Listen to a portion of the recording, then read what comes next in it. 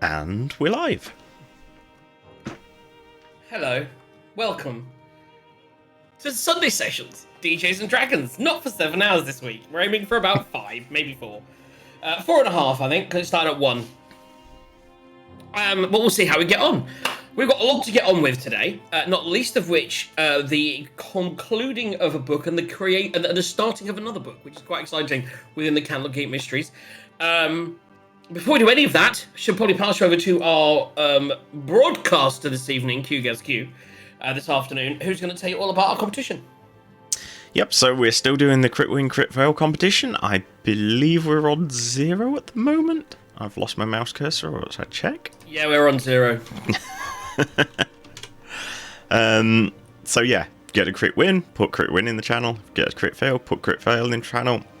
We'll roll them into tickets at the end of the show, and when we reach $100, which we may or may not tweak, ever, or when we get to Christmas, then we'll do a roll, and whoever gets, well, the more tickets you get, the more chance of winning. But as we proved last time, it's well, the same as we get. Did Trish just say that she's only in the channel for chat? Is that what? I mean, she's not watching. That's crazy. I don't know. She keeps changing between Twitch and chat. There's something about she can't get chat to work on Twitch on her phone. I don't know. Got it. Right. So we have all. Your cameras are weird. My cameras. I don't know how I feel about that on Twitch, because you're the only one that's got the two side by side. Oh, that's right. Awesome. You're out of shape with the rest of us. Yes, I am. You should put yourself at the top in that instance, I feel. Although wow, you're the DM. For a player. Yeah, okay. Exactly. Maybe I at the think bottom then. We've got the right idea here. No, I mean, you just keep it where it is. It's all good. Right, so this is... I haven't done any dice rolls yet. In fact, I haven't even got my dice out. How about that? There's me dice. Big bag o' dice. And I'm just going to randomly pull out me little dice rolling tray, which I'm going to put today, because I don't have to have cameras on it today, you see, which is quite exciting. So I'm going to put that there, and we're going to give it, I'm going to roll my first D20. Look at that, it was not a 1 or a 12. There we go. But I've got my little dice tray ready to go. Boom. Oh, that was a 20 on my second roll. How about that? Are we ready to go? I suppose we are, aren't we? So without further ado, I'm probably going to turn that off, turn that on, and do this.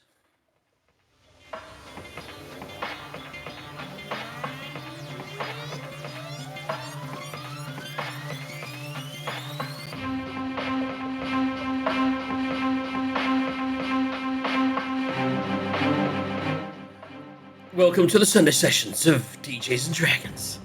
Previously on the Sunday Sessions, our 4 adventurers were tasked with investigating an old mine. It had been closed for 70 years since a disaster befell the area. Upon arriving in Vermeulen, the town of the mine, they encountered some mean locks. They were mean. They were evil fey creatures that were spontaneously created at the site of the disaster of the mine. Our 4 brave adventurers cleared the mine, mostly, and headed back to the town of Merin to give closure to a couple of its residents in the form of gifts, a locket and a teddy bear. They also managed to open a mirror prison that they had discovered in the windmill, where 3 hags were killing the locals and grinding their bones. In this prison was Delilah Sapphire, who after some questioning they discovered was the one-time lover of Festandia, who had created the mansion that they carry around with them in a book. Delilah never saw the book or knew of their connection, and after making a deal with Arlo, was set free and was last seen swimming out into a lake which may or may not have been a portal to the Fey realm. Our adventurers now head back to Beregost to see a dwarf about a mine, and then they have to return for an appointment with a dragonborn about a treasure map.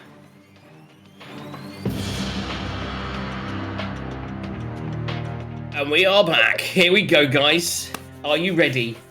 I was going to say, can anyone remember what we are actually doing? I had you in the mansion, but I thought you'd stayed in a. I thought you stayed at the inn. Yeah, stay at the inn, not the mansion. Why is question mark against. Oh. Am I muted?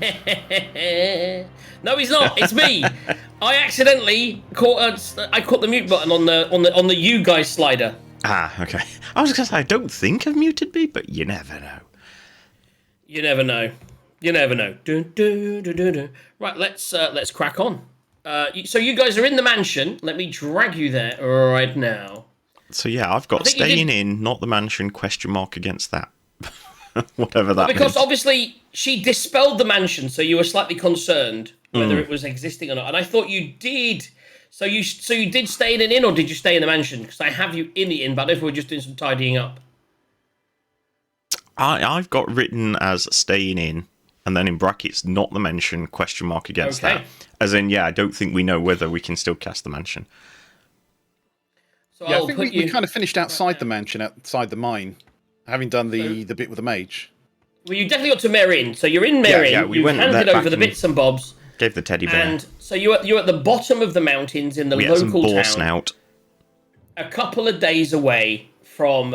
It's about a day, I think from what I remember, it was a day's travel from Merin to Beregost.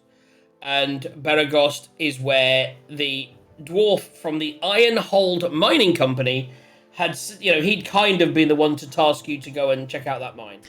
Yeah, that was it. I couldn't remember what our actual quest was. I think we all just kind of went, "Ooh, stuff to go kill, let's go kill it," and forgot what our actual in-game motivation was for doing it. You know what I mean? That's it. So yes, that is kind of where you are. If you've slept in the inn, you wake up in the morning to a fresh breakfast of pastries. Is what's being made this morning. Surprisingly, no meat, because usually it's quite a lot of meat here in Merin, but this is it's just a sweet pastry breakfast. That works. I've just literally had hot cross buns. There you go. But now the question is, so with that, what are you imbibing with that? Are you gonna have? Is it an ale is it an ale breakfast with your pastries, or is it a black coffee morning? Oh, it's always ale. I think Arlo's probably having a steeped tea. He'll be having a tepid water. It's still on the tepid water. Gotta keep a clear head.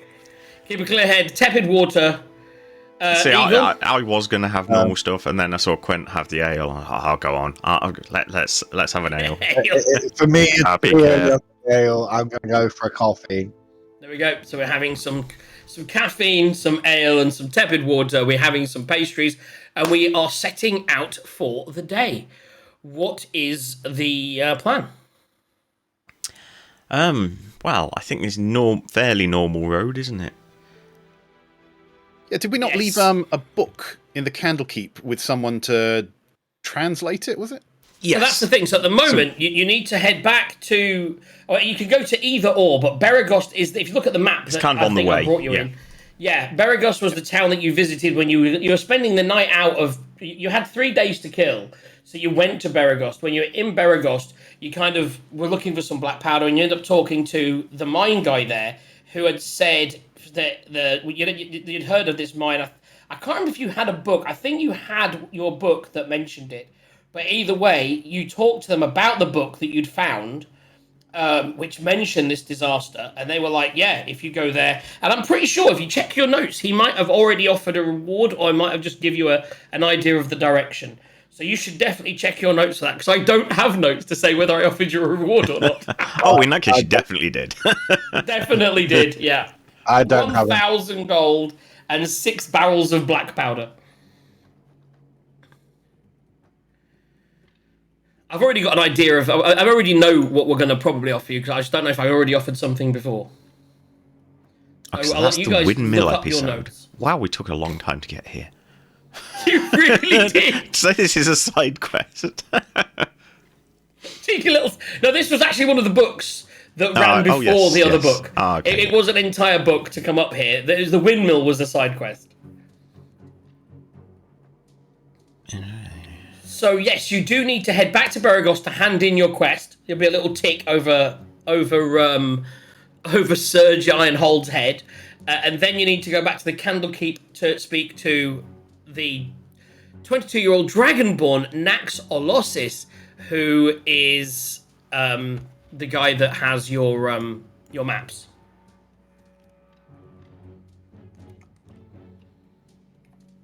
So are you heading? Yeah, I think. Are you all vehemently looking at your notes now to see if there's a reward in it for you? Pretty much. Yeah, I think we need to talk to Sergei Ironhold, but I don't seem to have any notes about talking to him. I'm pretty sure we did. I don't have any. I've got tons of notes about Vermeilen and all of that. I don't see anything about a reward. It was before Vermeilen. Yeah, it was. So we were in the Drunken Dwarf bar. We talked to the barmaid. That is exactly where you were.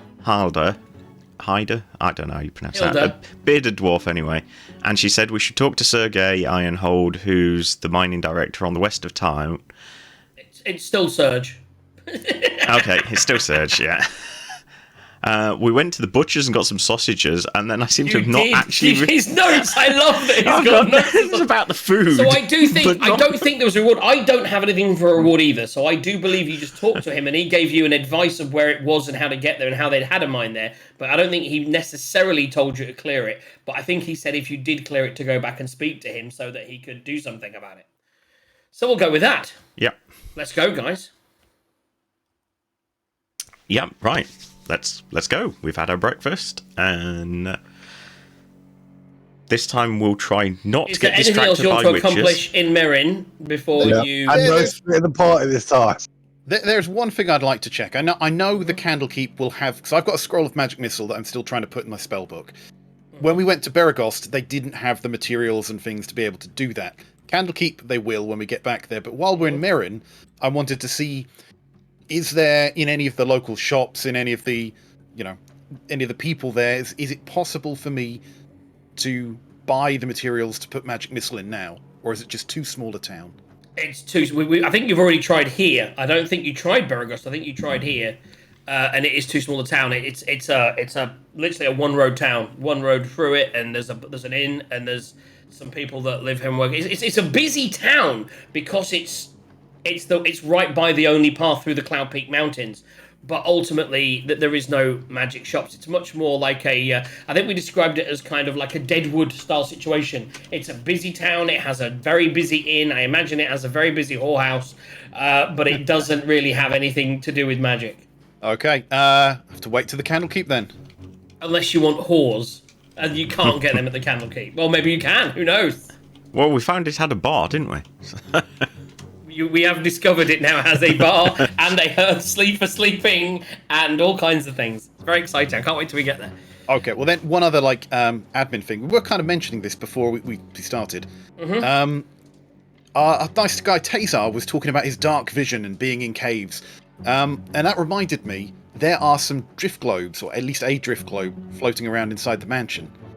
If you want to use your one open a day for the mansion for lunch, you can do that. I don't know whether it's protected by the Fae dragons, but I'd like to try and nick that for the next time we're in a cave. But you only get to open your mansion once a day. Yeah.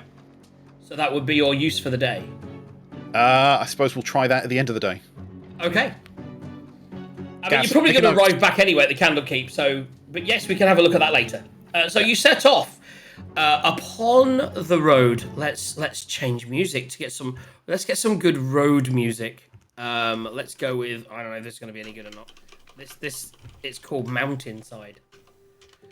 Right, you head down through the mountains. You head out on your main road. The thing is, you've already taken this road, so it's called the Coast Way, and it's a pretty busy traveling road in both directions. There's a fair amount of traffic on it. You get wildlife off to the start. Horse and carts are coming down the road as well, and it is a pretty busy travelled road. Weather's fairly pleasant. You have no real issues, and if someone would like to roll me a d20 just to see if anything does happen. Oh, Quent's on it. Sarge is gone for it. There might be something on it. Is that a 6? Yeah, on mine, yes. Okay, so without any issue, you make a safe journey, and so you leave probably around, post breakfast, 10 o'clock, 9 o'clock, depends what time you got up, really. And you arrive in Beregost probably as the sun is setting. You're into the evening, moving towards probably early evening, like 5 o'clock, 4 o'clock, something like that, when you arrive in Beregost. And what do you want to do? Do you want to go straight to Surge's, or do you want to go to the bar? Do you want to get some more sausages?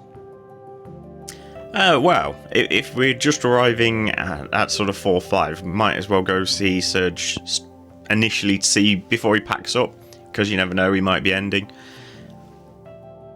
Makes sense. So here we go. I've created this today, guys. Boom. And your character's already there. So you arrive at the Ironhold Mining Company's headquarters. It's a very small little bit. You know what I mean? They're not that big these days since the mines have closed. They're more of a small local blacksmiths that operate out some mining with people coming in and horses. You do notice, although they're not on the map, there's some horses out the back, and there is a small stable off in the distance that you can see that's a part of it. This is the sort of the main office building, but there are other offices off on the other more like not warehouses, like barns that seem to store tools and materials all around. But as you get to the head offices, you're at the front door.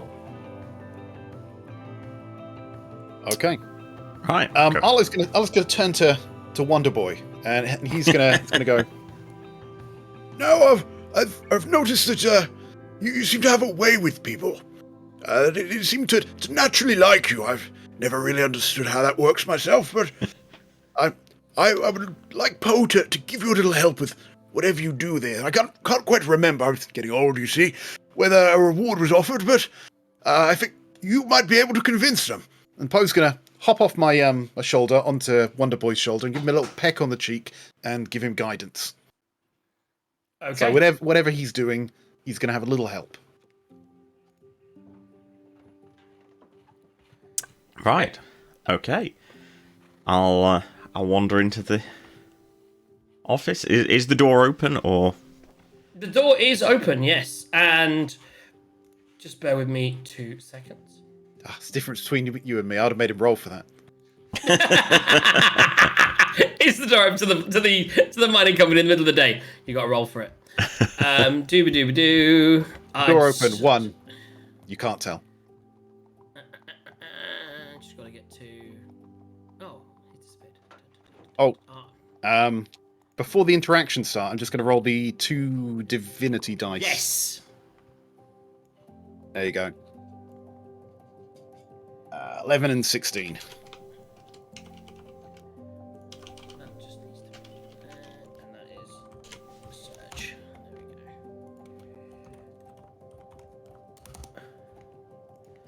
we go. Okay. Have I put light on this layer or not? Yeah, we can see.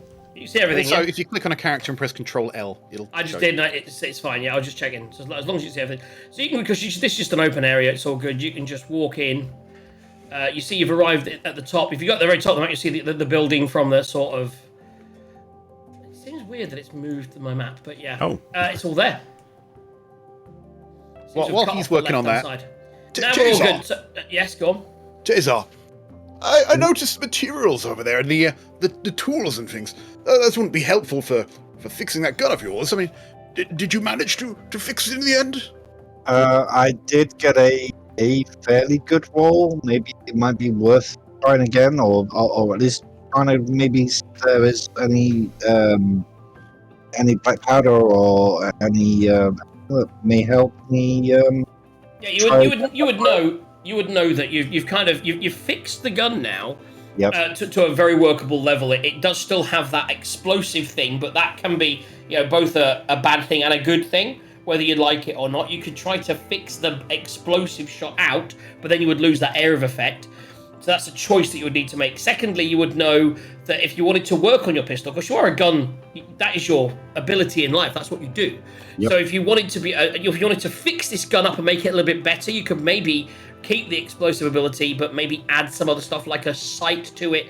So you know that with your ability to tinker, black powder's good for building bullets. But you would need various metals. So you would need filament and iron filings, and because you would put the iron filings in your little Bunsen burner and melt it down. And so you're looking for things like metals and iron filings, and that's what you may find at a blacksmith's. Yep. Okay. And anything that can help to make a sai. Is that still within the tinkle or not? There's all kinds of things you could tinker. So, but you would the tools that you would need. They would certainly have the metal working tools that you would need here. Yep. Yeah, gunpowder for bullets and the metal stuff in a blacksmith's. Yep. So you go in. Yep. As you go in the front, you see a counter, and there's no one on the counter, and there's a little sign that says, with a little bell saying, "Please ring the bell if you want attention." The sign has an accent. Excellent. It does. I like to give signs accents. It's a very Scottish sign. Font to it. So yeah, I'll give the bell a little tinkle. Nothing too aggressive. Just a. Yeah, do you hit the bell? So you hear from the back, "I'll be with you in a second." And then you hear a little bit of a clatter, and there was some banging. You did hear there was some noise coming from the back, like tinkering and almost blacksmithery going on. And then out from the back, a lot like last time you saw Serge, he was in his offices and he was doing some work and papers, etc. And he had on like just normal everyday jerkin and a shirt, etc. Now you see him and his face is very filthy. And he's got a black, blacksmith's apron on, and he's covered in soot and dirt. Okay. All right, can I help you? Busy day today, yeah?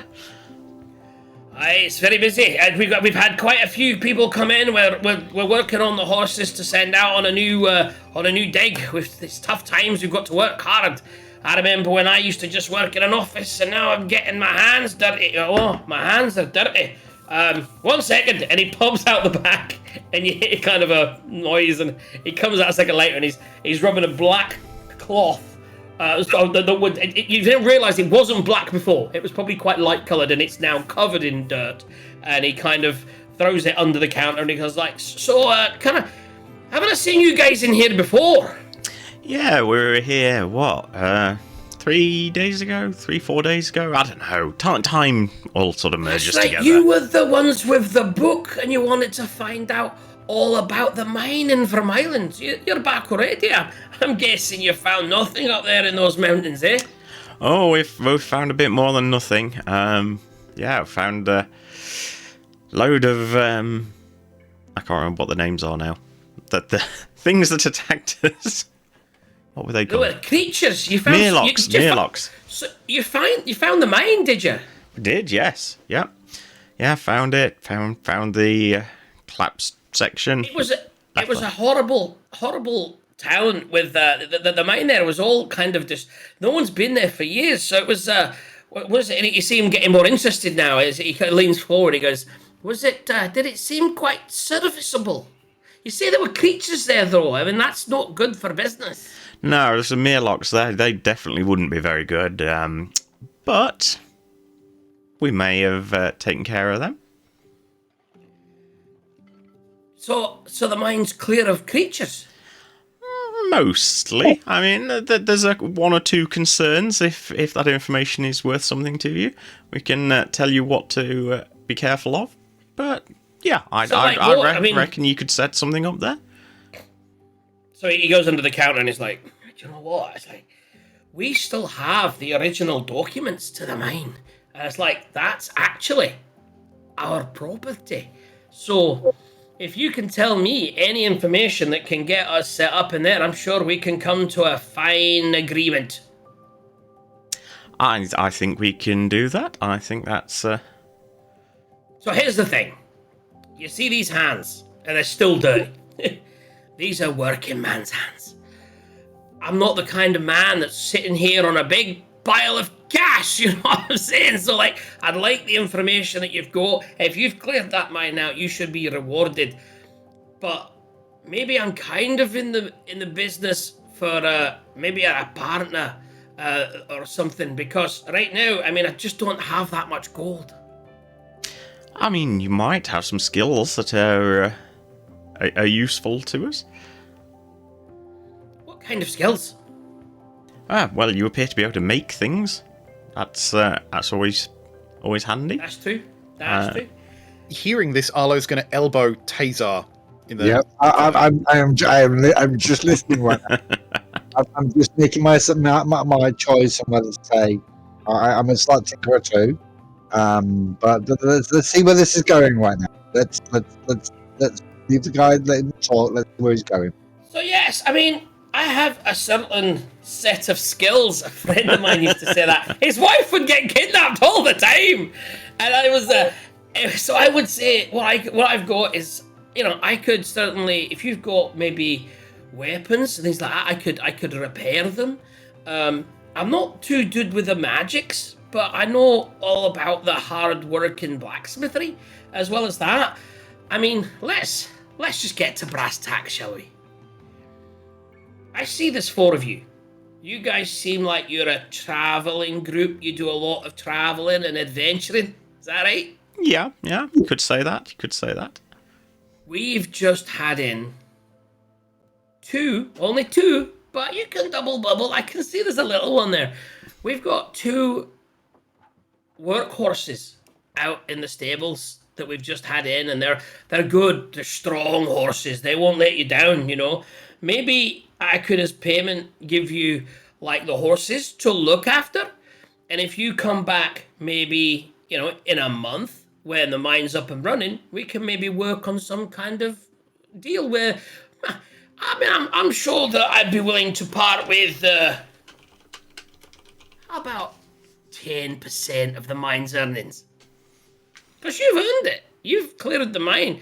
So I can, you can take the horses on down payment, and then down the road we'll work out something for the mine. And of course, if you need my services, I'm sure I can give you guys a good discount. Mates rates. Yeah. So I'm going to cast I was gonna say, Whisper. I turned to Arlo because I like the talk to- idea. I like the thinking that Arlo doesn't like walking around, so he's probably going to like the idea of horses. Well, and by casting Whisper, I'm going to talk to you without the guy hearing, but I am just going to convey, not about the horses, but that he needs to get Tazar's armor fixed as part of the deal. He needs to get that in there. Okay, so I'll look at...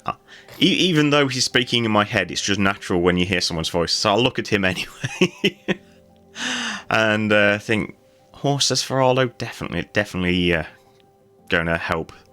Maybe he won't fall asleep quite so much in fights if he's not so tired from walking around. I wouldn't bet on We it. can only hope. And a bit of regular income's never going to hurt. So turn back and go, wow, yeah, talking about your services. My friend Tazar over here had a little bit of a run-in with black pudding in the mine. Don't worry, we sorted it. But his armor... If you like black pudding, the butcher's down the road, he does a fantastic black pudding. We've had some sausages from him. We're going to be heading back there, don't worry. But no, this isn't the good kind, unfortunately. This is the kind that attacks you and tries to kill you. And it's dented his armor a little bit. Do you reckon you've got the skills to patch that up? I mean, would you mind coming over here, young man? And again, with the whispering And the rapier. He has a good look, and he looks up and down your armor, and he's, I mean, this is a pretty basic. What armor is it that you're wearing? It is. Doesn't actually say. It says heavy armor, light armor. Chainmail. And it's second from top. Chainmail. So I got, this is a fine chainmail you've got. Oh yeah, I can see the rope it's going there. This is pretty ruined. I've got to say, there's not much I can do to repair. And was that acid that was used on that? Oh my goodness. I mean, I could certainly get some links. I could work on it. I mean, it'll probably take me maybe 5 days I can probably get this back up to be honest, I mean, I've got some armors out the back. Just give me a second. And he goes out. And while he goes out, I'm going to talk with Arlo. Yes, Taser, my friend. And say, look, since this guy's been wanting, he says he wants a partner. I mean, if it's going to take him 5 days, maybe it's worth sticking around for a little bit and maybe offering my tinkering. Well, I think if we use Wonder Boy's magic with words, that we might be able to convince him to maybe exchange your armor instead. I don't know, but depending how good Wonder Boy is, maybe we can get an upgrade in there of some sort. He comes out from the back, and he's carrying a couple of armors, and he kind of like throws one's just like the same as what you've already got, but it's just the upper part. It doesn't have the tails bit. He goes, yeah, I've not got the full chainmail that you've got there, but I do have this chain shirt, and he puts that there. He goes, I could do something with that, which could work. Other than that, what I've got in here, and he sort of he throws the other one down. He goes, again, this is more of a like a half plate, and it's the full armor, but it's kind of got metal plate on the side, and it's got a lot more chain in between it, but it doesn't have the full protection. So basically he's offered the half plate, which is the thing is with the medium armors, I don't know what your dexterity is. Good. He's got a +3 dex. So yeah. So with the half plate, the thing is, he says that, but I mean the half plate it's much lighter. It's much more agile for your fighting frame if you wanted to use it. I mean, this is not a cheap armor. I would normally sell something like this for around about, I don't know, 750 gold. But you know, if we're making a deal, I'm sure we can come up with something. Now, obviously, your armor there, it's quite a nice armor, but it's not worth anywhere near as much. Probably 10% of that. So it's probably a little bit out of your price range. But I'm sure I could part with the half plate in part exchange for 500 gold. The chain shirt, on the other hand, I mean I would be able to give you that for about this. I mean, I could just do a straight swap, because that's damaged. Your armor's damaged, but I could definitely swap the chain mail for the chain shirt, and we'll call it evens. So the chain shirt would give you only a 13 AC. Plus dex. But it would give you a dex bonus if your dex is +2 or more. +3. Yeah, so you would get a +2. It counts at 2. So basically you would get a 15 AC rather than 16. So you'd lose 1 AC, but you wouldn't get the disadvantage to stealth. You wouldn't get the disadvantage on stealth checks. So all your dexterity checks wouldn't be at disadvantage anymore because it's much smaller, and you would only lose 1 AC. It also only weighs 20 pounds rather than 55 pounds, so you'd have a lot less weight on you carrying, etc. It's a lot quicker to put on. But you would lose 1 AC, but to be honest, you wouldn't lose any AC, because currently with your damaged armor, that's where you already are. So you'd have the same AC, but it'd be fully repaired, and you would lose your disadvantage to stealth. Put it in brass tacks. Or you go up to half plate, where you still have disadvantage on stealth. You'd gain 1 AC versus what you were. The half plate. Oh yeah, it does have disadvantage. Do we have the money for that, or can we negotiate? Or do we have the money? But I was going to say you'd need 500 gold, which I'm not convinced we have. 500 gold. I don't have 500. That would up your AC by 1. I know my AC at the moment is 21. Whether that's correct, I have no. It's not because it hasn't got the damaged. So yeah, so basically, it's if you went with the chain shirt, you'd be down to 20, which is what you should be on anyway. Yeah. I mean, I'd happily do that right now. I can do that change, and I'll repair this. And to be honest, you can take the chain shirt for now as a loaner.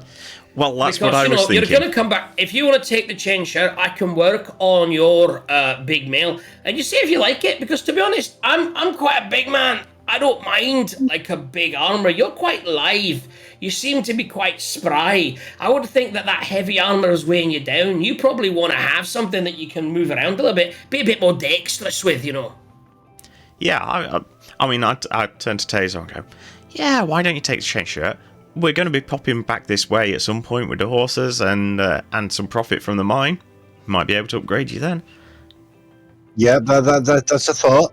That is definitely a thought. We'll definitely look at. Yeah, and in 5 days you can get your old armor back anyway. Yeah, but I don't think we'll be back in 5 days. Like, we don't know what's going to happen from here to there. But you again. you can choose to be back in 5 days.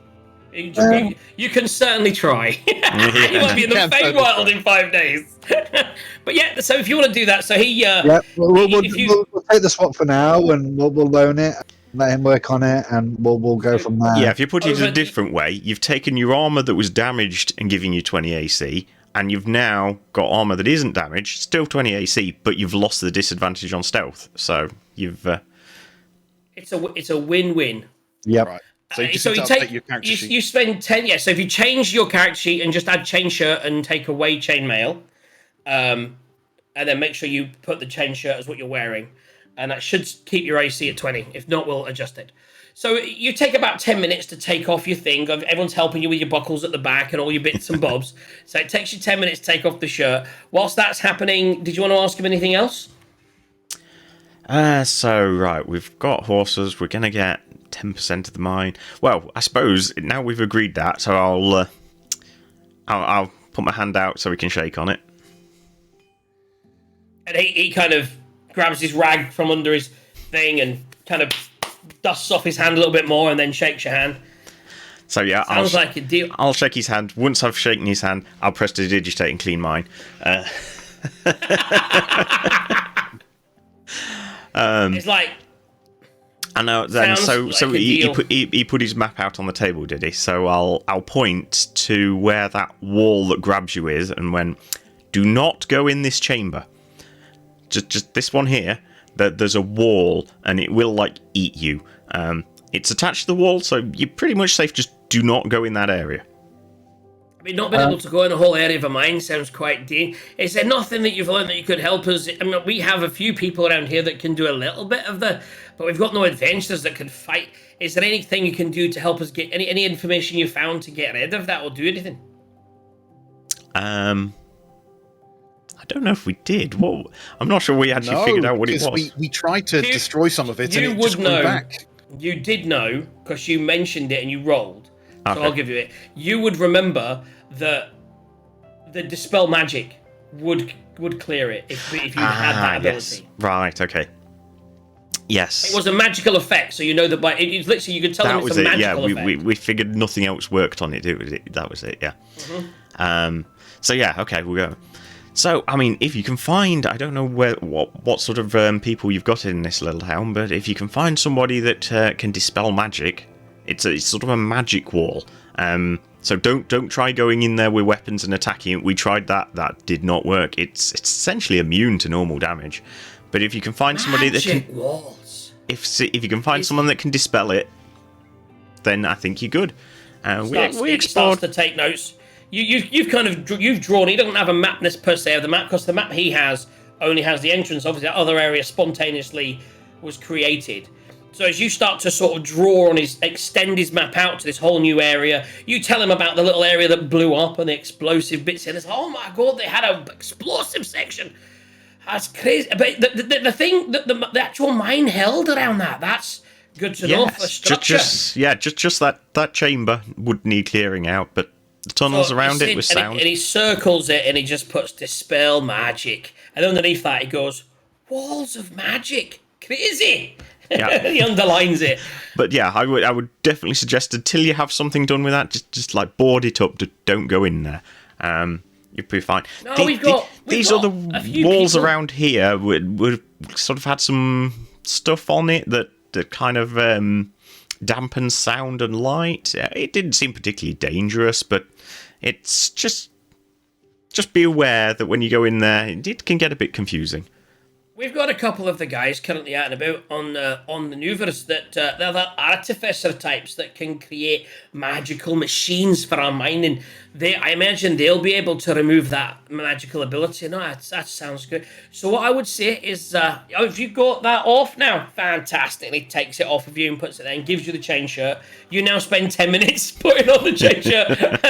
I'd like to think that like Quent is like doing up the buckles behind and all this stuff.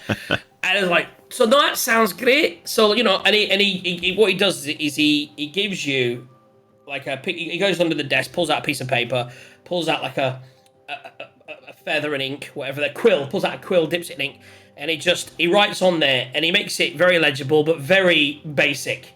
It's just like, iron hold mine Vermeilen, 10% ownership too. Have you got a name? I don't think we do collectively. I mean, obviously, I have a name, but collectively, do we have a name? I just turn around and look at the guys.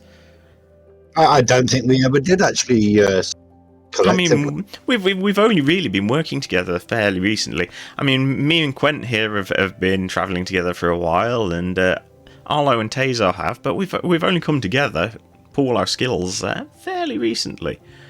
That's a magical story. So I'm going to need some kind of obviously, if I'm going to create a document that's legally binding, I'm going to need as a group some kind of name to I mean, you can come up. You know, I can give you a couple of minutes to think about it if you like.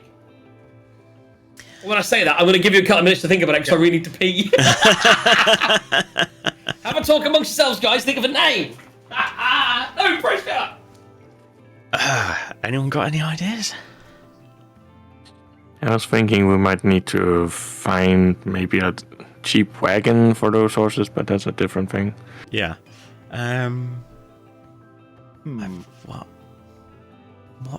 What's our defining thing?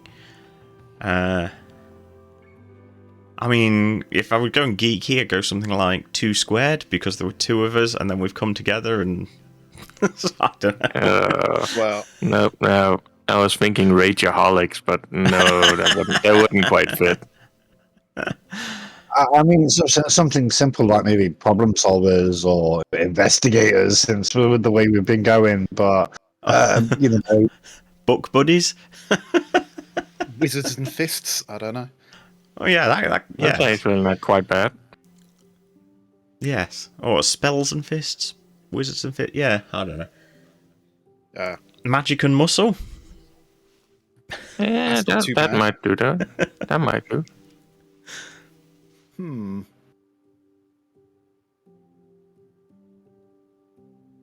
gruesome foursome. I mean, what do you would I like? Mismatch foursome? Like I don't know.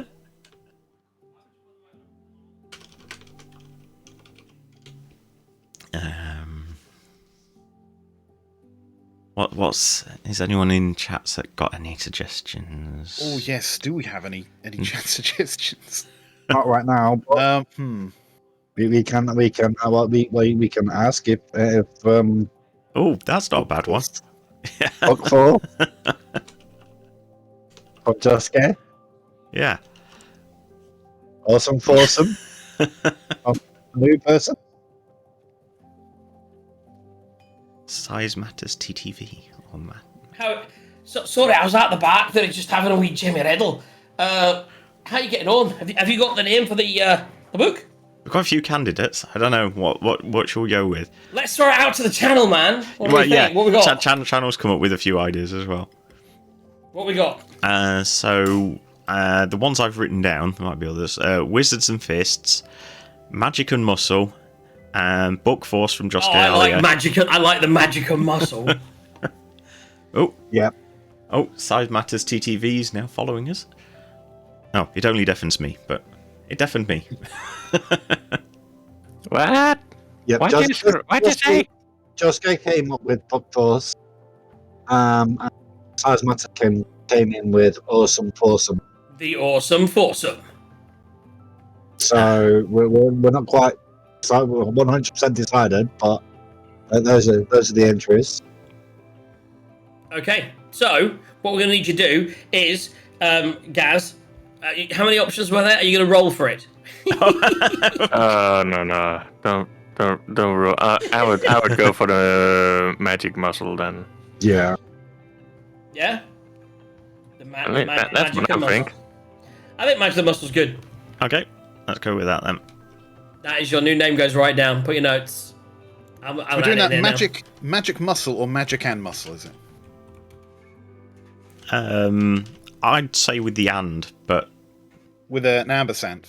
that's how I've just written it There down. we go. Yeah. That's exactly how I wrote it as well. Magic and muscle. I love it. It sort of goes D&D, magic and muscle. Yeah, M&M. There we go.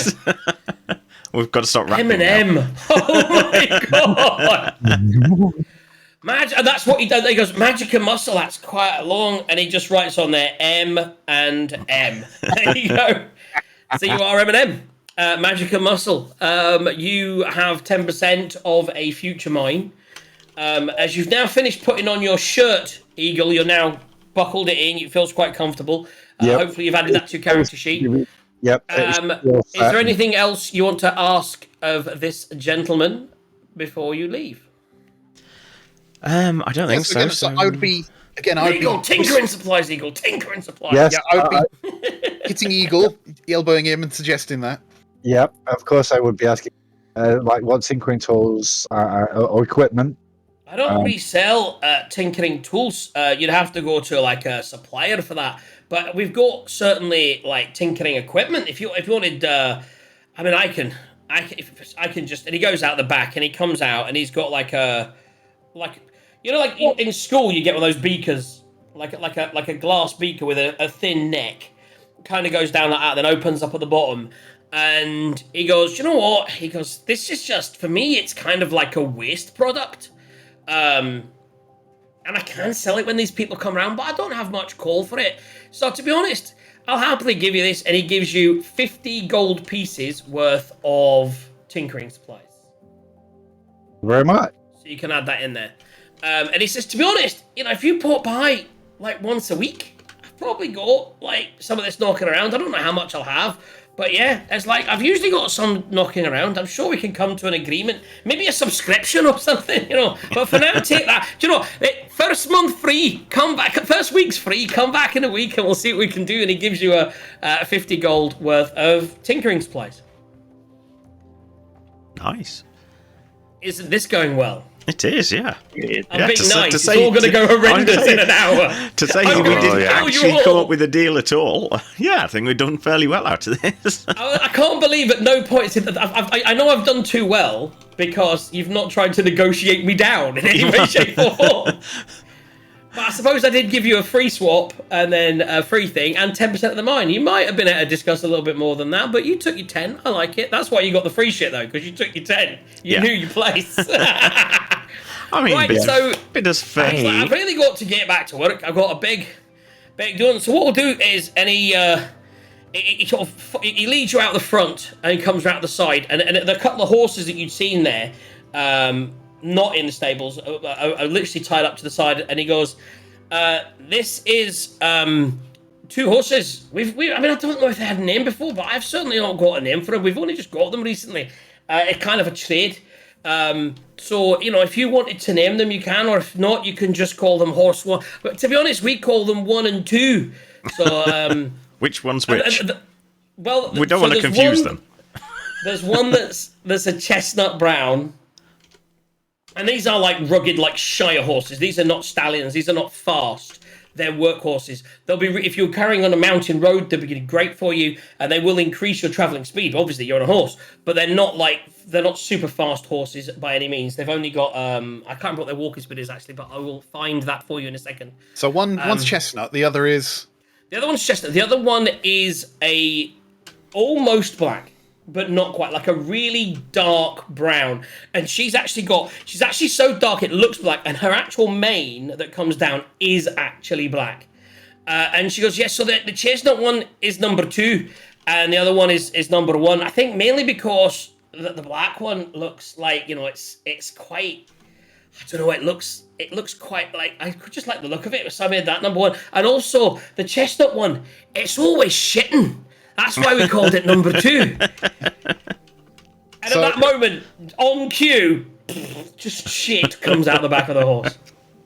Arlo's going to brownie. walk up. Arlo's going to walk up to the black one, and he's going to put his hand on it and just stroke its mane a bit, and with not to anyone in particular, more to himself and the world at large. He's gonna go. You look like a Bessie. And he's just going to name it like Bessie. So which one is Bessie? the black one. Okay. He's decided in his head. It reminds him of an old horse he used to ride back in the day. He had a black charger once, you see, when he was younger, and people respected him. There we go. That's a long time ago. We've got Bessie, who's the black horse, and we've got a chestnut one that's still known currently, affectionately, as number 2. I think we're going to call it Brownie. I was going to call it Chestnut, because I'm You got to claim these imaginative. things. We can call it Chester or something. Is it Yes, okay, let's do that. Yes. There we go. Chester. Male or female? They are both male. Okay. So yeah, Chester will fit it then. There we go. So Would he happen to know if there were any possibilities of finding like a cheap wagon or something around? You could. So if you ask him that, he was like, That was I funny. mean, I don't know if I've got one out in the back. Not one that's working. I mean, I can certainly. Give me a second, and he disappears away again. So someone doesn't have to walk all the way, right, Arlo? Well, at the moment, you've got the horses, and both horses can take 2 people. So you can both ride on each. They're a large. The draft horse is a large creature. It has a speed of 40 feet. They are both draft horses.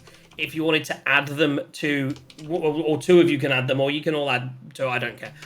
But you've basically between a group got 2 of them. They have an AC of 10, they have 19 hit points, and they have a speed of 40 feet. So not much quicker than the way you can travel now, but obviously they can go movement. They can go at 80 and not get exhausted. Go movement, action, movement, action, movement, action. So yeah, that is the draft horse. I've added another 50 gold. Supplies. Find it. Yes, that's it. So you should have 50 gold of supplies. So he goes when he comes out the back and he goes, I mean, I do have kind of like it's a bit broken down at the moment, but I can certainly get it up and running again by tomorrow if you wanted to. Maybe the day after. Yeah, because I've got that big job on today. I always give myself too much work. He goes, but yeah, certainly a couple of days I can make it workable. I can probably sell it to you for maybe 50 gold pieces. You'd have a nice, it'd be like a 2-seater wagon. It kind of takes 2 people. You wouldn't all be able to fit in the carriage. You'd have to have a couple riding the horses and then a couple in the carriage behind. To be honest, it's quite small. One of the horses could probably pull the carriage and just leave the other horse free, or you could use both horses for the carriage. I mean, I can set up the hostelry and the reins either way. What do you think? Yeah, I mean, it could be handy. I mean, as you say, we can both just ride on the horses, but I think having a bit of cargo capacity, you never know if we pick someone up or whatever. I think that... or someone gets saddle seat because of old age and stuff. I have a plan for that already. I'm going to cast Unseen Servant when we leave, and I'm going to have a nap while that thing holds me upright for an hour. So, it's 50 gold. I will need to take like half now and half on completion. So obviously it's going to take quite a lot of my time to get it up and running, and it's a bespoke job. Would you like both horses to be set up to pull the carriage, or would you like it as a 1-horse carriage and then a spare horse? I'd think 1-horse carriage probably. Means A 1-horse carriage. Means That we've got also- a bit I mean, more to be honest, flexibility. If you were going to do that, I would recommend, if 1 horse is pulling the carriage with 2 people, I would put both the other people on the other horse. Yes. Because you wouldn't want to have the horse carrying 3 people. You don't want to so overload that's- it. No. No. That sounds good. Okay, what I'll do is, he goes, and he gives you a piece of paper which has, like, come back in 2 days, and has his, for a carriage, and has his name, like, he's got a little IH on the bottom for iron hold. And he goes, yeah, great, right, I need to get back to work, especially if you want this done in a couple of days. Have fun, and I'll see you later. And he just closes the door, and you guys outside with your horses. Did we give him the 25 gold, or did he wander off before he got that? I'm assuming that you gave him the 25 gold when you said, hey, then 1 sec, sorry, have you got that 25 gold? Well, yeah, because Arlo's got no money at the moment because that's all going on spell scrolls being transcribed. I will hand him the 25 gold. Ooh, Quent, Mr. Moneybags. There we go. So Quent is going to pay the 25 gold for the carriage. Guess who's riding in the carriage? I'd like to think he's on his own and 3 people on another horse. It's like, this is my carriage. Right. Where are you going? What are you doing? Yeah, I'm going to get on the horse that's pulling the carriage. So you don't have a carriage at the moment. You currently have 2 horses. Who's on which horse? Arlo would definitely be on the horse with Tazar, because Tazar is Arlo's friend. And presumably Yeah. you're on So- Bessie, so- because that's the one you named. So Yeah. Yeah, so we were on Chester then. So Okay. Arlo would be sat behind Tazar, so Tazar's got the reins, and Arlo is asleep, being held up by his arms, by Yep. the unseen servant. So from now on, I'll assume that Chester has Quent and Ash, and Bessie has Arlo and Tazar for any encounters that may need to happen. Okay, I need you both, all. Who's right? So Tazar's riding, and who's actually riding the? You're both riding the horse, but who's controlling the horse? Who's driving? Tazar's controlling ours. Yep. I'd naturally say Quent is controlling ours, unless he gets tired of. I two think Quent wizards- definitely has the animal handling skills The there. two wizards in the back. Yeah. So I will need Quent and Tazar, as you both get on your horses to control them, and they're all saddled up. I will need you to make me a animal handling check. It's not a terribly difficult DC, but I just need to make sure that you're able to control your animals. 17 plus 2, so 19. I got pretty good control of it. as you actually go over and you stroke its head and pull out some nuts or whatever in your pocket, and he's like, oh, and you have bonded instantly with Chester. Mine is 12 plus 0, 12. So 12. You just get on yours because like you're a functional kind of person. You're not one to like give that sort of like is like naming animals and that. But you get on and you pull Arlo on behind you and you're riding it and you've got no problems. It responds completely fine. Where you've not formed any kind of major bond with your animal. Currently, it does as it's told. It is a horse. It is a functional horse. Okay, so it's currently. It's still slightly daylight. Knowing from the trip you had here and taking you back to the map, you would know that if you were to leave now, you would be able to make Candlekeep probably before it got old. You'd be riding through the evening, but it's a manageable road. So you could bed down here for the night. It is kind of 5 o'clock, but it is quite early. If you wanted to head off and get the last couple of hours of sunlight, you could probably reach the Candlekeep before it was too late. So What time do they close? That's my opinion. I don't think you've ever asked them. Yeah, I figured they The might keep- have the an keep- it is a opening and keep, closing so time. It is a keep, so it does have accommodations, etc., for people that stay over. They certainly let people in. You've also got a membership, if I remember rightly. So you should. Arlo has a membership for sure. Arlo would be voting to go there. He's going to sleep on the horse anyway, so he doesn't really care if it gets too late. Yeah, kidaggy. Okay. You ask, so- it's not a concentration spell. no. He's like, oh. Concentrate to sleep So, on the horse. You head Yeah, into so I the assume it's got a Candlekeep. stables or something that we can put the horses in. Yeah, if it's with the got animal accommodation. handling, with everything else, I would say that the day goes into night. Night starts to ride on, and you're starting to get a bit weary. It's been a long day. You've been traveling pretty much since dawn, and it is now creeped past dusk, and it is into the evening. But as you get to, none of you've got the feet that lets you know what the time is. But as you would imagine, it is somewhere around 8 or 9 o'clock in the evening. You start to see the lights on the horizon of the keep. And you approach eventually up to the front gate and arrive at the Candlekeep. There is a lantern lit up in the gateway area, You need to zoom out when you get into the map. It always starts really small, top right. You arrive on the way of the lantern, and you'll see that as you enter in, there's actually the small little house on the outside. There's a lantern there, and he's like, "Who goes there?" I turn to Arlo. This seems like one for him. Right, so he's just gonna kind of splutter awake. What? Oh, we're here already. Hey, boy, let us in. Have you got business at the keep? It's a bit late. Right, Arlo's a grumpy sort of fellow, especially when he's just woken up. Right, Have we got business at the What do you think we're here for, boy? Just for fun? and he's gonna grab his badge out of, or his mark of office or whatever that is out of his bag, and he's gonna loft it up. He says, "Here you go, boy. As you can see, we're card-carrying members. Now let us in." Oh, I mean, that's not my business. The gate's over there. I was just seeing if you had business.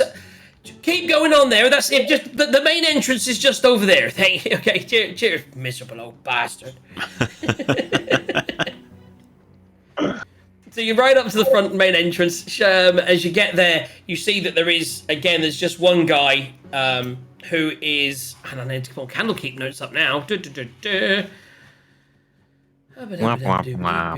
So many notes. Geography of the area. Candlekeep. As you get in, you find. There's one guy at the thing, and he's around about. He's human in his late 20s, and he's kind of sitting there, looks very bored. And he's like, "Oh, sorry, can I help you?" "Can you help us?" he says. "Right, as I was explaining to your friend over there, we're on official business with the Candlekeep. Now, let us in. It's late, and we mustn't tarry out here." You can certainly come in. You've got horses, I see. So you would need to take those over to the Smithian stables. You need to go and see Kirill Hammerbind. He'll sort you out with bedding for your stables for the night. The keep itself, the main area is closed until the morning. We're quite busy in the House of Rest, but if you go to the Hearth, they've got some rooms downstairs that are still available. And it's quite nice. There's like it's little like it's called the Firefly Cellar, and the whole place is lit with fireflies. Oh, it's wonderful, and it's great because they've actually got their own little mini library down there, and that's where some of the researchers go. So you can probably get a night in there with that badge. I imagine they won't even charge you. I mean, I don't know. I wouldn't want to speak for them myself, but I know that they're quite nice in there. The bar from the Steam House over on the left, they are still open, but they close in around about 30 minutes. So to be honest, by the time you've checked your horses, you'll probably miss that. If you wanted to get a bath, you'll probably have to have that in the morning. And he sort of like smells over towards Quen. He goes, you should probably go there in the morning. It's the horse. It poops a lot. Oh yeah, well, yeah, in that case, it'd be really appreciated if you could keep moving. Thanks, and yeah, I see that's yeah, good. Thank you. Cheers. Thanks. Moves you on. okay, so Arlo would definitely wander off to the library when we've parked up the horses and found that house. So basically, what I've now learned, because I read a lot more in the off period, there's basically what's called the Emerald Door. If you look at the Court of Air, you can see the Emerald Door. Yes. The Emerald Door is what leads into the Grand Library and the actual Candlekeep area itself of books. That is currently closed. The Erudite Outfitters and Clothiers also are currently closed because it's quite late. But to the south, you'll see, literally as soon as you came in, to the left is the smithy and the stables. Next to that, there's a temple of Ogmar, along with a granary. And then just south of that, you'll see both the House of Rest and the Hearth. And like you'd been told, that the House of Rest is currently full at the moment, but the Hearth does have rooms available downstairs. So and it was in the downstairs of the Hearth where the Firefly was, which actually had that was like a little mini library within the pub kind of thing. Okay, so I guess we drop the horses off at the stables with Kirill. Yeah. So as you get to the, he's actually a little golden dwarf, named Kirill. Kirill Hammerbind at your service. 2 horses for the night. Yep, please. We've got quite a lot in here. He's quite big. Look at you, fella. Oh my goodness. And he sort of brings a brush out and already starts brushing down Chestnut, at which point Chestnut poops on the floor. And he's like, oh, she's a lively one, isn't she? Oh, it's not a she. Okay. And leads you in. He goes, I'm sorry. And he goes, Benrick, clean it up. And he goes, yeah, we can take these in for the night. That's going to cost you. It's a gold each for the night, unless you actually are a member of the actual Candlekeep itself. Right, and Arlo's gonna flash him his badge. He's gonna try and say, because I don't know whether it's gonna extend to everyone else, but he's gonna do it a bit flippantly as Arlo does. Here you go. As you can see, I'm a card-carrying member, and my friends here are staying with me. Make a persuasion check. 16. Oh, that's totally fine. Obviously, yeah. If you've got the membership, it extends to anyone that's in your party with you. We'll take those horses in for you, and he moves them in, and he puts a nose bag on both of them, and the night is yours. There we go. Arlo's not good for nothing. Right. Not right. So good for nothing. There's 3 negatives in there. Confusing. Okay. Right. Yeah. So I suppose we go over to the hearth because we've got to try and find somewhere to sleep for the night in there. And also Arlo's going to probably wander off to the library while everyone does their thing. So from outside. Sorry, go on. I was just gonna say, sleep for us, books for him. He's So already from had a good sleep. outside, the hearth appears to be a modest tavern of sturdy construction, with warm light emanating from a pair of small windows on either side of the front door. Upon entering the establishment, 1 second. He says, "Oh, wait, too many buttons. Too many buttons." Upon entering the establishment,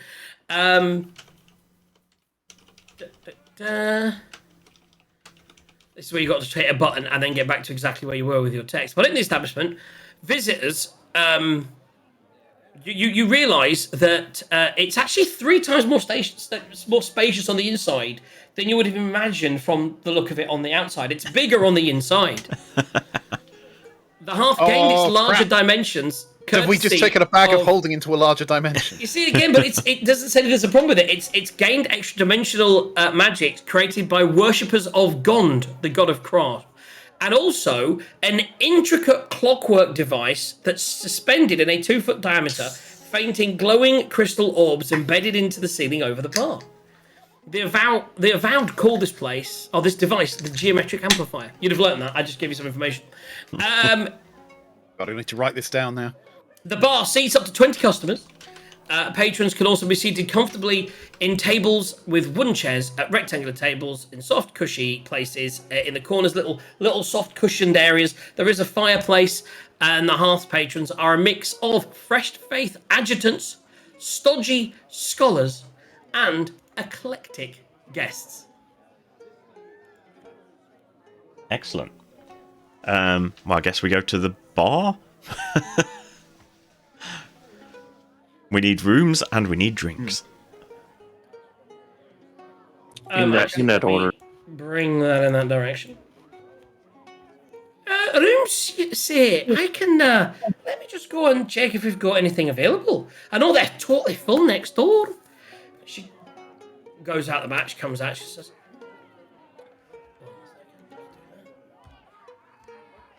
okay, yes, I can, I think, fit in. Is there...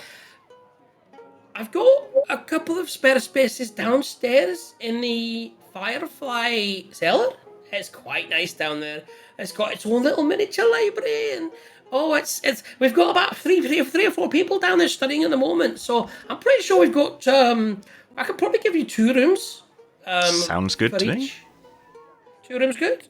Yeah. I mean, I can give you 1 room if you want to save some money. I mean, have you got any kind of Have you got any kind of membership or anything for the keep as a group? Arlo. Look to Arlo again. And Arlo again is going to flash his membership. As you can see, we are members of the keep. I mean, I've been here many a time, I've studied many a book. Surely you've heard of Arlo of the Wandering Wood. I think maybe now you say that. Yes. Of You can course tell you she's have. lying. Of course you have. We all I rolled know a 2 Arlo. on my deception check. So no, she's like, yeah, I'm sure I have, but so I can give you one room for nothing. The other one will cost you 2 silver. I have. Would you like any food or drinks before you retire for the night? Oh, yes. Would you like to set up a tap, maybe? That sounds... Tell you what, grab any table, and then I'll bring over some food and some drinks, and you can have a nice night. And what we'll do is I'll say, basically, when you're done, if you see there's some stairs over there, underneath that, there's a little hatch, and that takes you down into the firefly cellar. Excellent.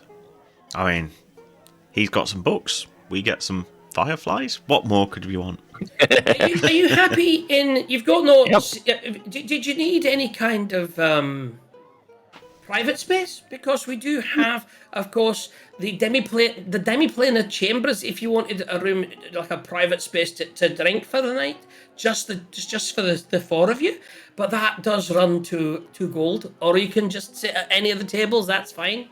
I'm quite happy to be around. Any table's fine.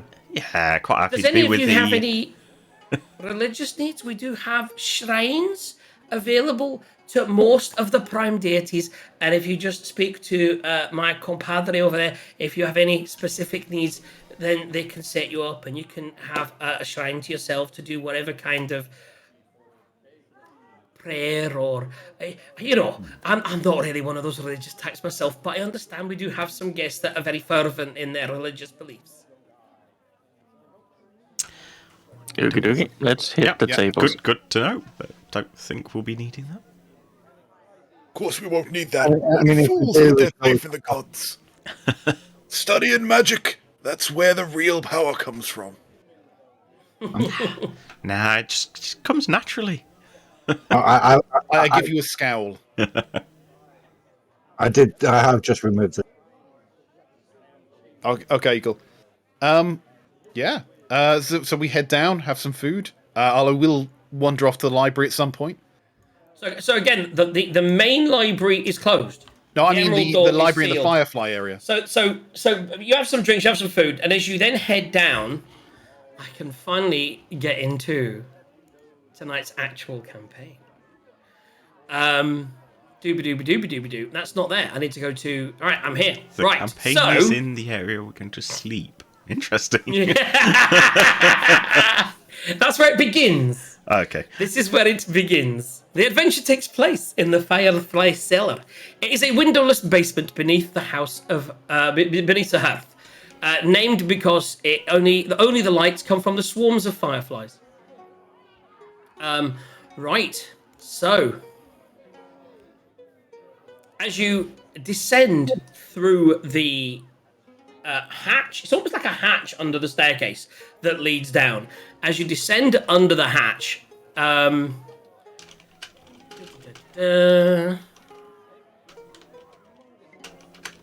not there yet. Let me just go to here. There we go.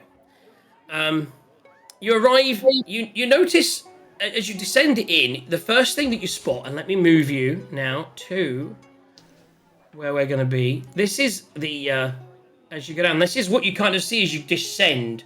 You see this area, and Arlo is just like, oh my goodness, these are our accommodations. I want to stay here forever.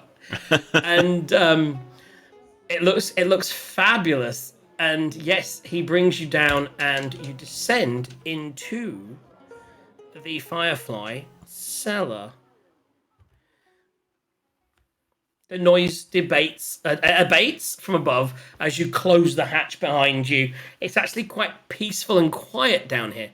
And as you descend the precariously balanced ladder, you will notice an elderly elf who is currently arranging flower pots on top of one of the bookcases. She's very engrossed in her work. And just, she doesn't even, so much so that she doesn't even notice you come in. Okay.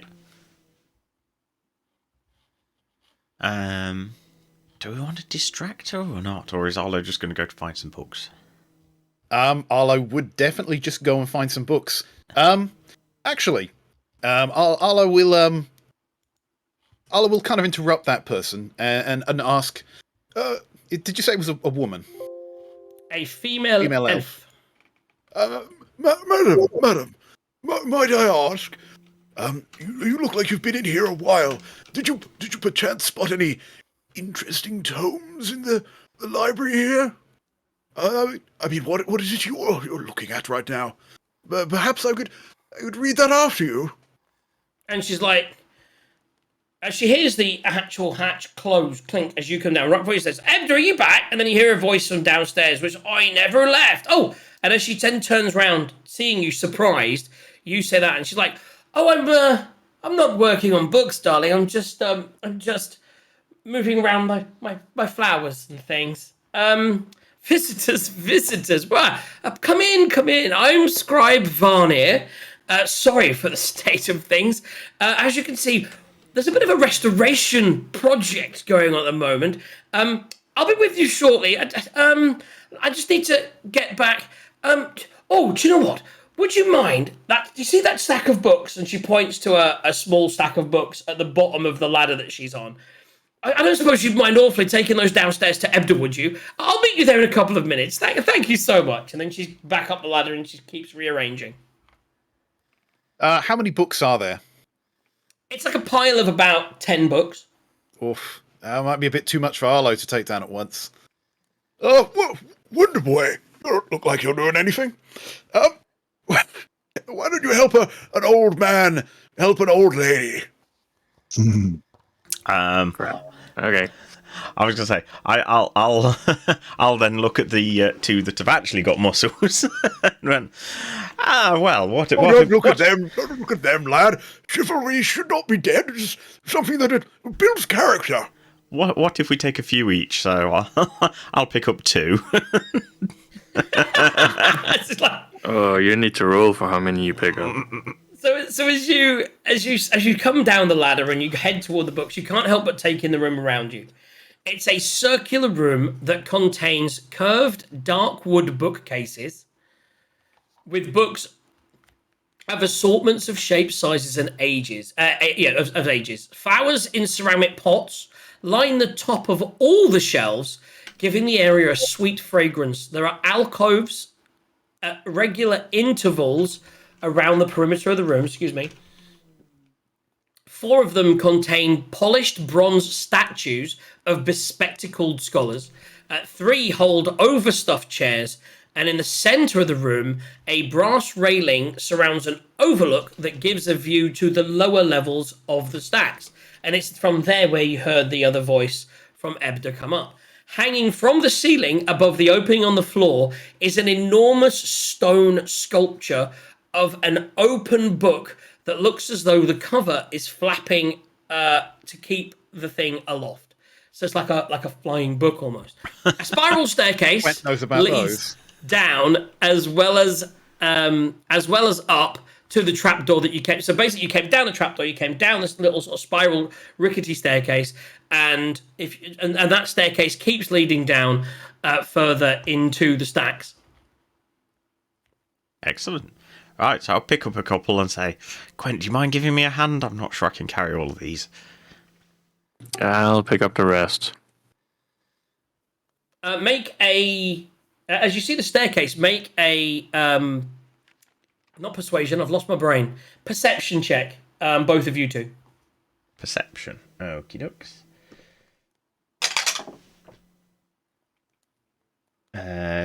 30-20. 11. So as you look to the center of the room, sort of to the right of Varnir, you spot a book lift, a rope and pulley mechanism system with a fraying basket that's right there, fixed to it, that you would imagine would be able to be used to move books between floors. Ooh, that looks like a fun toy. Shall we use that? So, yeah. Yeah, if that thing is sturdy enough. Oh, God. If The you want Dumb to and have Dumber using it. if you want to check it, roll me an investigation check. Yeah, I don't Why see do I anything. not have any sound coming from my cool sound effect thing? I think a free for a barbarian trying to work out how a pulley system works is kind of on brand. It's not so much how much it works. It's more like if he said it was fraying, so that was why I was kind of like, But a 3 and a 0, well, that still makes a 3. So I don't know. I don't know nothing. You do spot absolutely nothing. Okay. That's what I said. Oh, You gonna put the books in? Well, he said it looked okay, so we'll just put him in there and watch it all go boom. What's the worst that can happen? I'm not going to Break a get in it book. myself. Okay, so you put the books in. They appear 10 books.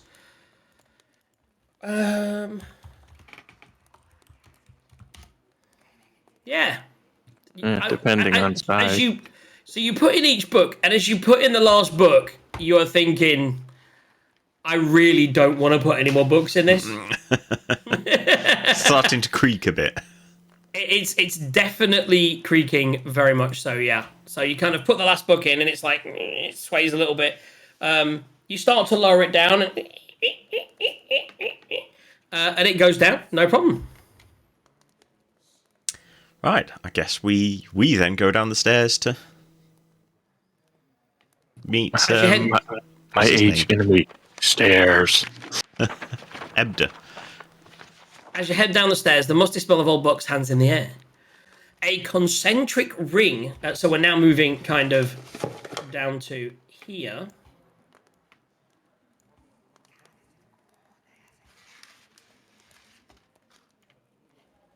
I love he says we're going down to here and we're still looking at the court of air. I didn't. You're too used to the hundreds of maps that I give you guys. No, I had. So you've already right. missed. You already missed the first floor. Sorry, this was the first floor up here, where you were, and there was the book thing. I forgot to move you guys. I do apologize. So you were here, and there's your center, and there's Varnir. And as you move down back, you went over to the books. You lowered the books down, and as you lowered them down, you hear Ebner going, "Oh, what's going on? There's a lift here." And as you then come down the stairs, you'll see that the books are kind of like hanging in the basket right where Ebda's working. So the smell of all books hangs in the air. Concentric rings of bookcases dominate space. A heavy granite table occupying the room's center. Whereas the table would be a circle, but for 6 semicircular gaps cut around its edge, creating spaces for 6 chairs. The small stacks of books rest on the table, along with a candle holder that holds a jar of fireflies. That's where the light comes from. Okay. Can I quickly peruse the table? I have to say, that looks like it'd be good for playing poker.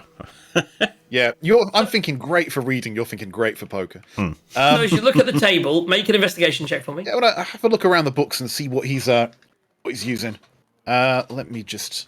So now the basket that you've lowered as well has appeared on the table.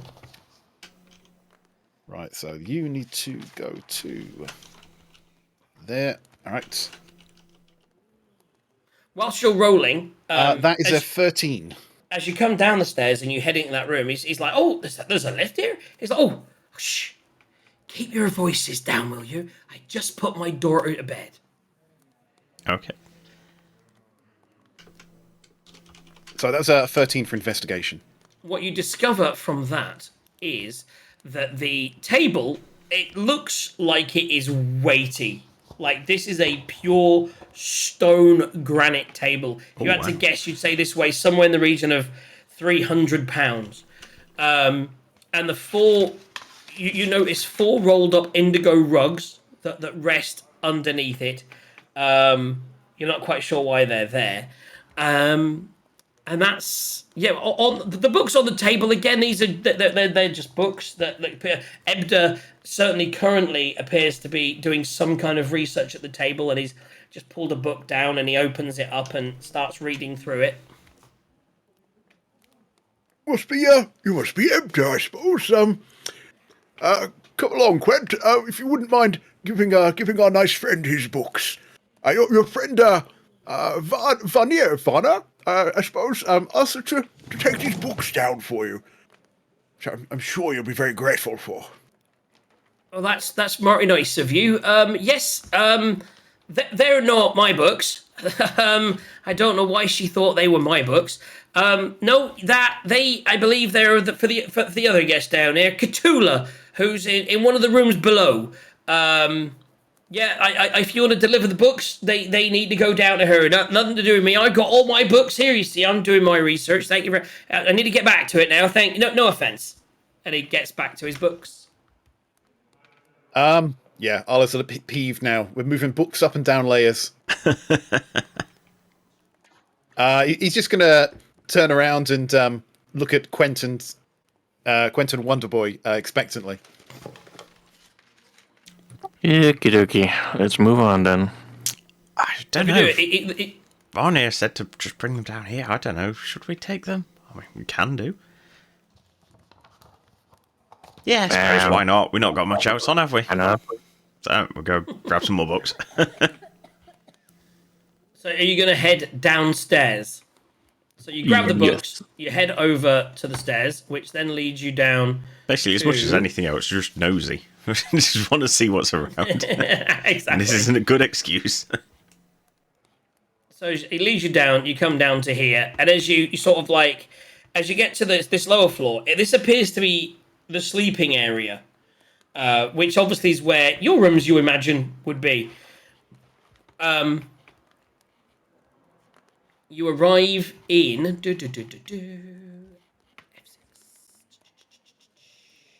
Oh, did we get 1 or 2 rooms? You have 2 rooms. We have 2 rooms. Okie dokie. So you've arrived in what is effectively known as the Worm Tunnel. It's a cold... It's actually quite chilly in here. You suddenly realise you've come down. It's a little chilly. It's a low barrel vaulted ceiling, which crowds an already narrow passage. Light from a firefly lamp hangs on a hook on the wall, which is entirely inadequate to illuminate the entire space. It's a very claustrophobic hallway that runs beneath the stacks and leads towards the living quarters, which you can see up ahead. As you move forwards, you can then start to see into the rooms. So, as you look to the left, as soon as you come in, you'll notice the kitchen. A dry skillet stands out amongst otherwise immaculate kitchen. You do get almost like a hint of the smell of food, as if people may have eaten. You feel that time's gone now as you've headed into the late evening. But there's definitely a hint of ham or bacon that's in the air, which appears to be the skillet's former contents. A door on the southeast corner hangs open a crack. Well, that's where you are. Sorry, that's what you're looking through. You do see an oven that occupies one corner, which is currently off. Yeah, and that's it. And you can see the passageway ahead of you. Can we see that bird person? The bird person? Who seems to be in the kitchen. It doesn't mention so, but she is in there, so we'll go with yes. There is a bird person. Right. So even though... Who is a Kenku? Right. So a Kenku, not an Arako or anything like that. Correct. It is a Kenku that is sort of cleaning up, having obviously done some cooking, and is currently mopping and sweeping away. Right. Even though I can see this on there, I'm going to go... Would you be Cthulhu by any chance? Cthulhu? No. Yes, Cthulhu. You're Cthulhu? Cthulhu? No. Well, then perhaps you could point us in the right direction. Cthulhu? That's more of a question. Yes, Cthulhu. And she says, yes! And she points down, further down the hall, and then goes, and almost like getting ahead, right? Right! Have we eaten anything at this point? You ate in the bar, I would say, yeah. Right, You'd have got, they brought food and drinks over to you. Right. We No didn't spend incentive the to steal time the food I doing can it. see in front of me then. Right. So no, you've got that. So yeah, so you gather from that Cthulhu is down the hallway on the right. You know, Wonder Boy, don't you have a hell of comprehend languages or something? I do, yes. Yeah, we got it here when we were last here. Why don't you have more of an in-depth conversation with this bird person? I mean, I think I can follow the directions, but I would love to be sure. Fair enough. So, I'll walk up to go on. And go, hiya. So, what's your name? And Have you cast comprehend languages? is that what you do with it? I'll put it Yes. on or activate it or whatever you do with it. Yes. so you understand the literal meaning of any spoken language that you hear. You also understand, right? I don't think you can speak it, but you can perfectly understand the Kenku's bird squawking, I think. And I believe it can understand you because it speaks common. It just speaks very broken and replicates. So as you you suddenly understand the whole nuances of what they talk, but it is trying to talk in common because you are talking to it in common. But if in general it would be, Cthulhu's room is down the right, just down the hallway, second door on the right. Excellent. So, what are you doing here? Are you studying or are you What does it look like? I'm cooking. I do the cooking, I do the cleaning. I genuinely look after the place. Oh, right. You actually live here permanently. You're a member of staff then. That's correct. Excellent. Well, good work. Everything looks good. We're here for tonight. Great. Excellent. Just letting you know. Right, Nice to meet you. Yes, nice to meet you. Right. So, So Ola's going to say, So, anything useful? down the hall on the right. Quite. so Ola will go down there and open the first door on the right. So, as you open the first door, such a dick. As you open the first door on the right, the room is empty. The bedroom could be on another wing of the library for all the books that are packed on the shelves on the walls. The 2 5-foot candlesticks in the middle of the room have magical flames, not fireflies, flickering atop of them. A welcome reprieve from the relatively dim light of firefly lamps. It is very light in here, very well lit. Right. There is there a are books all large- around, aren't they? There's books around, and there is a large, beanbag cushion in the center of the room, and there's also a green velvet reading chair, and there's an armoire that contains clothes and a pile of books as well on it. Right, so I will communicate that he doesn't appear to be in here, but Arlo has a history with books, and he will immediately be distracted Yeah. and start looking at them. So I look at Quent, roll my eyes, and go, I think it's the next one over. Yeah, I kind of figured. So then you go. You're still carrying these books. Make a make. Who's carrying? How many books is each of you carrying? Well, I've got I two. think, So I think he said. Oh, so you're carrying Yeah. 2. So the strong person's carrying 8. So just make me a strength check, Quent. Make sure you're still managing to carry those without dropping any. That would be 12, so that should be fine. Yeah, you survive the stairs and all the way down the hall. You are now getting your arms are starting to ache now a little bit. You've been carrying these books a long time. You're getting a bit annoyed. This is like you just come to stay. You've had 3 ales at least, and you're kind of done now. As you kind of and the door in front of you now is closed. Alright. I knock on the door, just like a dung, dung, dung. I was going to say, presumably a heavy knock.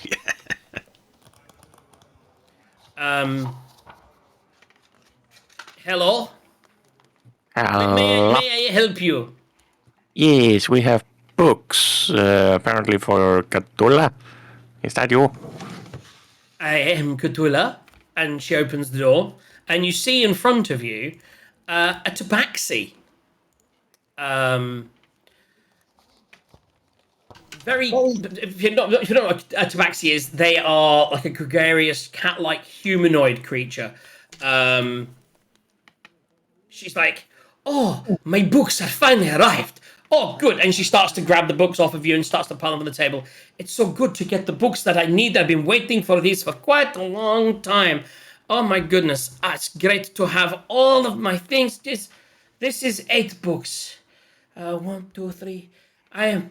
Oh!" And then she notices you behind and she grabs your other 2 books. She's like, "Thank you for my books. You're at work," and she just tips you with a silver, and she just puts the silver in your hand for bringing her books. The service in this place is first rate. Thank you so much. And then she closes the door. So yeah, presumably she gave the silver to Quent, Quentin. You can add a silver. You can add a silver for carrying the books. Just look at him. Huh? Well, we got some money out of it. What? So as you hand that and you sort of turn back round, no, that's not where I want to be. I want to be here. So sometimes you just lose your place on the book. I wonder which of these rooms do you think are ours? Well, that's what I was just getting to. As you then just turn around, losing that to Quent. Varnier turns from behind you, and for some unknown, there we go. That's what I was looking for. She turns from behind you and says, "Son of a bitch, I've lost my whole place." 1 second. That's what she says. "Son of a bitch, I've lost my whole place."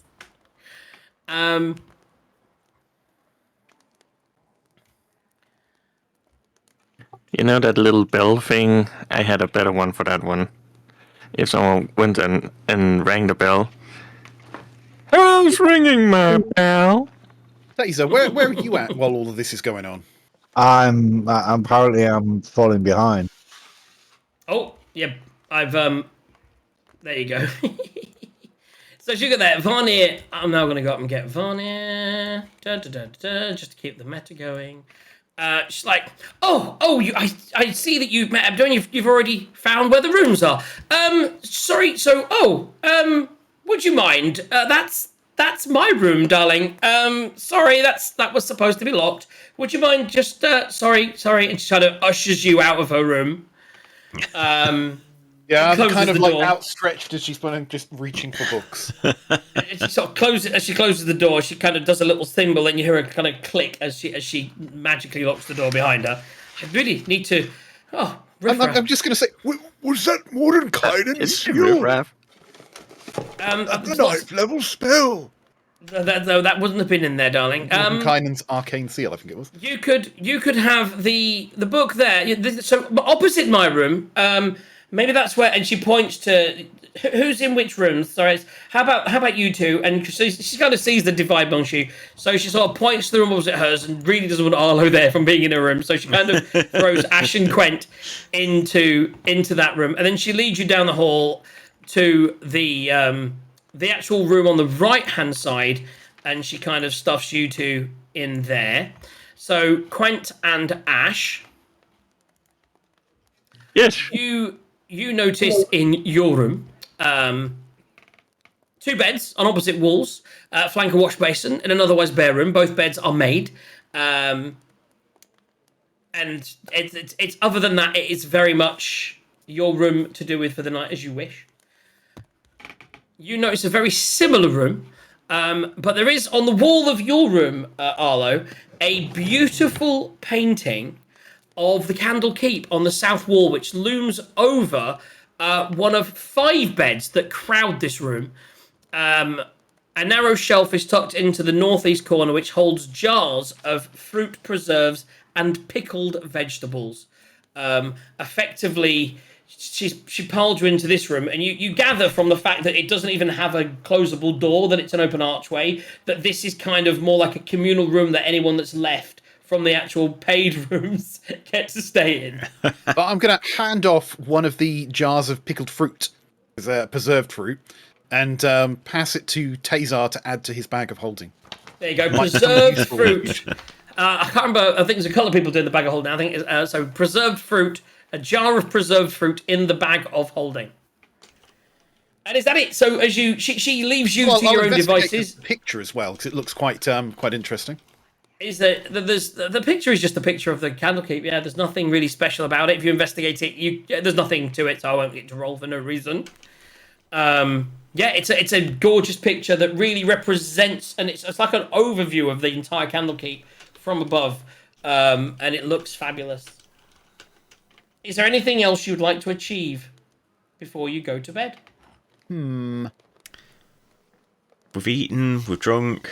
I mean, the rest of the library books don't have all that much interest to me, so... The only thing I would try, and I don't know whether they would have it here, because it feels like something that's more in the main keep that we don't have access to yet. Mm-hmm. I still need to transcribe one of these spell scrolls, but it needs 50 gold GP's worth of materials. We're in a library, might have it, but it feels like it's not this one. So if you speak to... I wouldn't have seen Cthulhu, so I'd try and speak to... Was it Vanya? If you speak to Vanya on her way back up, she's like, "Oh, like scrolls and things. I'm sure I could. Scrolls. I'm sure I could find them out for you. I don't know. I've given her Ebta's accent. I'm sure I can find them out for you, darling. Let me just head up." And she sort of heads away, leaves you to it. And then she comes back and she's like, "Yeah, come with me. Come upstairs. Come upstairs." So I'm gonna just mention to Tazar where I'm going. Tell him to sort himself out. Beds, preserves, and I'm gonna head up with Vanya. So she heads through the main sort of library middle section, heads past him, and goes to the very north, into a room where all around fireflies float lazily around in embers in the air. It's kind of like the whole room is lit with the fireflies, not even in jars. You notice 3 writing desks on the north wall with a sheepskin rug beneath each one. On one of the desks rests a book beside a stack of paper, along with a stoppered ink jar and a porcupine quill pen. Another desk has a leather case on it. A mouldering tapestry hangs off centre on the west wall. To the southeast, there's a wood-panelled wall with a closed door set onto it, with a weak yellow glow emanating from underneath. She's like, yes, the leather case there, that's got some calligraphy supplies. You can use those if you need to. You can if you take any of the desks. And if you need any other sort of, there's usually papers and everything here. Anything that you should need should be here. And just let me know if you need anything else. Why, thank you. You're so kind. So what I'm going to do is I'm going to have a little look around and see what's there, and then I'm going to settle down with the intention of trying to transcribe Magic Missile into my spellbook. That will be fine. You're getting away with a lot in this thing, but I'm gonna fuck you up after the break. Am I removing 50 GP for that? No, it's part nice. of. You are in the scriptorium and you asked, and yeah, it was fine. You took books down for her. If you were helpful, you took the books down. You saved 50 golds worth of calligraphy supplies. There you go. Totally worth it. Yeah. So I'll take 50 GP out and. Add Magic Missile to my spell list. Do it. So you do that, you get tired. It takes about an hour, doesn't it? It's now for you, as everyone else is probably already asleep. As you walk downstairs, you can hear this slight snortly, shuffly, snoring and shuffling coming from Arlo and Quent's room. And as you come down, I believe that the man, the legend, who is Tazar, is probably still awake as well, working on something, maybe? Are we doing anything with your pistol, Taser? I do have those. I don't think I can do it out of the... Well, you can ask your DM, can you do it? Oh, no, because... So currently, your all his supplies. Now you have your tinkering tools would be in the cellar, wouldn't they? Not the cellar you that we're would- in, the cellar in the No, mansion. the cellar in the mansion. So in order to get your supplies, you would need to get that. So yeah, I'd like to think that you're awake and you're cleaning your weapon though. You're looking at you've got these iron dusts. You've still got your weapon. You've got your weapon taken apart. You're giving it a good clean. It's very much like all those movies you see where the kind of like rugged soldier is there. When you get back, he's kind of there with his sleeves rolled up and he's got he's cleaning his barrel. Yeah. And it's all stripped down. He's giving it some oil, so he's not actually physically working on it and melting things down, but you're certainly giving it a good clean. Yeah. That sounded really dirty. He's cleaning his barrel in the room for all to see. Right, so I imagine once the barrel's cleaned, the script is done, everything is done, some reading, we head off to sleep for the evening, already 2 hours into our session.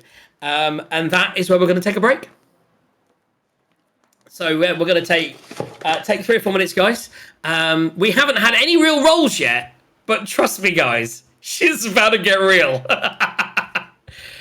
So yeah, I'm excited. I get to start the next bit about 5 minutes. Yeah, this was handing in the quest and going to find the new area, entering the dungeon, as it were, going single instance. Get a little feel for the dungeon / cellar that you are in, where shit may get exciting in about 5 minutes. It's time for some sleepy times. Everyone's going to head to their various beds and for the evening, and yeah, we will see all of you guys in about 5 minutes. Let's cut to break. So that's that one.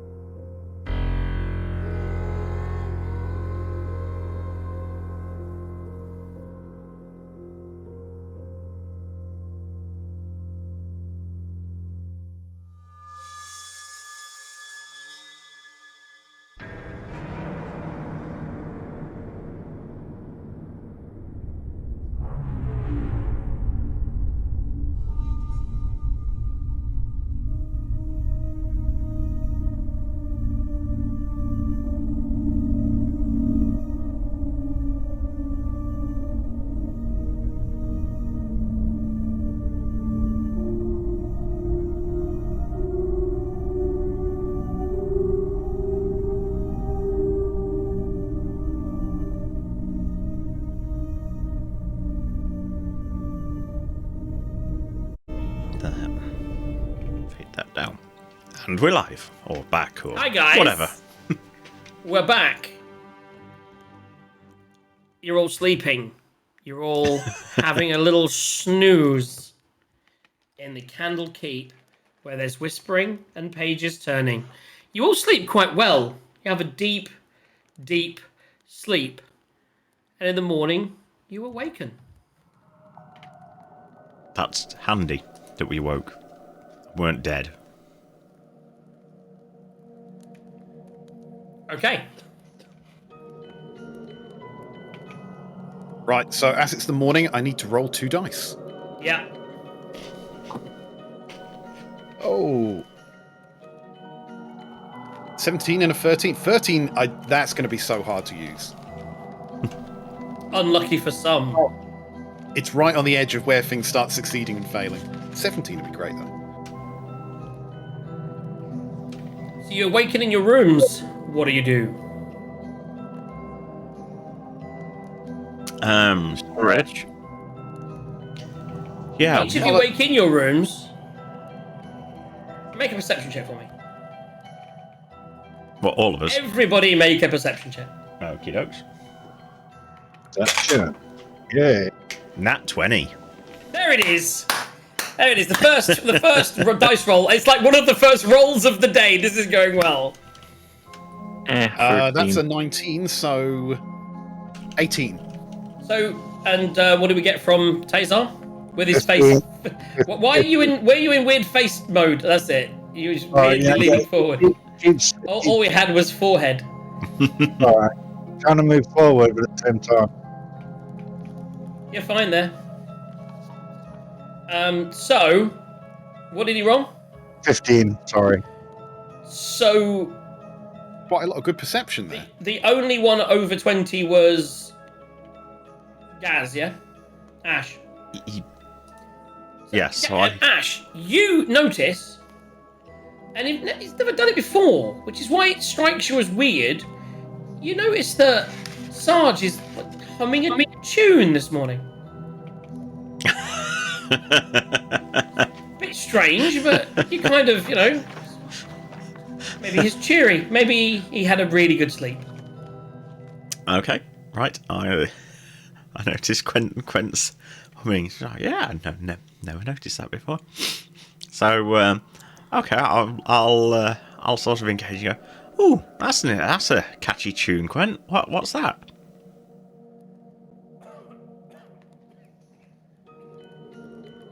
Quent, you don't know what he's talking about.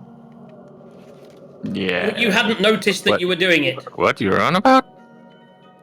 You were just humming a tune. Yes, I'm not sure I've heard it before. I mean, not unpleasant or anything. Nice to wake up to a bit of music.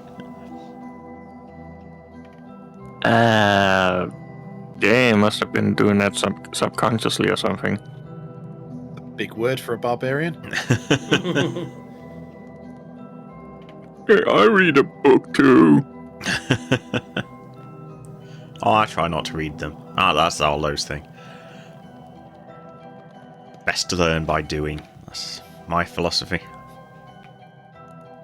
If he could hear you, he'd be shaking his head right now. Mm-hmm. So where are you going, guys? What you doing? Are you regathering? Are you heading up to the main floor? So I guess come out of the room and initially, I'm not sure. What do you think's the deal here? Do you think we have breakfast upstairs in the main tavern like we did last night, or there's that little kitchen off to the side? Do you think we get some food in there? I'm gonna take that to the splash some water over. You're breaking up a bit there, Eagle. Just a little bit less on the one and a little plus on the other. And then we'll get it. So you're splashing water. Yeah, wake yourself up. Get some. I'm guessing that Ash has already prestidigitated himself and his teeth. Obviously, yep. Is that any And better? if Quent was That's actually better, yeah. and if Quent was actually smelling like the guard said, I would have done him before he went to sleep as well.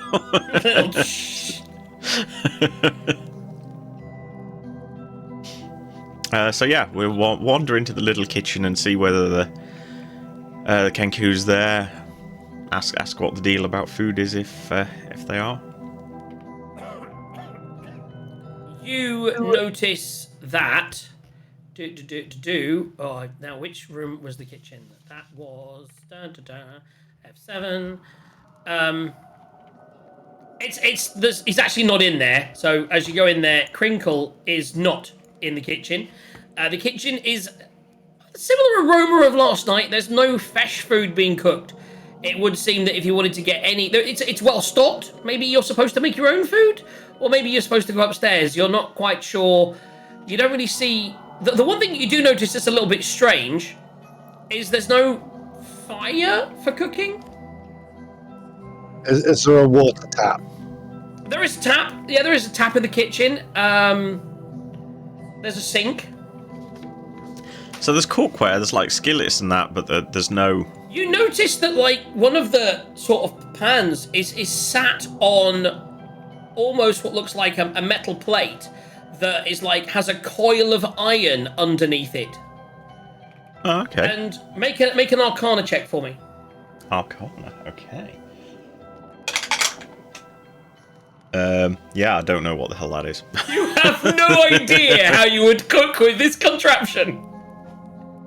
Can I help him as I see him struggling? Of course. With You see him looking at the cooker, and he's like, "Where's the fire?" I Make mean, an Arcana check. I know what I'd try and do. Just, I very much doubt it'll work, but I do shocking grasp on the frying pan.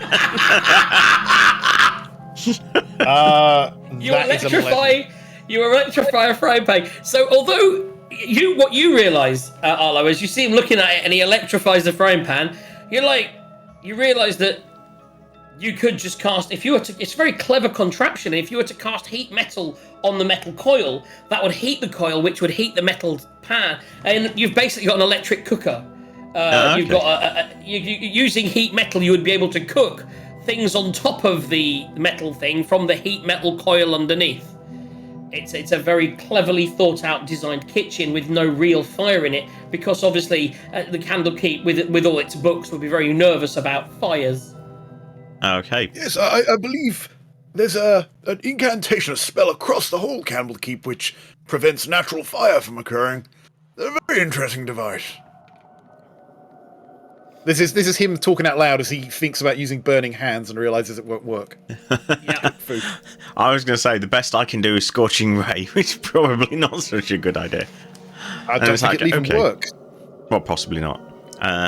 So, okay. I'm guessing then we probably head up to the bar if we want breakfast, since no one's here to actually cook it, and none of us can actually make the thing get hot without possibly As you burning make down your the place. way upstairs,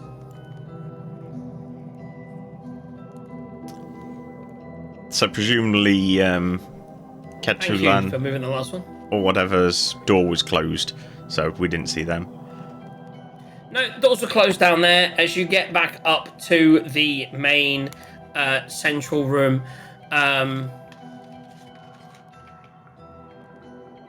you gather around. As you head up, you see around the central table in the main floor.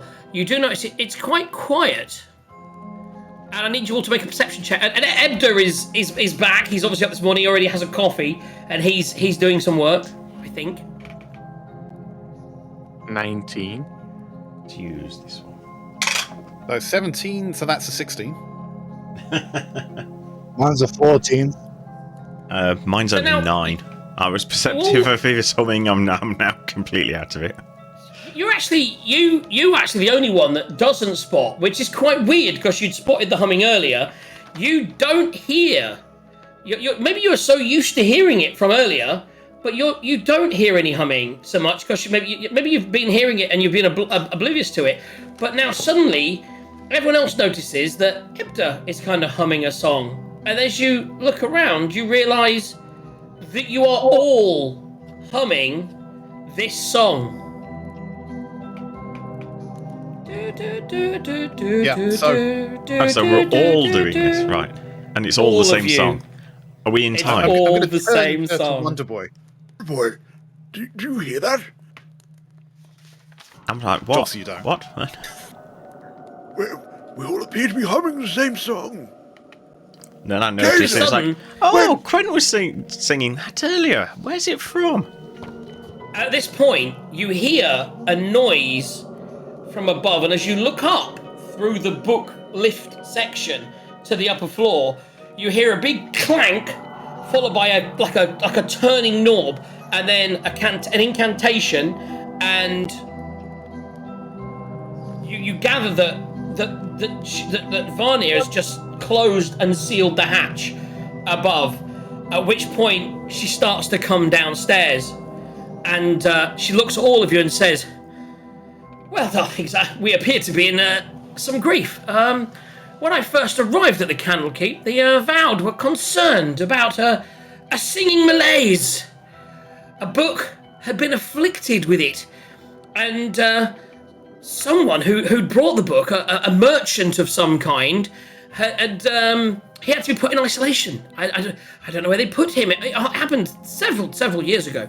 But allegedly he was singing, and his singing seemed to spread. And as a curse, and eventually they had to quarantine off people to stop it spreading. Because they were worried that it was going to do, well, they weren't sure what at the time.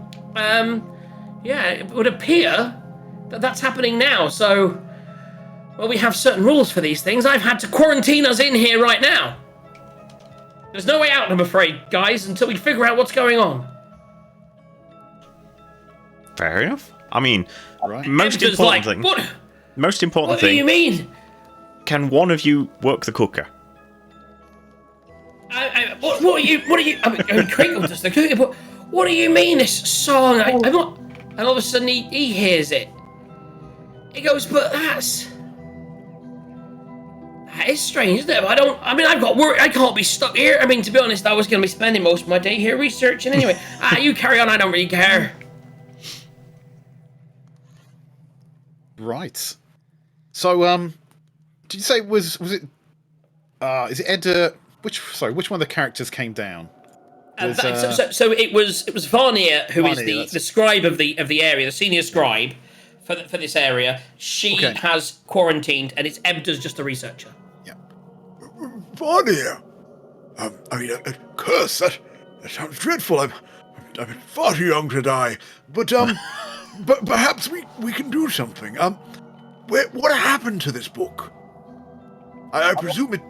At which point, Ebda goes, "Oh my goodness, my girl!" And he disappears off down the stairs. Right. Well, the book, I don't know. I mean, it was several years ago. I mean, when I say several years ago, I'm an elf. I would say it was nigh on, I don't know, 200, 300 years since this malaise broke out last time. All I know is I've sent a message up to the Avowed, so right now we're sealed in, we can't spread it, and I imagine they'll look into it and let us know. I say, oh, just sit tight. You've not got anywhere to be, do you? We can just sit here and... That is a catchy tune, that, isn't it? I like it. Last time this happened, is it actually dangerous, or why did they quarantine it? Why didn't we just go for a singing world? Does it slowly drain your life force? Is it just annoying? I mean, like I say, it was years ago, darling. I'm not sure. And she just starts to walk off toward the stairs down. Right. I'm going to start ritually casting detect magic. I think that might be helpful here. What is everyone else doing while I do that? You find it's very difficult to ritually cast a spell because you're distracted with this singing and humming that you're doing. Oh, just fails completely. Whilst you're singing, yes. Right. Okay. I can't cast that as an actual spell. I've not got it prepared. So. Well, as most thought. I thought I was saying the incantation, but I appear to have lost my concentration. Make an Arcana check again for me. Oh, that is 12. And anyone who's proficient in magic, so you can do the same. Gaz. Okay. So at least I've got the hang of clicking between all these areas. So, both of you, when he says that word, he says about trying to keep his concentration. You're fading out again, Eagle. You're a bit too close.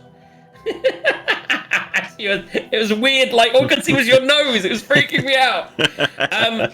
As you say, it's concentration. You suddenly realise that when you cast certain spells, you use that ability that you have to concentrate on the spell. And as you think about that, you put that toward this, and you really use your concentration, and then you stop humming. And both of you realise that by just holding concentration, you can not sing. Okay. But if we have a spell that needs concentration, we'd start singing. Okay, interesting. It's great! I love it so much! Do you share that with the party? I would. I would be saying, Boy, it's so strange. I have to use all of my concentration to just hold forth in my head. I don't think I'll be able to cast this ritual.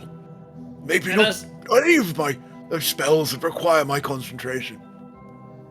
So as he does that, the two of you think, well, if magic people can... And so you think about it and you concentrate. And if you concentrate and think about it, you don't sing. And you stop singing. Interesting. So now you have the choice whether you want to sing or not, or whether you want to... So, basically, as we're going around now, you need to let me know if you're concentrating on not singing or not. And that is important for various reasons. Okay. right, Arlo will be concentrating on not singing. Okay, so basically you're holding... For the casters amongst you, which is more important for, you're basically concentrating on a spell constantly. So if you want to cast any other concentration spells, then you would have to start singing. Effectively. Yeah. Okay, so... Shall we see what's going on downstairs? If this music is kind of like charmed and any magic, I can't be put to sleep. Okay, Well, good to know. Good to know. Oh, is it I have like a lullaby? Mm. Yeah. My thing's just I'm just going off my thing. Yeah, that's... Yeah, You're it's immune important. to sleep magic, yeah. Yep. Okay. So, as you head... So you're heading downstairs to the sleeping commons? I think if they all went down there, and I'm still looking for breakfast, so I'm still trying to figure out where Crinkle is. As you head back downstairs now, could you each move your characters? Same we do it so I can set up. Crinkle is now in the kitchen. And you notice...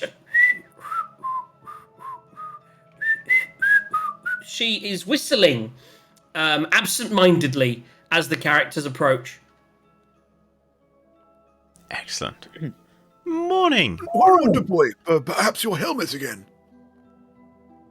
Perhaps the Kenku knows something who could help us in this awful situation. I mean, we can try. More importantly, I want to say hello for breakfast. So put the random helmet on anyway. Cast comprehend languages. And say, morning. Have you noticed that you're sort of singing this morning? All of us seem to be doing it as well. You're not singing? Well, I figured out if concentrate, we can stop singing. But I'm just doing that, make it easier to talk to you. But I can assure you that, we woke up singing this morning. Or humming. Is comprehend language as a concentration spell? This is cast from an item rather than cast from himself. I don't know if you still have to concentrate on it, though. I always forget how that works. Well, let me just... I've got it here. It's at will. It is not a concentration spell. Okay. So, yeah, you're still not singing. So she's... That's strange. Breakfast? Yeah. I'd definitely appreciate some breakfast. That'd be great. Have you ever heard the song before? What song? The one that you're singing, or whistling, or squawking. I don't. What do birds do? Singing's birds do, isn't it? To be helpful, what Arlo is going to do is summon Poe. Poe's not going to be concentrating, and it is a raven, and it can mimic sounds. So Okay. it will be chirping away with the tune. Oh God. Okay, so it's breakfast. Yes, please. I'm not entirely sure. The Kenku realizes that she's singing. You see, as the people in the hallway, if you're still there, Ebda now goes past, and he's very absent-mindedly like, da, da, da. And he's left, and you see a little head pop out of da, da, da, da, da. You see a head pop out of the end room on the left, opposite where you were, Arlo. You see a little girl whose head pops out.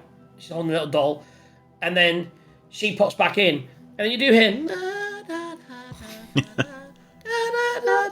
She's like, and she's dancing with a little like toy that she's got in her hand, and Ebda walks upstairs. As she says, breakfast. 15 minutes. 50. You've got that common. She's still very abrupt. She's still speaking kind of in common to everyone. Like 50 minutes. She's like 50 minutes. What would you like? Bacon? Yes. Basically, I do some meat. You everyone else here's bacon, sausages, eggs. So, would you like some bacon? How about some sausages? I do some mean eggs. I do this thing where I turn them over and swish them around. And then you see a cast heat metal on the thing, and it just like glows gold and gets hot, amber, orange, and yet she puts a pan on it, saying, "This is quite a clever entraption." And all everyone else hears is "Cooker, cooker." And this is a great. What it does is it heats up the metal and it cooks through the food. Cooker, hot. I'm going, yeah, we were looking at that earlier, and we were like, I don't know what happens. That's really good. That is, I'm impressed, and definitely look forward to some of your excellent eggs as well. So she does that, and just as you're sort of turning back. Do we eat down here, or do we eat upstairs? Is it better to be away from the books? Don't want to get grease on them. I don't know. What's the house rules? As you start to say where we should eat, and everything, as she's literally about the cooking, all of a sudden you hear this, like that, getting louder. But it's also kind of and it's someone almost doing the same song, but they're suddenly screaming it and yelling it. And that's coming from upstairs. Okay. Hold that thought. Let's go upstairs. As you're on upstairs, you see Ebda, who's stood at the table, and his eyes are bulging in terror, like this. He's like,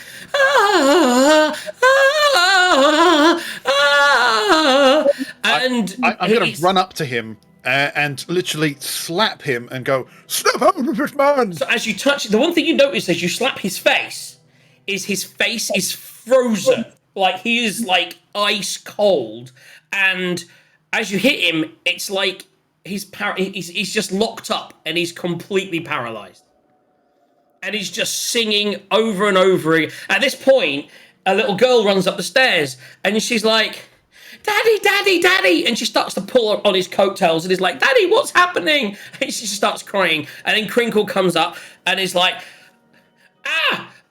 come, safe, and pulls the little girl away and starts to console her with like cooing, as like, it's okay. And she's just crying. What do you do? Okay, so he looks like he's sort of in pain or whatever. I'm going to... Okay, first of all, I'm going to say, right, go up to him, look him in the eye and go, concentrate on taking the song out of your thoughts. He doesn't look like... He's not comprehending that you're there. He is paralyzed, frozen up. His eyes bulging. I'll go the next level and I'll cast command on him and command him to concentrate. So before you do that, 1 second. Okay. So... A really good use of command there. I don't know if it'd work, but I don't know if it'll work either. I have to read. That's why it would. But right before that happens, dooba-dooba-dooba-doo. Oh, he actually has to make a wisdom saving throw first to see whether he even suffers. Can from he it. do that if he's paralysed? Mm. That's interesting. This song will be in my head. This is going to be in all my heads for weeks now. You realise that, right? Where is there? It is. Oh, okay. As you start to command him to do that, all of the lamps start to flicker in and out. Because it's weird because these aren't fire lamps; they're fireflies. But suddenly the lights start to flicker and flash. Quentin, what are you doing? Yes. You're just standing there, you No kind of watching idea. what's going on. What about you, Eagle? Yeah, I'm not concentrating. I'm humming the song. He's humming the song. I love it. He's like, he's going down with it. Okay, interesting. You gonna- command. Oh no, yeah. Let's do the command first. So let me just read what it says on this. I like this sort of thing, by the way. This is when you throw it from right field. The DM's not even considered this could happen. Wait, it's And the book, it's isn't now it? just going to start freewheeling.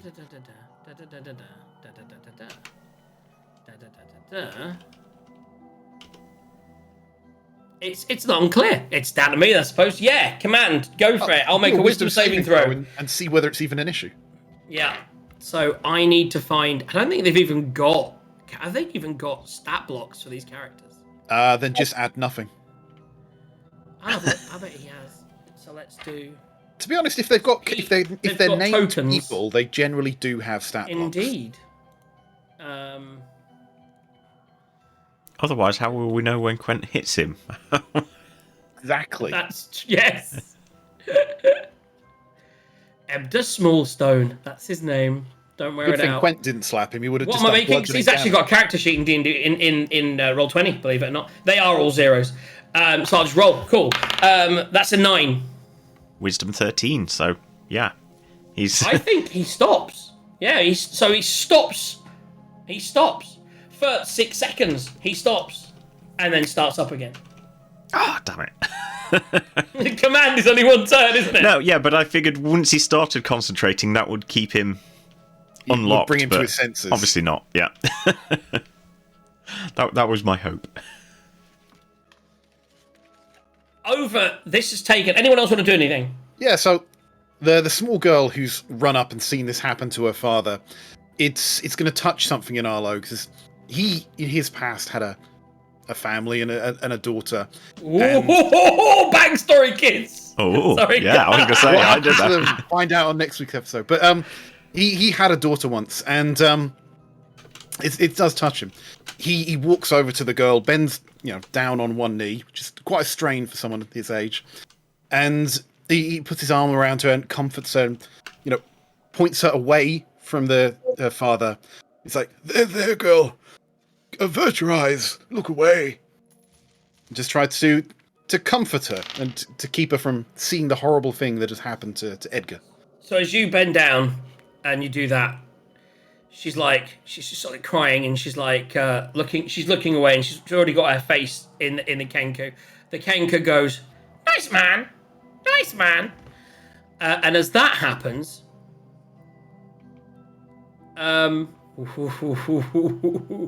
I need to choose 3 characters. Okay, so let's roll. How many people we've actually got in this room right now? We have you 4, Ebda, Varnir, the little 7 girl, with the child. and the Kenku. So let's roll with the. Let's roll that. Okay, so that is Quent, Tazar. I'm rolling all low, so it's all player characters. Ash. Oh, Arlo missed out, and we've got not Varnir. Who's below Varnir? It'll be the Kenku. Need to take.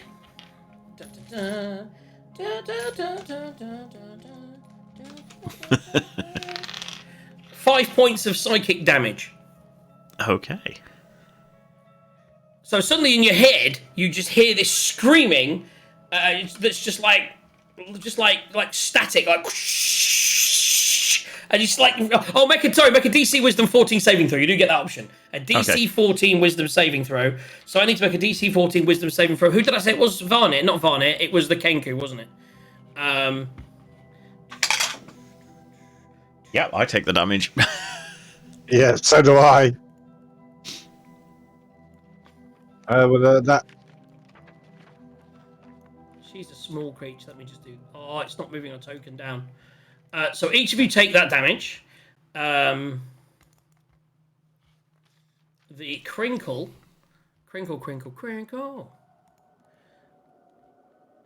is doing a. Oh, she has some decent stats. But what was it? What saving throw was it? Wisdom.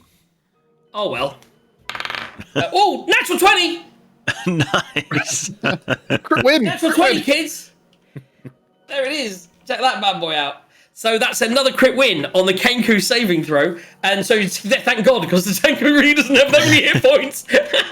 Like, all of a sudden, she's comforting the little girl. She dies. She's got a few more than that, but, you know, I like to embellish. So, and as that static kind of happens, suddenly Ebda just collapses. He doesn't. You know, imagine you're frozen in place, and then you're not frozen in place. So he doesn't collapse to the ground like unconscious, but he just suddenly becomes unparalyzed and kind of collapses down within himself, and looks up and he looks around and sees like you guys holding your heads and his girl crying. It's like, oh my goodness, oh my darling, come here, my darling, come here. What's upset you, my darling? What's upset you? Well, Arla would obviously let her run to her father. You'd let her go. So I turned to what's her name, Varnir, and went, okay, I'm guessing these are the sort of side effects I was worried. I was asking about earlier. Varnir hasn't come singing. back upstairs Oh, yet. okay. I don't think she's not in the room, is she? No, you've got Galeby, which is the daughter, Crinkle and Ebda. Varnir is still currently. I've managed to lose her token. I moved her up there. I need to move her down. She went down now. She's in a room. Last she spoke, and you've had no sign of Cthulhu, who hasn't emerged yet. Okay, as you'll start talking to, let's say, Ebda with that, all of a sudden, I need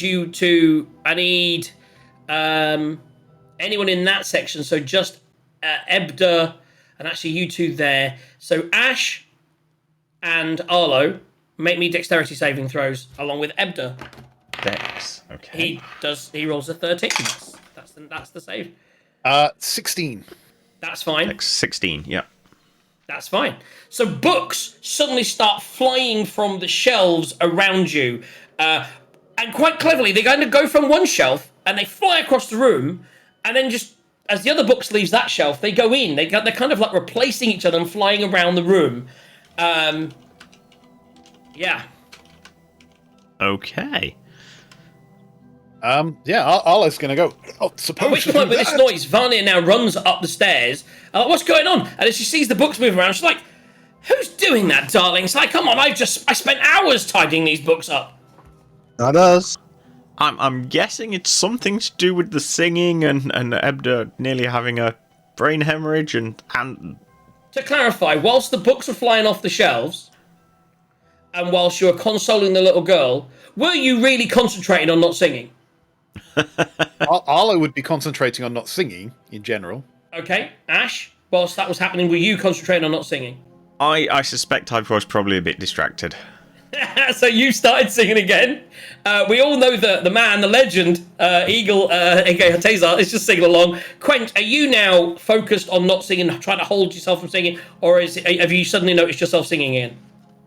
I haven't really noticed I was starting to sing again. I just look at a book and go like, I knew it! Evil books! I knew it! So if anyone who's noticed that they are singing, so Ash, you have noticed that you are singing, are you concentrating to stop singing? I'm going to try again after seeing what Ebda was doing. Okay. However, and are you gonna? Yes. obviously I was doing that before and it was still painful. So, but yes, for now I'm going to. Quent, are you stopping singing? I'll certainly try. Okay. What about now, Taser? Are you going to try and stop singing, or are you going to keep going? After the damage, I'm going to try and concentrate on. So everyone's concentrating on stuff. Do you want to tell anyone else as you suddenly realise that Crinkle is? I mean, I can try, but Crinkle didn't really get it last time. But after I'll go up to him and go, oh, Ebda was really in pain from singing, and when I told him to concentrate, he did briefly come out of it. So I think really try and concentrate on not singing, and hopefully we won't end up like he did. And I'll say that's Ebda as well. Make me a persuasion check. Persuasion. Make me a persuasion check. Do a persuasion check. I imagine you're going to try and say it to everybody. So make me 4 persuasion checks for the 4 people in the room. Okay. Right. I don't have enough guidance for 4 people. We'll start at the top. Okay. Work our way around. So 9 against presumably Ebda. So Ebda's like, what do you mean singing us? This is all crazy things. I don't know what you're talking about. I just came up here to do my books, and now my little girl's crying. He's too distracted with his little girl crying to think about it. Okay, then what? Vonnie? Yeah. Are we going that way around? Also a 9. Different die. She's like, again, she's very dismissive, saying, what? The books, darling, the books and everything's moving around, and oh my goodness, Gelby, are you okay? And then Crinkle. That one's a bit better. That's 12 plus 5, so that's 17. Crinkle's like, singing bad. And Stuart's like, this singing might be killing everyone. We all really should stop. Yes. And then presumably Galby. Oh, yeah. 13 plus 5, so 18. She's like, singing nearly killed my daddy. Oh, stop. Must stop singing. Must stop singing. Must stop singing. Must stop singing. So I'm better with animals and children than I am with the Animals and children. Okay. Right. Right. What are you doing? What do we think we should do, Figuring guys? out where I put my vodka. There we go. Got it. That's not in game. That's just you. Yeah, that's just me. Oh, by the way, we've had 2. There's a curse going around. We can't detect magic. Oh, presumably you I need to can get my detect shot magic, thing. but you need to concentrate. I need to prepare it as a spell. But if and again, you might make me an Arcana check. An Arcana check. That is... Oh, that's going to be quite a bit. That's going to be 19. So you realise that because it's not a concentration spell, providing you concentrate on not singing, you might then be able to focus your attention on ritually casting. It's not that you can't ritually cast, it's just that you were concentrating on singing the song. Now that if you physically think about not singing, as long as you're not casting a concentration spell, you'll be okay. But is detect magic a concentration spell? It is. It's a ritual concentration spell, just to be awkward. So, again, you would then realise that you probably would be able to cast that. It's just that you'd have to sing. You'd start singing while detecting magic. Okay. I think it's worth the risk. Okay, so you suddenly start preparing the goods, and as you start ritually casting, all of a sudden you're letting it back in, and you're... And you actually just setting up your thing. It's like... But we've even done this. I've asked Wonder Boy, Wonder Boy, if you see me going south fast, it's on you to save me. I can try. I'm not sure what I can do, but I can certainly try. Certainly try. I mean, I can't command you again. I can only do that once a day. Once a year. And because I haven't mentioned it earlier, obviously Poe is back in his pocket dimension. Yeah. Not singing. Right, so I do the dance, say the song, I cast Detect Magic. So, Okay. in a bubble around me, I can, well, there's probably quite a lot in the library, but if there is anything specifically magical, I should be able to detect it, see an aura around it, and know it's school. So you're currently in F2 on my map. Certainly nothing jumps out at you in the area that you're in. Right, Nothing really so shines. I'm If you going wanted to go to do a lap. exploring. So I'm going to go south first. So let me see if I can actually draw a circle around here. Well, just tell me where you're heading. So you want to head to the south. Now you notice a door to the south that leads into another room.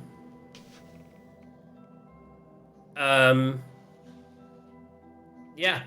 So do you want to go in there? Yeah. Right. So as you head down to the south, a leather Sorry, bit. 1 second. Just getting my big ass circle going. Anyway. There you go. You can put an aura around yourself. It actually needs to be a little bit bigger than that, but yeah. Okay, so... How did you do that? That's cool. If you go onto your token settings and scroll down, there's token aura, and you can set a radius, circle, and tint color. Nice.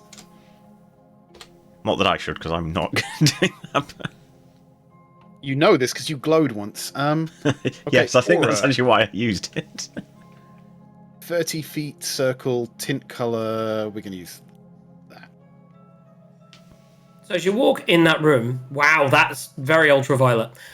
Leather bits, wood shavings, paper scraps, all litter the floor near a large workbench. Tools and contraptions are organised neatly around a handful of books in different states of disrepair. Stools around the bench. One of them has a leather apron draped over it. Jesus. Yes. This appears to be where books in need of repair are brought. This would be, and as you go in there, Varnir sort of comes over saying, "Can I help you in there? As that's where I repair all the books that need repairing." Well, first of all, do I detect anything specifically magical in that room? No. No. On there. We're running out of time. With us being locked in here and this blasted song. I fear that we will expire soon if we don't try something. I'm going to go to all the rooms in this area and see whether I can detect, perchance, an object that might be causing this. Are you going to investigate the room, or are you just going to leave the room with no magic? I'm going to motion to Tazar, who is my friend here, to help me investigate the room. Tazar, come quickly. I don't know how long I can hold the spell in my head. I concentrate on investigating the room and not singing. So you're going to move your token and help me investigate? if you go in the room, the one thing that you notice is a ledger sat on one of the stools, which is open, it's basically it's a ledger with 4 book titles on it, and each one of them has repairs needed next to it. The titles and their associated phrases are as follows. One says, and this you actually picked this up, Taser. It says, "Festivals and festivities of ancient Cormyr." Replace cover. "Living a Dream, 3 years among the Stone Giants." Replace cover. "Shemshine's Bedtime Night Rhyme." Repair spine. "Halfling Superstitions." Rebind. Does he read them out Oh, at you all? poor books. What did you do to deserve damage like this? Do you read that out? Are you going to read that out, Taser? Yes. So as he reads that out, That third one sounds interesting. This could be a bedtime rhyme. and then Varmir comes in the room saying, "Well, I was looking at these books earlier. I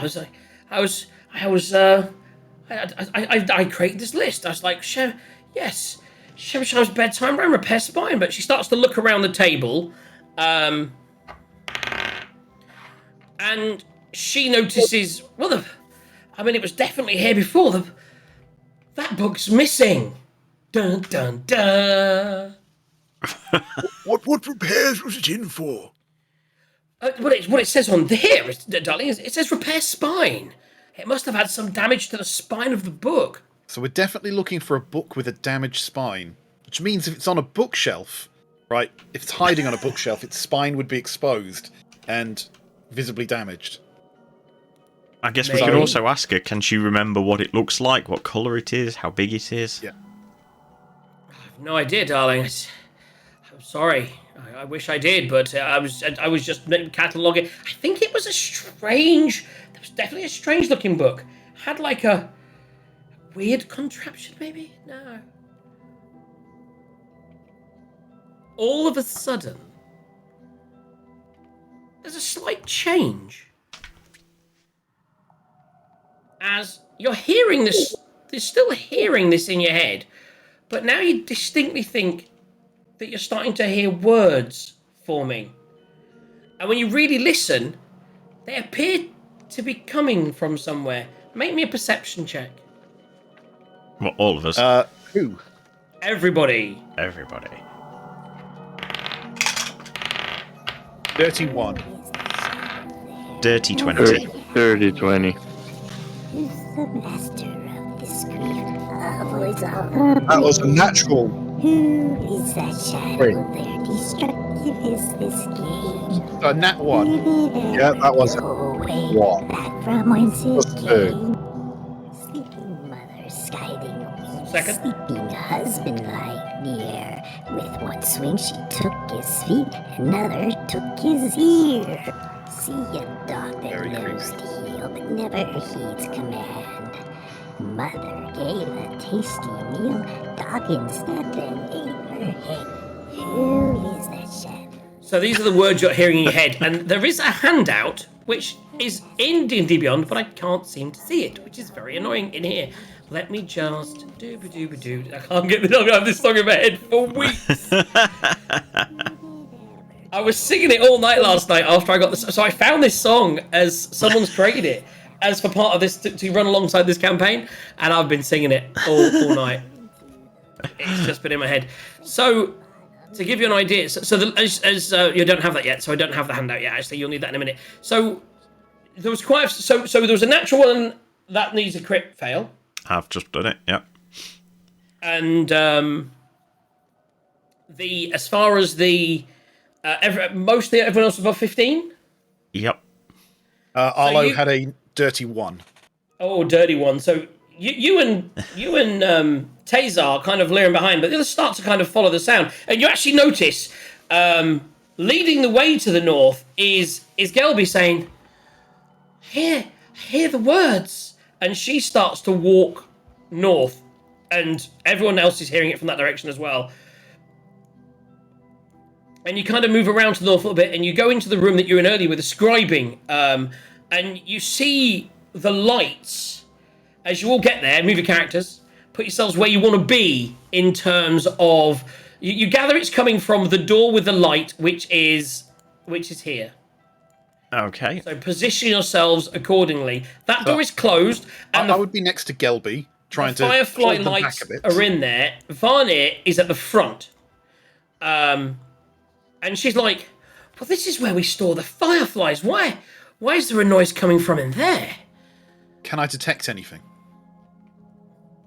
That's what I'm going to let you know in 2 seconds. Well, probably not through the door, because I think that. Oh no, it goes through a certain amount of stuff. It does. Oh yes, it's lead. It doesn't go through much, isn't it? You do 1 not... foot of stone, 1 inch of metal, or a thin lead sheet. It will go through 3 feet of wood. So it'll go You through a do door. not see anything. No, there's no glow. No glow. Just the glows of yourselves and your equipment. No glows coming through. So she I would opens... communicate that, you know. I don't detect anything. Whether there's magic here or not, I certainly can't see it in my vision. So as she opens the door, Varnir opens the door, the room is awash with a glow of 1,000 fireflies. Luminescent insects flit around the room. More than a dozen glass terrariums fill the shelf and the walls. A steady plinking noise as they bounce off the glasses. Shallow, Jesus, my mum today. Shallow wooden boxes are packed on the lowest shelves. This appears to be the supply closet for the scriptorium where you did your work just last night. And the room appears to now be being used as a area for storing and caring for the fireflies. Crinkle's like, my flies! My flies! And again, if it's still up, you hear her saying, oh, this is where I look after the flies, and I create the flies, and we have the little glasses there. You even see that some of the lower shelves contain vials of liquid nutrient, and there's some insects in there that are obviously eating and imbibing. This is a very well looked after firefly farm, almost. Right. Okay, I'm gonna bend down to the little girl. Was it Galby? Galby, why did you come over here? What drew you to this room? Can you not hear the singing? Can you not hear the voices? And at that us- point, I'll, show us did you where hear does that? it come from?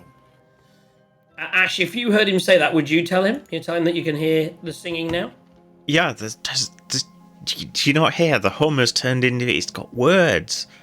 Does it sound like the words coming from the fireflies, or... It doesn't sound like... I need you to make an investigation... Is it an investigation check for me? So the first thing I need is a...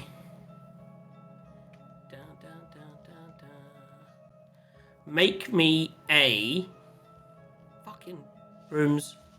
I went the wrong way. I went down instead of up. I need a perception check. I need an investigation check as it's open and you're hearing it. Make an investigation check to see if you can figure out where the singing is coming from. Okie dokie. No, Do that. I cannot. Oh my god, there's another one. A 4 will not do it. And Varnir, at this point, says, and she reaches forward and she pulls up, like, literally in the lowest shelf on the east wall. She lifts up the stone underneath it. And moving it exposes a pile of bones in a nook 5 feet across by 5 feet deep.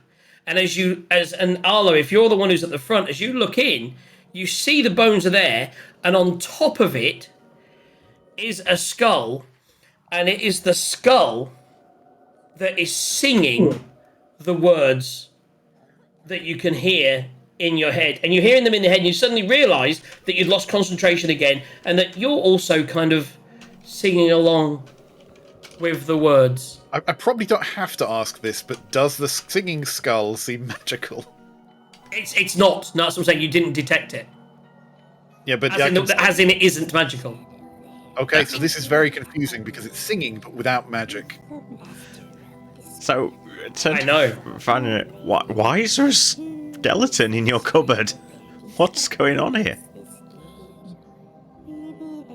Did you feed it to the fireflies? You said that to the Kenku? No, I'm saying that to Vanya. It's her. It's Vanya's her. like, I mean, It's her we didn't supply even notice cupboard. here. I just thought I saw I saw the stone there, and I started looking around, and I don't know. That's where I thought I could hear the singing come from. Is the skull even singing, or is it just in my head? I see, and you suddenly realise the skull's not singing; it's just singing in your head. But the skull is there, and that's where the sound seems to be emanating from. You suddenly realise that it's kind of led you here, and this is perhaps a body connected in some way. Okay, so you said it was quite a number of years ago that this curse was previously here. So long enough. It was a good couple of 100 years, darling. Yeah. So long enough that a body from then would have turned to bone. Oh, definitely. Can I investigate the body and see if there's any clues in there? Yeah, make an investigation check for me. Um, And I'm just Ash, gonna make me a perception check. Another one. Either way, I'll try and do better 17. this time. Well, you investigated last time. I need you to make a wisdom perception check. Perception. That's when I said bit 17, that's my divination dice. Ah. Doesn't matter who's rolling. It was 17. So you're rolling 17, and he's rolling... What you're rolling? 12 plus 3, 15. So you've rolled a 15. So let me just get to where I'm doing. So the firefly... So what you know... As he goes in and starts reaching around in the bones, Yeah, you notice the skull has a hole in the back of it. And in fact, what you then realise is there's another skull. And there's two bodies in here. And as you, with that investigation, 17, you realise that it's definitely two full skeletons. And that they've been put here at some point. Make a medicine check for me, please, Arlo. Arlo. Oof, -1. 4. Yeah, you see, you don't really... You're not a medical examiner. You don't know with these bones who killed who or how it happened or anything. You do see a hole in a skull, which seems strange, and you certainly feel that these two skeletons were possibly... I mean, it doesn't take a lot to realise that one may have killed the other, and that you're not quite sure why or how they'd end up buried in this place. But as you talk to the other woman, she looks and she's like... I wonder if this is where they locked them up. And that eventually they perhaps killed each other or killed themselves until the curse was over, because the curse was definitely stopped all those years ago. Otherwise, we'd all be cursed today. Yes. Do you know if it was down here that they were locked? Check. Well, I mean, I don't know, but I mean, I'm just making that connection with my keen investigatory mind. It sounds a reasonable theory. What you notice, and as she's pulling away and they're kind of putting the bones back, you don't know why you do, but you glance to the floor and you notice scratched into the floorboards in a manic script are the words, "Finish the rhyme." Ooh, right. So yeah, I'll point to the floor and went, okay. I don't know whether that's just they wanted it out their head, or maybe that's the way you break the curse. Well, I Skull, suppose there's only one way to skull find is out. still there. Again, the skull is. You're still hearing the words in your brain, and you still the skull is still looking at you. Even though it's covered up, you can still go, and you're not covered up. It's still there, and it's looking at you, and you still feel that anyone want to do anything with the skull. I'm going to use Mage Hand. Pick it up. Okay. Um, Still appears to be emanating the singing. It's not flapping its jaws or anything, but there's still definitely singing coming from it. I'm going to look at Quent and Tazar, and I'm going to say, What do you think? Should we put it in the bag of holding to shut this blasted thing up, or smash it into a million pieces?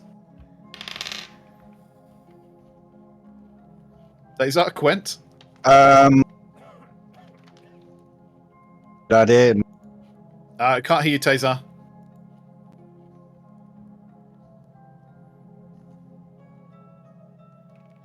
So whilst you're thinking about what to do,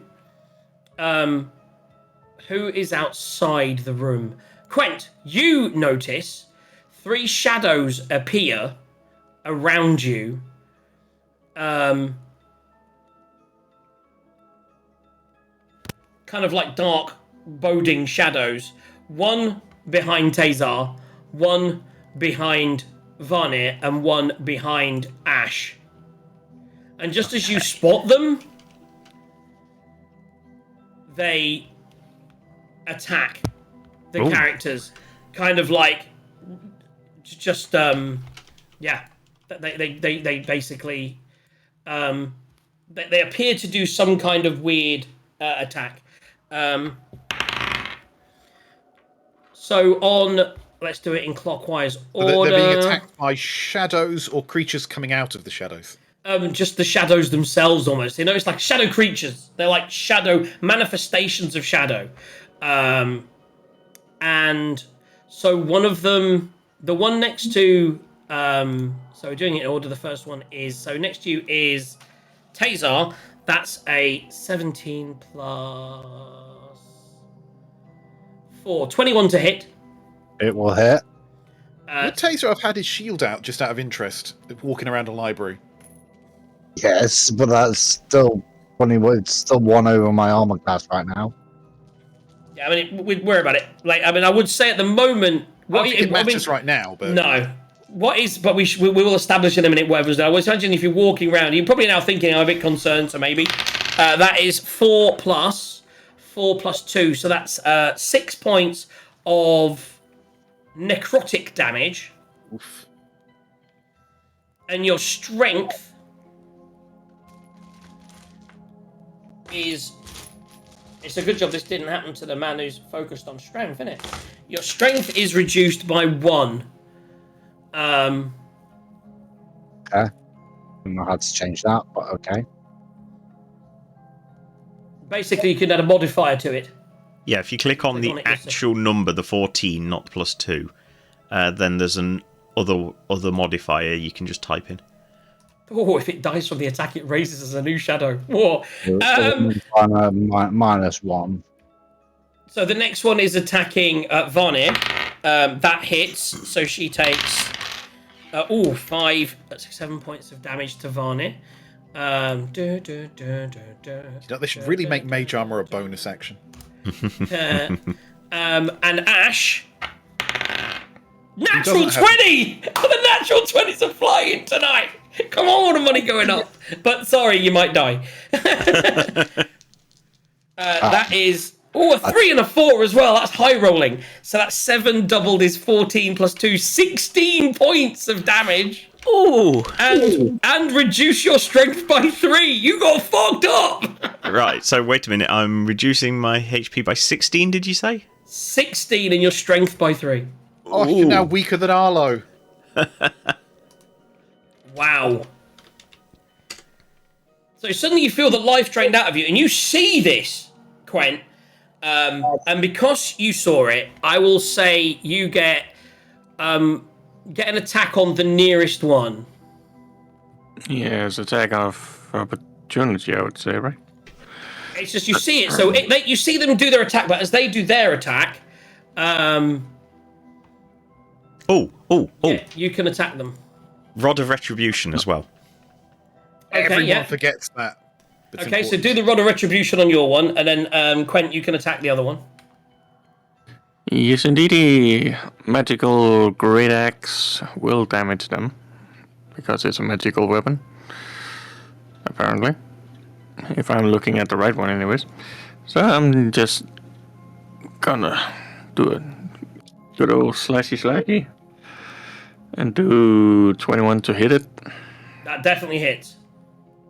Good. Now that is a 12 plus 4. And I have not raged or anything, so... Nope. Nope. That should just be a plain 12 plus 4 then. The shadows are there. There we go. I actually have... So that will be 8 damage.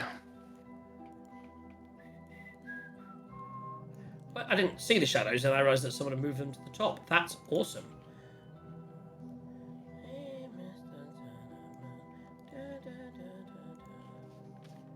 I'd like to think you guys are going to be singing this for weeks. Oh, Arlo's definitely singing it. He's not concentrating on not singing at all. I'm going to give you the lyrics very, very soon. They're fucked up. So the one that attacked me needs to make a DC 13 Dex saving. Let me get to the right layer. Okay, so that one, how much damage? 12? What's DC saving for him? 8. So 8 for me. So 8 is that. So it is. You already noticed that he's looking. It does. You do quite a lot of damage to it. It looks like it's kind of flickering already in its shadowness. Rod of Retribution. What is the DC? What's the saving throw? DC 13 Dex. 1 second. Let me get his character sheet up.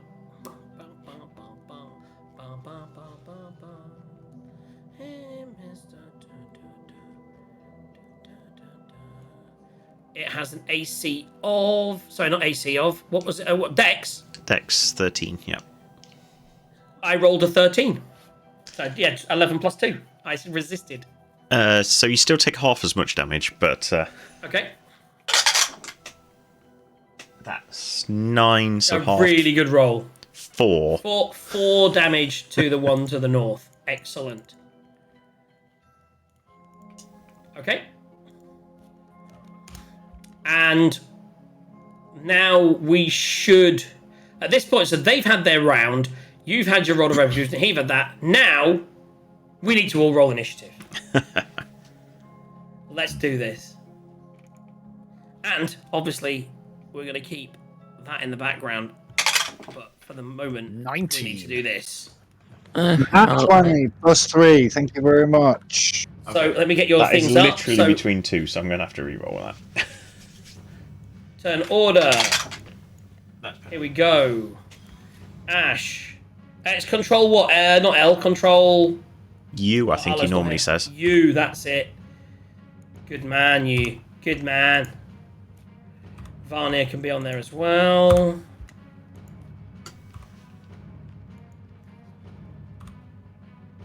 This is where I regret dismissing Poe. I've got 2 shadows. How do I get rid of one? Click on it, press delete.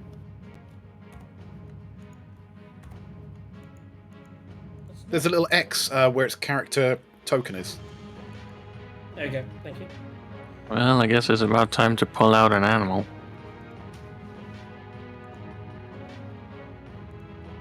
It's always a good time to pull out an animal. Just like mage armor, you should be doing that wake up first thing in the morning. It was tempting, but I just couldn't think of any reason that I'd actually do it. Am I not? 17 plus 2 is 19 for the shadows. Oi, where's Arlo? You died. Old age, just about 2 minutes ago. And because my actual... You're in the room and my button for another character was over the top of you. I do apologise. There you go. Oh, let me roll for Varnir. I roll. Oh, that's my worst roll of the day, by the way. Worst roll of the day. How'd you get the character sheet? I always forget how to get the character sheet up easy. It's that button, isn't it? Nope, it's not. Oh, no, you have to go to the right. Let's load up Varnir and then pop it out. Okay, so her initiative was 3 plus 1 is 4.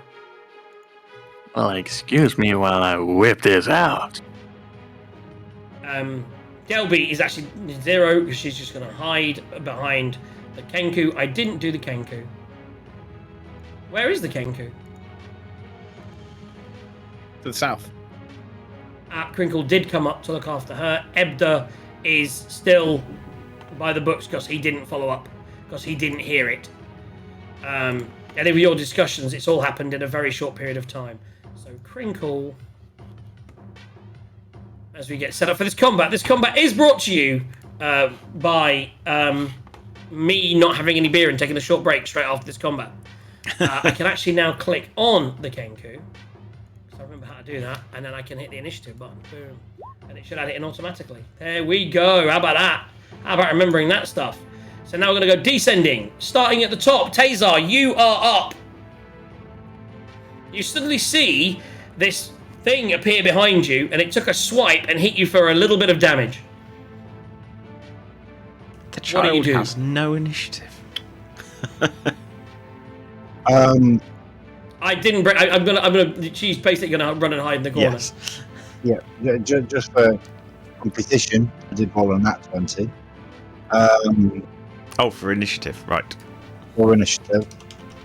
Another one, guys. We're smashing them this evening. That prize money's flying up. It's because I'm wearing my We're probably neutral right now.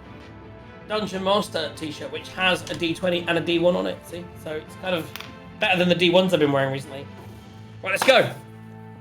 And I'm just gonna kind of try and hit it with the rapier. So currently, as you go into combat, which 2 things are you bringing out? Are you bringing out gun and sword, or sword and shield? Or gun and shield? Shield and sword. So you've got you've basically pulled the shield off your back, you've got your sword in one hand, your shield in the other, and you've taken a swipe. So take a swipe, make an attack roll.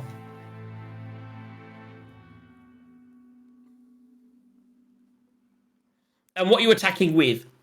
Rapier. Now that is that the damaged rapier -1? Possibly. So make sure you take a 1 off of that and the damage. On the damage, right? Both to hit and damage. But 12 Okay, he rolled to hit. 12 to hit. 12 to hit. That's with the -1. 12, 12, 12, 12, 12, 12, 12, 12, 12. The shadow one's sorry, it's in a different place. I loaded While that he's up. looking at that, Eagle, don't forget you've got A, action 12. surge, and B, second wind to heal 12. yourself. Don't go crazy on this fight. That's all I'm saying. 12 is the armor class. That hits. So make a damage roll. -1. That is 3. Okay, so that's 3 points of damage on the one attacking you, which is the only one. Oh, that's the one that's already been hit by Sarge. So that's looking pretty damn damaged. Okay, anything else? Let's see what that gives me. I don't know if first step does anything. Is that a magical sword? I don't think it is. No, that is a normal sword. You Yep. do notice as you swipe through it that it does appear to not quite do as much damage as you when you've hit things before that are more corporeal. They've seemed to really take damage. When you swipe through this, it really didn't seem to do that much damage. You need to get yourself a magic weapon. Yeah, I No haven't. bonus actions. No, I mean I've got action surge, but yeah, right now no. No, it makes sense. So there's 3 shadows. Not really. They don't seem that dangerous. Just you've swung it. You've swiped it. Arlo, what's your dex? My dex is surprisingly high, 16 or +3. You are up next. Right, anyway. Okay, so. Burning hands. I would like. Yeah, you're okay with that, aren't you? Aren't you? Wonder Boy? Arlo and Varney and just woo. No, anyway. I was thinking of mage armor and just jumping out with a bonus action for Misty Step, but I think I'm going to try something a bit more risky. I'm going to try Shocking Grasp on the one that's in 5 feet of me, and then hopefully move away. Okay, so you reach out, Shocking Grasp. And that is a 22. That hits. So D8s, that's the D8. So that's 4 points of damage.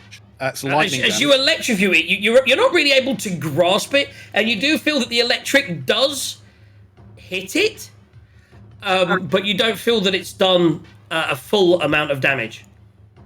Okay, but the important thing is, it means that it loses its reaction, and I can move away from How does it do that? What is it called that does that? Because this thing's immune to a lot of shit. On a hit, the target takes damage, and it can't take reaction until the start of next turn. That's fine, yeah. So it's not like it's I think exhausted if or you're- frightened or grappled or petrified or poisoned or prone or restrained or paralyzed, because it can't be any of those things. But you've managed to make it lose its... that's fine, so yeah, you move away. Immune completely to lightning damage, it'd be up to the DM. But rules as written, it just says, if I hit it, then I can No, move. it's only resist. Yeah, it's resistant, so it's still hit. Okay, so I'm going to back away to the very back of the room, and that is basically it for me. Okay. That's you. Next up is the shadows. So the first shadow, I want to start from the bottom and work my way up. It is going to look around at the person that attacked it and did the most damage, so it's going to turn around to Quent, and it is going to attack. And it's going to miss horrendously. Not a 1, but not much better. So it's gonna swish, and you just feel this arm sort of go to grab you, and you move out of the way before it can pass through you with its sucking of life draining. Yeah, so that misses, and it only gets 1 action. So then we move to the next one. That's going to do the same thing. It's really annoying that that's there. I really can't see. So that is the... Maybe adding a number to them might help you. I've got another thing on another layer. Crinkle is there. That's right. So this is going to attack Crinkle. Ashley, check your messages. Crinkle is hit by that, I believe.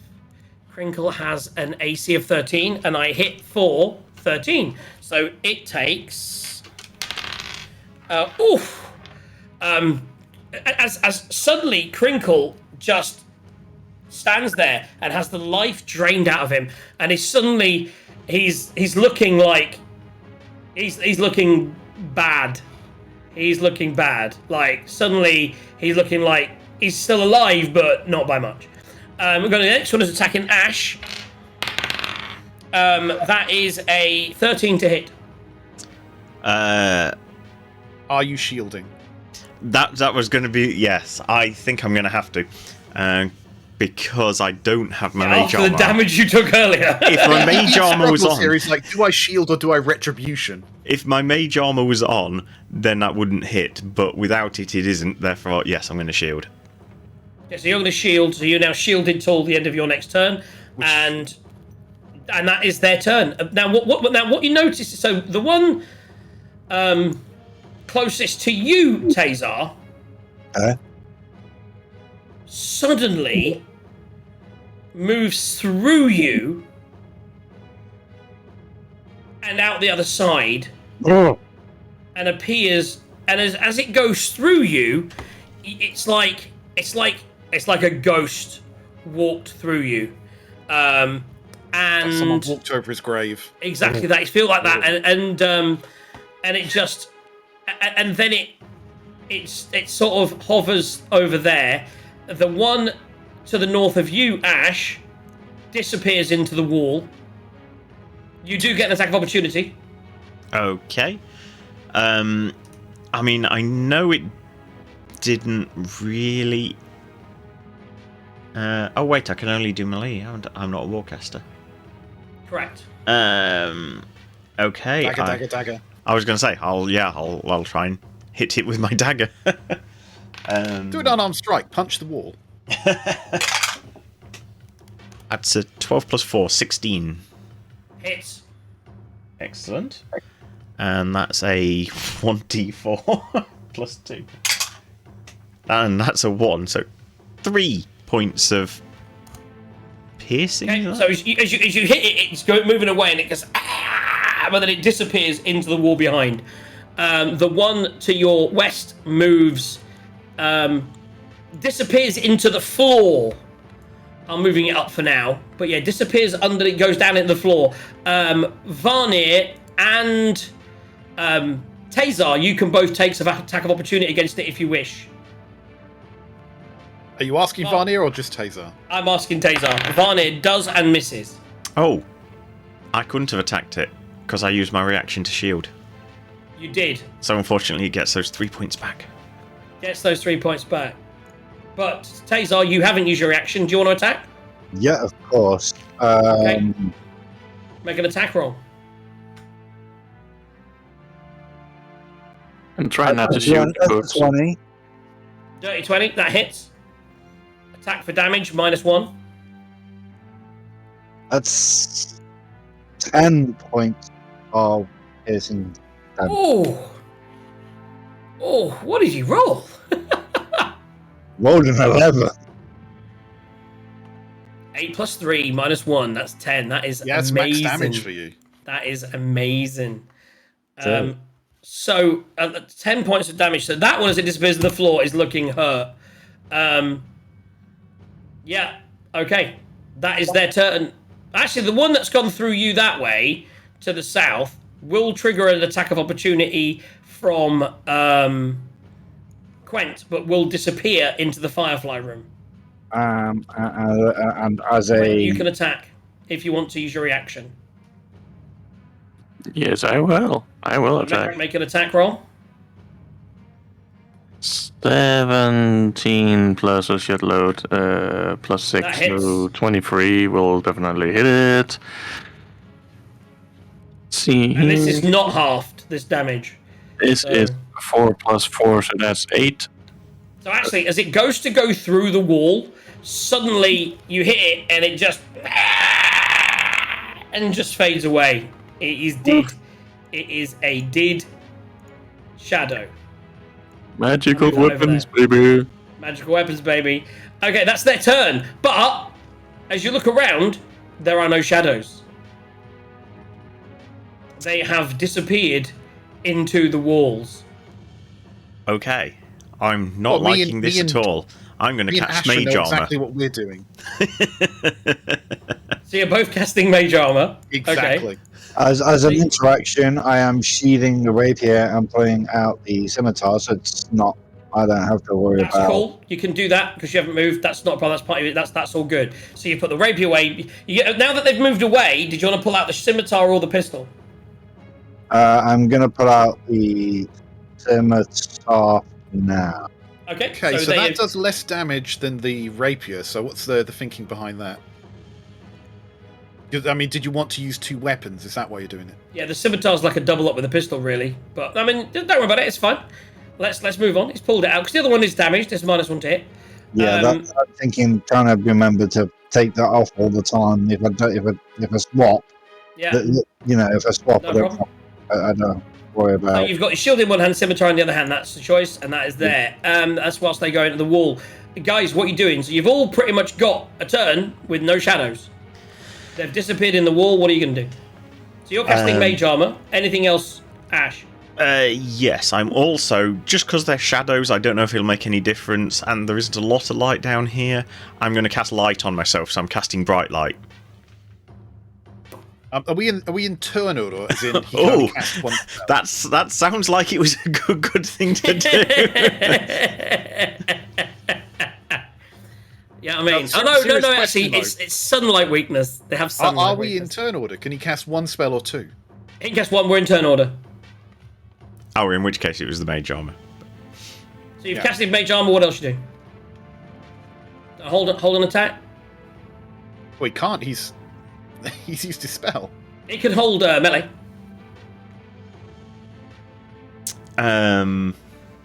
That's an action, though, isn't it? Is Mage Armor an action? Yeah. Yeah, it's not Mage a Armor. bonus It's a bonus It action, should right. be a bonus action, Okay, but it's an no. action. Yeah, so you can do anything with a bonus action, otherwise we're going to move on. No, my only real bonus action is Misty Step, which at the moment Quite. doesn't make a lot of sense. Anything So else? the shadow before here. you destroyed the other 2 shadows, you did kind of glance and saw them disappearing the wall to the north. I think I will hold an action. So if I have an opportunity to strike at them, I will. You want to Are you move? going to do that? Are you going to do that? Are you going to move? Are you going to where they were? Are you going to do that? Or are you going to do it with your spear? A throwy javelin thing. No, I'm just gonna stand here with my great axe. Okay, so you're gonna, anything that comes within 5 feet of you, you're going to hit. That's the general idea. Crinkle is going to grab Galeby and take her to the corner and huddle up, basically, with their 1 hit point. That takes us to Varmir. Varmir is going to be like, where did they go? These shadows. What is happening? Oh my goodness.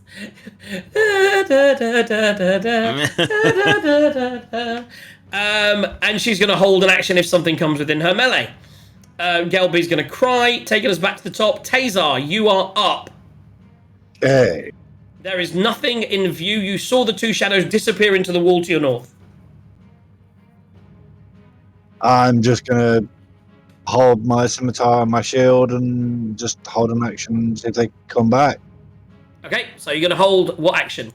Attack if they become within range? Yep. Are you going to move further towards them, or are you going to stay where you are? But right now I'm gonna stay where I am. Okay, so you're there, holding your action. Everyone's holding their action, leaving Arlo to the top. Fucked! I like it. The party's not like, we'll go and protect the wizards. Like, he's fine. He's alright. We got it. That's like, they've disappeared in the wall right next to our caster that's nearly dead, but we'll just stay back here. Arlo, you're up. Right. No, what I'm gonna. I'm just tempted to put Mage Armor on Sarge. No. What I'm gonna do is moved next to Sarge and Tazar. Hopefully they don't attack me. We're gonna move there, and then I'm gonna hold Toll the Dead. Okay. Toll the Dead does necrotic damage, which is generally good against things with lots of immunities. Yeah. So that's what I'm going to hold. If I Definitely. see it, I'm going to ring my bell and Dong, hopefully dong, on one of the ones that have taken a bit of dong. damage. I love the shake of Quent, who's clearly done a little bit of research. Oh, amazing. Right, so that's your turn, yeah? Bonus action? No, that's it. Realise that everyone that held an action is using their reaction to do so. The shadows suddenly both reappear in front of Ash. Ash, you don't have anything held. Tazar, you have a melee attack held if anything comes within range. It didn't. Valmir didn't. Quent didn't. They're in the wall to the north. Why did no one move nearer? Well, one one moved person who that does way. have an I thought- action. I thought one Is moved Arlo. down. Oh, well. That one died. Okay. Oh, no, you're right. I put it up there out of the way. It actually appeared there. It would appear out of the floor next to you. So actually, Tazar, you can swipe at the one next to Ash. As that suddenly appears in front of you right before he attacks. I'll even do it before he attacks. You can do an attack roll on that one. And obviously, is it a wisdom saving throw, Arlo? DC 15 Wisdom. DC 15. Also, it's important which one, because if they've taken damage, they may It's be less taking... important because they're immune to necrotic damage. Must be like the only things immune to necrotic I damage. know. It's not resistant. It's resistant to a lot. Totally immune to necrotic. When you said that, I did have a little chuckle. 8 Oh. to hit, which I'm probably guessing. And then you're like, yeah, not many things are immune to necrotic. I was like, just about, a couple, but this is one of them. What did you roll, Cesar? 8 to hit, which I'm guessing is not good. That does, just an 8, including your bonus, yeah, that does not hit. So as you swing and a miss, they both swing on our good friend. That is a 10 plus 4 is 14 to hit, which now misses because of mage armor. Mage correct? armor, yes. And the next one rolls natural 20 again. Okay. that one might hit, yes.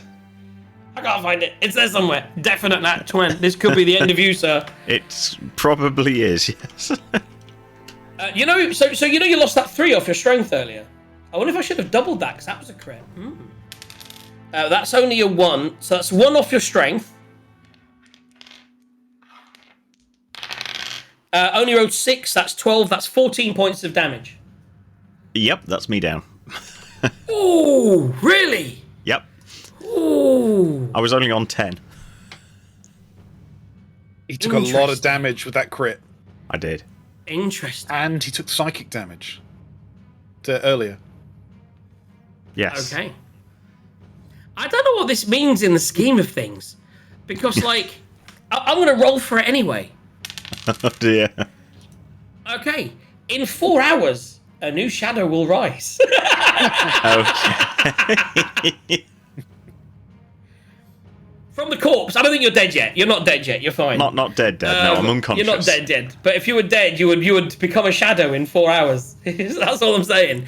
That is their turn. That could be And handy. because most people's reactions have been used, that one's going to disappear into the floor again, and that one's going to disappear into the wall. You might want to do it better this time, guys. So currently, they both appear next to Arlo. Tazar swings and misses. They both attack him and drain the life force out of him. He drops to the ground like a stone, and then one disappears back into the floor. Tazar, you've already used your reaction, as has Varmir, and the other one disappears into the wall. What are you doing? And we're starting with Ash. Make a death saving throw. I was going to say, so first thing, 1 fail. That's 1 fail. So he's currently on 1 failure, which moves us on to Quent.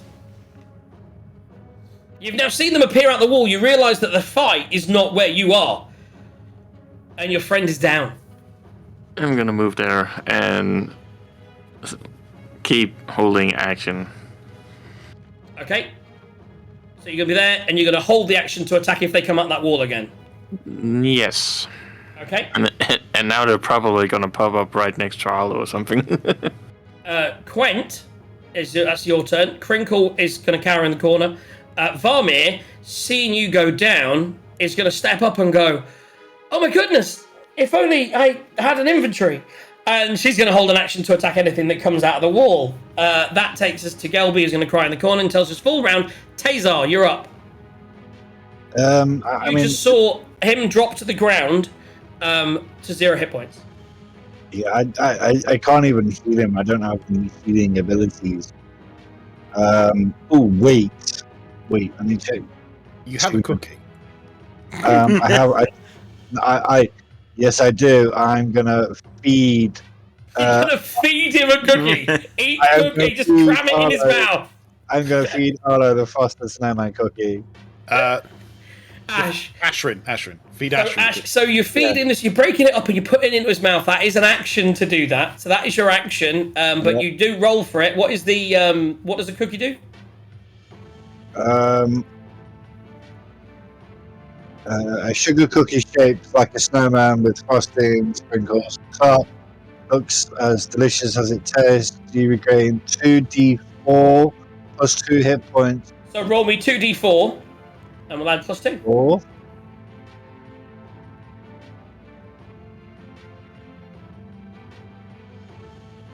That's 6. So that's 8 points of healing back to you, Ash. Put yourself on 8 hit points. Sweet. So he bounces back up as soon as you put that cake in him, and he's like, and he's coughing up cookie everywhere. But he's back up on 8 hit points. Anything for a bonus action? As a bonus action, I am going to just hold a melee attack. You can't hold them. You can't hold a melee attack. No, not with a bonus. That takes us on to Arlo. Right. So my ranged cantrip's not going to do a lot. I don't really think I want to get into hand-to-hand combat with a shadow, looking at what's happened to Ashrin. And I don't want to burn a spell, so I'm going to move up, and I'm going to touch Quent, and I'm going to cast Mage Armor on Quent. Okay, Mage Armor. So, Quent, you can add Mage Armor. I can't remember how we did that last time. How'd you do it? It's just a temporary bonus to his AC, innit? Let me see. So you just need to change your AC by adding... Your base AC becomes 13, so you gain 2 AC. Okay, so that means I'm up to armor class 22 then. Yeah. So if you click on the AC, you can customize and then override if you want, or you can just remember. Anyway, so Either 22, so you are very, very tough. And there's nothing I can do. Bonus actions are just a spell. Not going to use The it. shadows suddenly... Shumph. Now, the one that was here appears back into Varmir. And she gets that shiver through her system. And then it moves down through her and comes out at the other end by Arlo. And it's going to take a swing and a swing. It's quite get an attack of opportunities. It moves through people. No. I imagine there's a gap between me and Because it Vanya. can move through the floor, so it actually came sort of up through the floor and in. Okay. So, and it's a 19 plus a floor 23 to hit. It's going to hit. That is 5 plus 2, 7 points of necrotic damage. Ouch. And also reduce your strength by 2. This is until a short rest as well. I am still stronger than Ashrin. If, by the way, if your strength goes to 0, you die. Oh. Just so that you know. My strength's down at Well, 4 at the moment. I'm minus 3 Strength wasn't my modifier. dump. So, and this is, when I say die, I mean die. Not go unconscious. To hit you, 12 plus 4 is 16. To hit me. But the one to the top, so what I would say is the one appears to the bottom, we'll say that Tazar was you holding an attack? No, Tazar wasn't. You weren't, so that one was fine. The one to the north, as it appears, again, it is out of your range, Quent. You didn't move far enough round to where it was, but she gets an attack on it and hits. And she does... Varnir has a multi-attack with a cane. That's right. She's got this cool cane that she's pulled out that's like a kind of... It's like a not like a... You think it's like a sword in a cane, but it's not. It's just a really cool cane that she like uses for bludgeoning damage. Multi-attack. She has 2 attacks. Missed that last time. The second one also hits. She does 4 plus 2, that's 6. And 1 plus 2 is 3, that's 9 points of damage. But it's still up, because that's halved. Where is Tazar standing? Because he would have had to move to give the cookie. Yeah, where are you standing, Tazar? On that. She was there, so I imagine you would have moved maybe there? Yeah, something like that. Yeah, you kind of moved over there. Cool. Yeah, Quent's out of range. So the 16 was what they rolled, wasn't it? So they're now going to roll. I imagine you've got 8 hit points, don't you? So let's see. So That 17 I rolled wait. is for my concentration check, by the way. After coming on. back from the dead, do I get a reaction or not? I mean, I don't see why not. In which case, given how squishy I am at the moment, I'm going to shield again. So you're going to stop getting hit, yeah? Yes. That's good because you would have gone down. They hit you for 11 points of damage. I And thought I might. also the strength. If I rolled a 4 on my D4, you'd be dead. Exactly. Exactly. Is how I'm burning that spell. So you've burnt the spell, you've shielded yourself, and they miss. And they now will back into the wall again. But that does mean that Tazar and you with disadvantage, Arlo, and Varnet all get attacks of opportunity against it. That hits. That's it doesn't need a lot, guys. You only need to hit it. Tazar, roll me an attack roll. That's 10. That misses. What about you with your disadvantage, Ash? I use my reaction to shield, so. Ah, of course. So it's still up. Just. I mean, no shit. And when I say just, I mean it's got 1 more hit point than our crinkle friend, but okay, so that's that. And the one that's here next to you, Arlo, is gonna shoof into the floor. So dagger. yeah, attack of opportunity. 17 plus 5, 22. Roll me a d4 plus 2 minus halved. Plus 3 for some reason. Okay, d4 plus 3. 3 plus 3, 6. So that's 3 points of damage. It's Probably still the up. most damage I've done. They disappear into the various things. What are you doing, guys? I like that the Quint's running around going, where are these things? I just want to hit something. So I've actually killed one and then just can't get a hit. I'm what are going you to doing? move back slightly into this room that they haven't yet come in. They seem to be coming up around there. So you I'm step going into the room. firefly room. Yep. Make a constitution saving throw. I'm only joking. I mean, con save would be one of my best things, but anyway. So you step back in the room. You're going to hold an action? So do I hold an action, or I mean, I know you said it won't, but I naturally think I would go back to what I was going to do originally and cast light. So I'm now radiating bright light. Okay, radiating bright light. So you're in the. By the way, you're in a room of fireflies, radiating light. These fireflies, they just. You're like a massive firefly. You are the king of the fireflies right now. That's the name of the episode, the King of the Fireflies. Oh my goodness. Okay, and that's you, Arlo. Arlo is going to move over here to cower with the women and children. Yeah. I'm actually going to burn a spell, but I'm going to use magic missile. Mm-hmm. That gives me 3 magic missiles, and the intention is to split one to each shadow. There's only 2 shadows left. Well, the 2 shadows, then 2 on one, 2 on the one that attacked me, 1 on the one to the north. Okay, so as soon as they appear, 3 magic missiles that instantly hit and do how much damage? 1d4 plus 1 each. Roll me those d4s now, just to save a lot of time. And Okay, thanks for the follow, Star Striker. The one that Thank you. attacked me will take that's 4 plus 2, that's 6 points of damage, and the other one will take, that's not on there, so 2 points of damage. Okay, so as you're getting that, you're doing that. What are you doing, Sarge? I am gonna do what I should have done a couple of turns ago and pull something out of my bag. So you're going to pull that animal out, you're going to throw an animal on the ground, bonus action. Yeah, which one you got? 8. Oh, you wrote down 1. Which is the one? What is the one? Jackal. The jackal. Ashrin, just a bit of metagaming, and I don't suggest you do this at all. You can put mage armor on the jackal. It's armored. I can't believe we never thought of that before.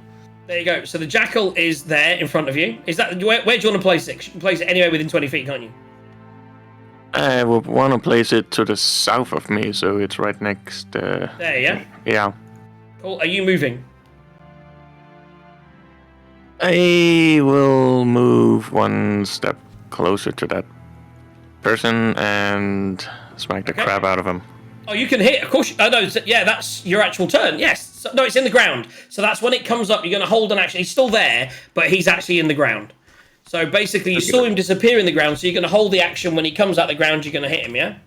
Yeah. Okay. Cool. And that takes us on to Crinkle Varnir. Varnir is going to move right up to this wall and just be ready.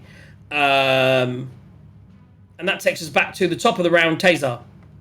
Okay. You know, we should have got the mirror of life trapping out and just pointed it at the room. I'm gonna. Or put all the people in it safely. All the children, the women. Actually, I might do that. It's a really good idea. That's actually a fucking great idea. If we survive, I'm putting the women and the children in the mirror. In the prison mirror. And I'm going to put a note on it for if we all die, so that no one else, someone who finds our bodies can take them out safe and sound. Okay, what are you doing, Taser? Just moving over one step, trying to be within line and holding an action. Hold action to attack anything melee, yeah? Yep. Okay. Staying where you are? So, at this point, this guy comes out the wall, floats straight through her, wondering where its previous prey Takes 2 was. points of magic missile damage. And instantly evaporates. The other one floats up out of the ground, and as he sees this massive axe coming towards him, he takes how many points of magic missile damage? 4 points of magic missile damage. And completely evaporates. So, like, Quentin, you're literally swinging at it, and I think, with your intelligence, as you swing, you just see it evaporate, and you think, that's another kill for me. I did it, yeah. I got 2 of them! And I kind of accidentally made a little couch in the floor. Oh, for sure. Oh, I see. I didn't change the so useful. my thing. Oh well. I made some death counters, but they're the wrong campaign. Oh. So I will spare the. No, you're not dead. Spare the die. everyone's up. You're a little damaged, and I imagine by now most of you are singing again. You've still got a mage hand in the room holding this skull. And we'll find out what they do with that in 5 minutes. So I really need to pee. We're going to do I'm going to check with the wife. I imagine we've got about 45 more minutes to an hour. We're definitely not going to conclude this, but I didn't think we would today. But we've got through the first decent combat. We've built up some nice excitement. They've still got no fucking idea what's going on, really. But they know it's to do with the book. And yeah, A book that's gone missing. I mean, yeah, I don't know what the hell the shadows are to do with. But... Quent, Tazar, the last thing with that skull that I said to you was, should we hide it in an extra dimensional bag or just smash it? So have a you think guys about decide whilst we take a small break. I couldn't reply at the time, but my reply was, if we smash it, it could get worse. Hiding it in the bag, I'm not so sure. So choice A or choice B, or maybe choice C. Find out after this break. Oh, I need to do the break, don't I?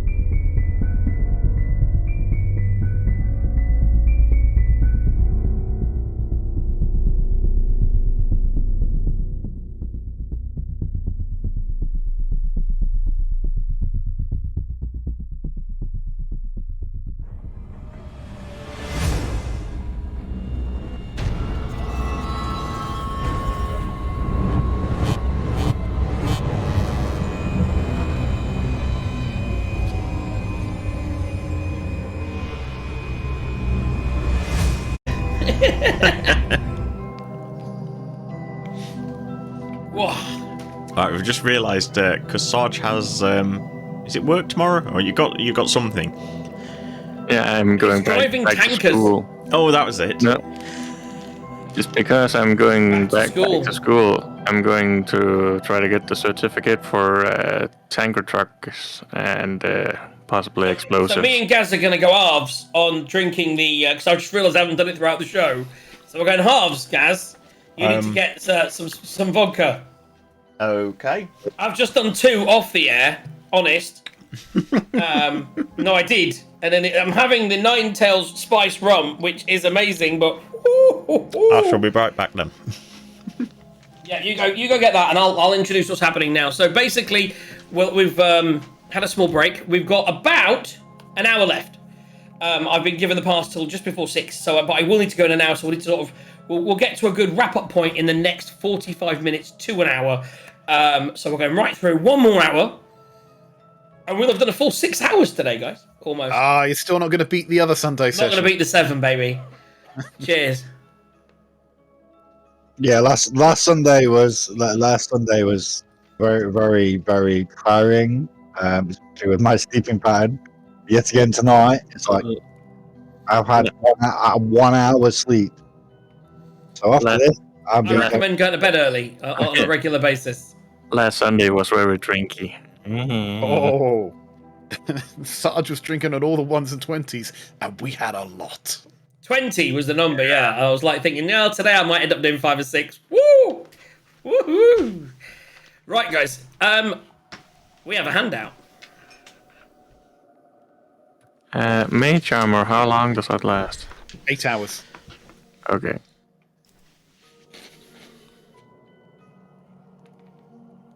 Sorry, So, DM, guys, did you say you had a handout? Otherwise, I was which going to will do come the probably mirror when you thing. find it.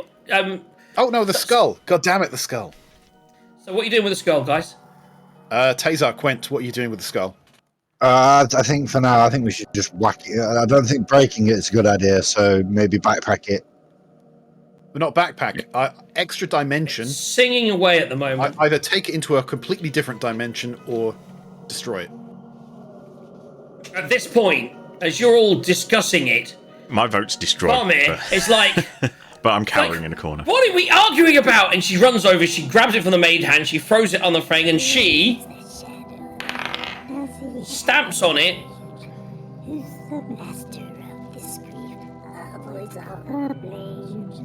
Who is that shadow? And it cracks, but doesn't entirely break. And the voice suddenly starts to go a little bit like more.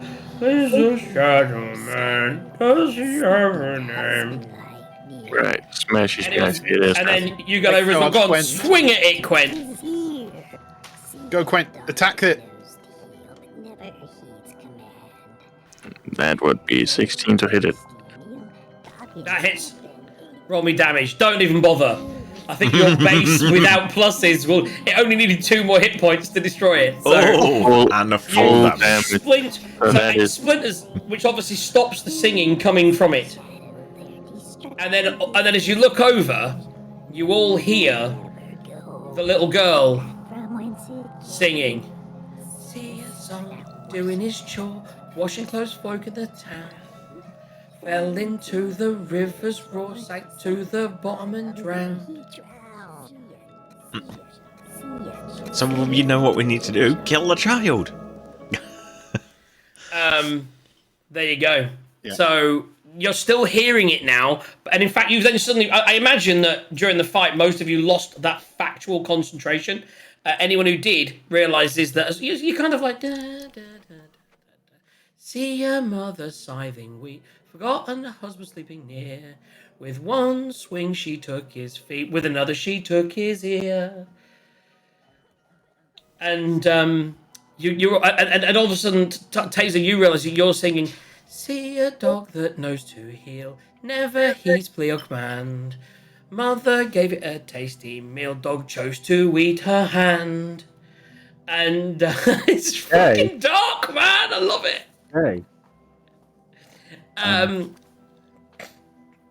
Does the shadow have a name? And that's it.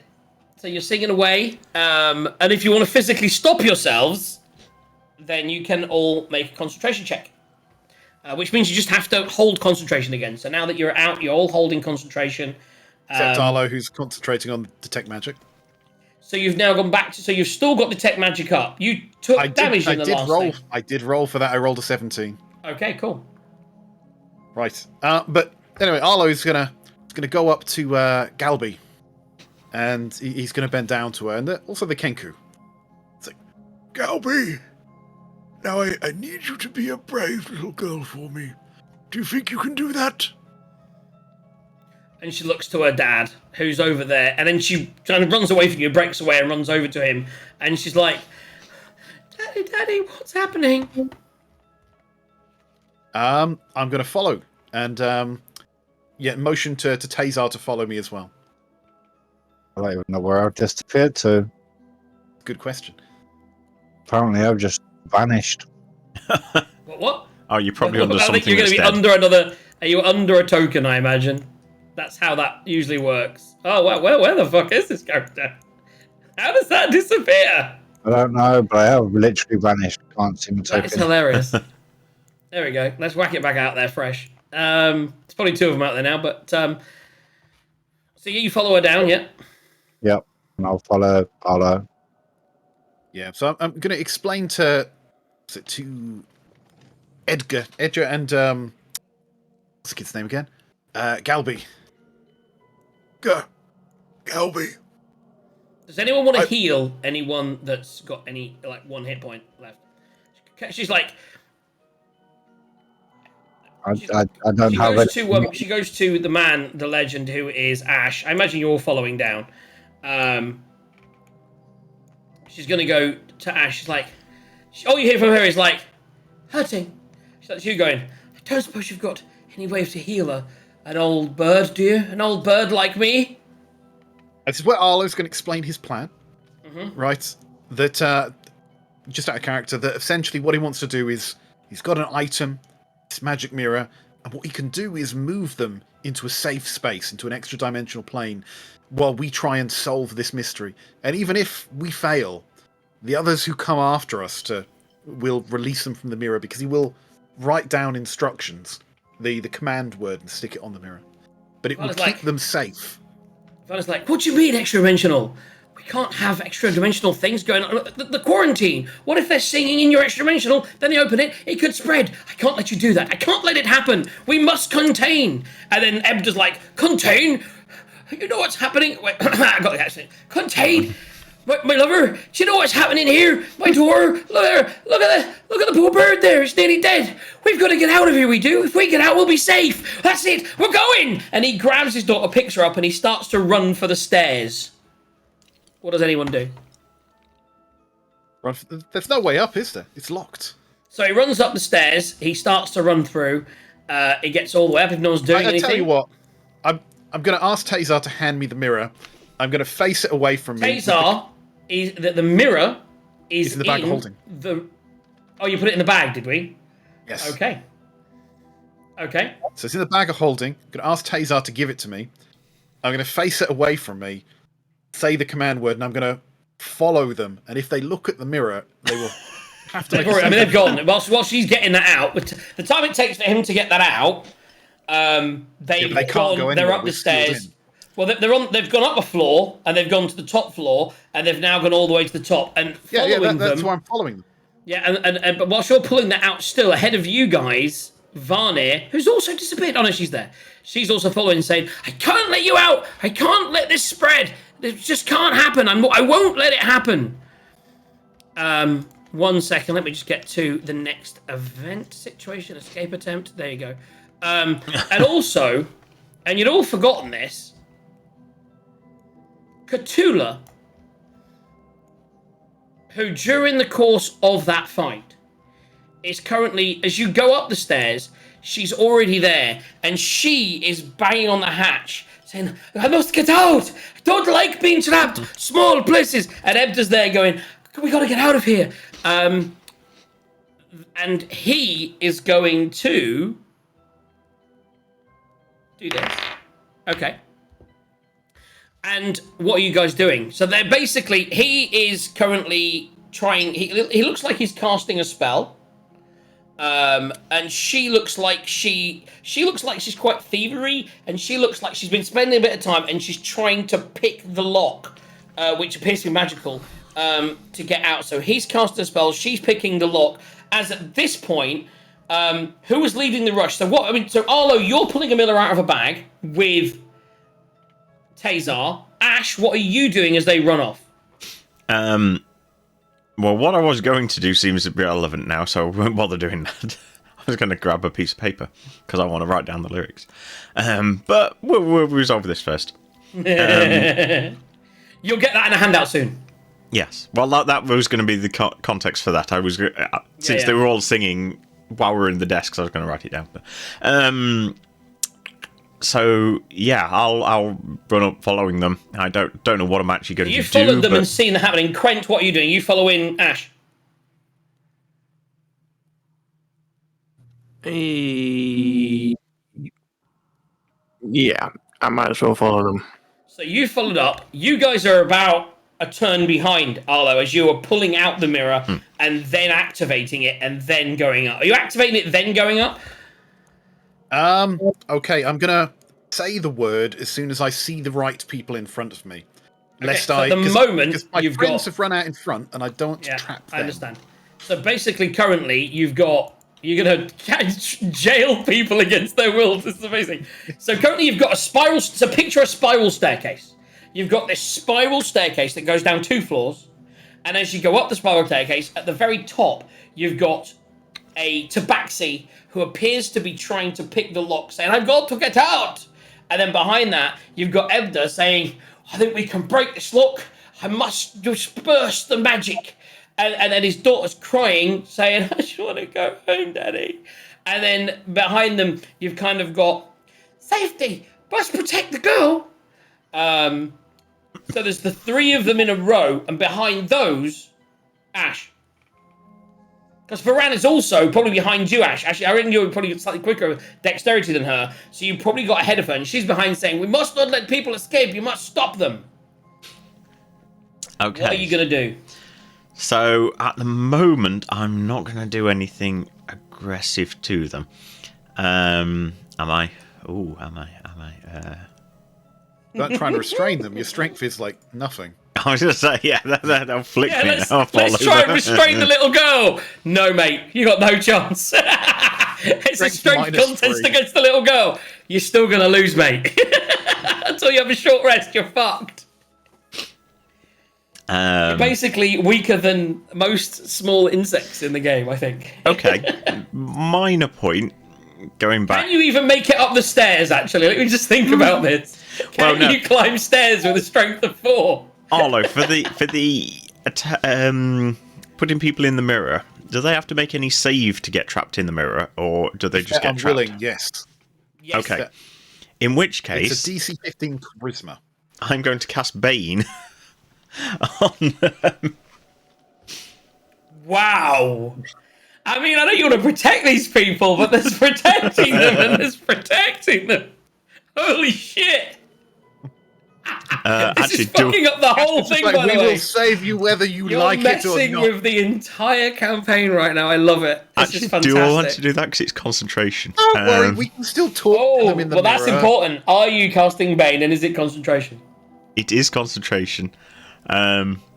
Yeah, why the hell not? So to clarify, how many people are currently not singing? So I know that Tazar and Quent. Now let me just make a couple of rolls.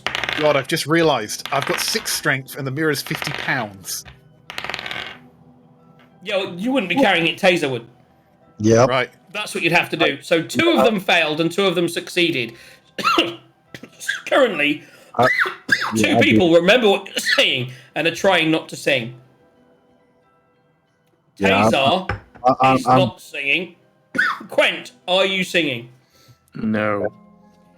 So that's 2 not and 2 who will be. So we're dead even on the singing to not singing. Okay. Carry on. Yes, okay. So,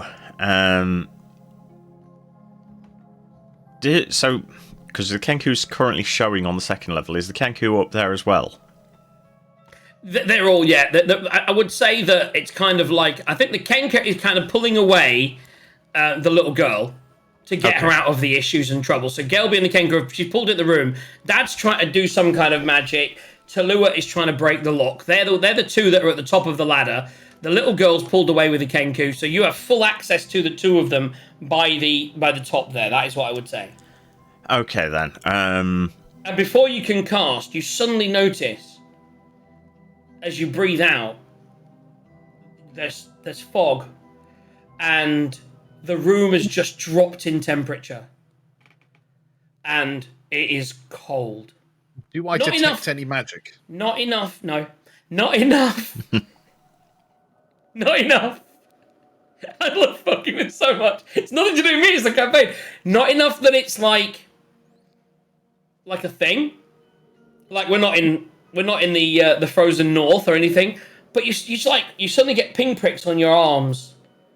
And you're like, it is cold. Did that seem to be in reaction to me starting to cast, or was that just as we came up to this room? That was happening as you came upstairs. Well, no, it kind of did, because that is the moment you drop concentration. So yes, you don't know why, but the moment you started to cast, that's when it happened. Okay, right, okay. Right. And so you cast Bane, yeah? On who? So definitely Cthulhu and Ebda, and then I'm thinking it's definitely the child that we want to get to go in the mirror to save her, isn't it? I think the Kenku might... And you'll save her even if you have to burn her corpse and throw it in! So yeah. Gelby as well. How is things going in Twitch? Oh my goodness. Eagle is around in Twitch. Merlin of Chaos, hello, how you doing? Josuke Ali is still there. Trace is still knocking around. How you doing, guys? Oh my goodness. So I need to make saving throws for people that I don't even have character sheets for. Yeah, so literally Eagle's there. I'm like, Eagle, no! And he's just going to angle the mirror in their direction. He needs to be at the moment, you guys are still a turn behind. He's gotten there. You guys are still down the stairs. So we're going to do this first. So tell me again so I can pull up their character sheets and roll. Gelby was one. So what is the save I need to make with a small child against Bane? Charisma 13. Did it fail or succeed? It didn't even come up on my screen. Well, I saw the rolls here. So presumably it's the first score because it effectively does it with advantage. Son of a bitch. So she failed. So she failed. Okay, next. Cthulhu. Now Cthulhu I have open somewhere else, so I actually have to roll for that. That's going to be a D20. And that is charisma plus 0. She rolled a 10, so that fails. That fails, yeah. And Ebda. And Ebda, I've never opened before, but he's right there. And charisma, that is 18, so that succeeds. Okay, so yeah. So Ebda succeeds. So basically, let me put tag. I've got a tag NPCs. So let me go to here, click on that, and click on Bane. What do we always say Bane was good as? Bane is pretty good, I think, as... We'll go with that. Actually, I like the skull. Yeah, look at that. That's Bane from now on. Amazing. And so you didn't go for Crinkle, no? No, because Crinkle was trying to pull them away from the door anyway. I figure Crinkle might make sense. If we gave them a sensible option of going in the mirror to protect, I think Crinkle might go in. So they're still going to go. So now, I would say that's a turn. Okay. So they still carry on. Okay, so is Arlo and Tazar making it up the stairs by now? You have now arrived. You're on the stairs. So basically, in front of you, you've got, I would imagine. So where are you? Can you move us around on screen to where we're well, that's what I'm saying. So the two of the basically to get up the stairs, you can come out onto the floor, but between the two people that are on the stairs above to the actual exit, because you have to realize it's up and down that staircase. So Ebda and Cthulhu are on the stairs between the top floor and the exit. There's an exit to this floor. Ash, where are you? Were you casting that on the stairs, or did you step out into the top floor? I'd have probably stepped out onto the top floor. As you say, my strength isn't great, and I want to be able to see. So you're them, around here. Yeah. So there is space to come out and point at the two of them. You certainly couldn't get the girl as well at the moment. I don't know how it works as well. Can you just... It's open forever, isn't it? But effectively, you've got Crinkle, and this is where people are. I don't know where the Jackal is. Where's the Jackal, and where is Sarge? I don't know. I am where I am. I am where I am.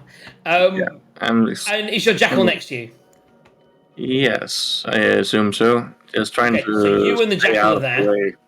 Yeah, and then you've got Varmir, who is stood right there, trying to stop the people on it and also protect the people behind her. She doesn't want either thing to happen. She can't have people leaving, and she can't have people staying.